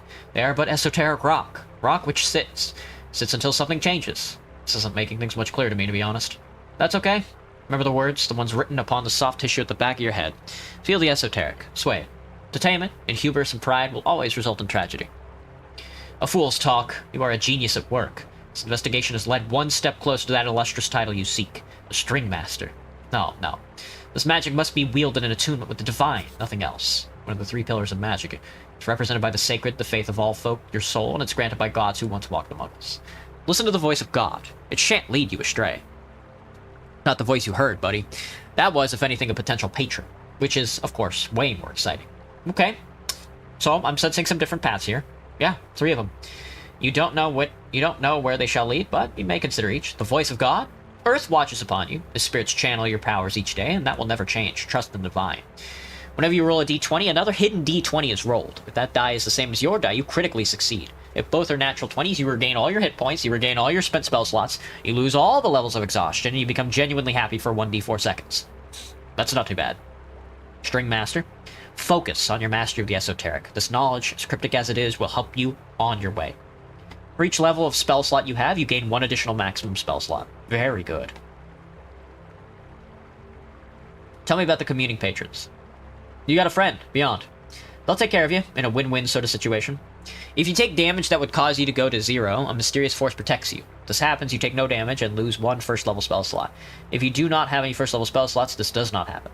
And yeah, this is different from the godly voice thing, but mostly it's aesthetic, which is mostly an important aspect. Well, yeah, you know it. Come on, String Master me. 1 step closer to domination. Soon. We want String Master. I think String Master instead of Lady Fair.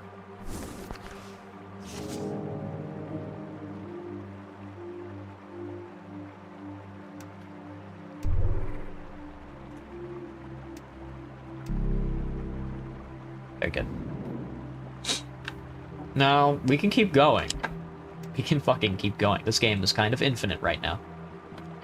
Oh, God in heaven. We only have 2 days left. So much to do in 2 days. I got 1,000 gold.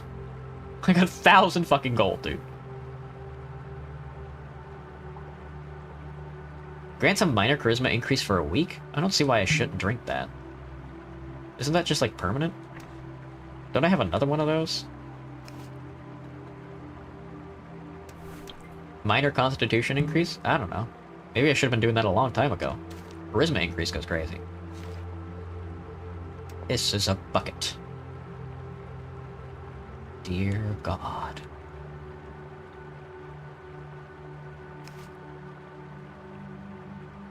Weapons.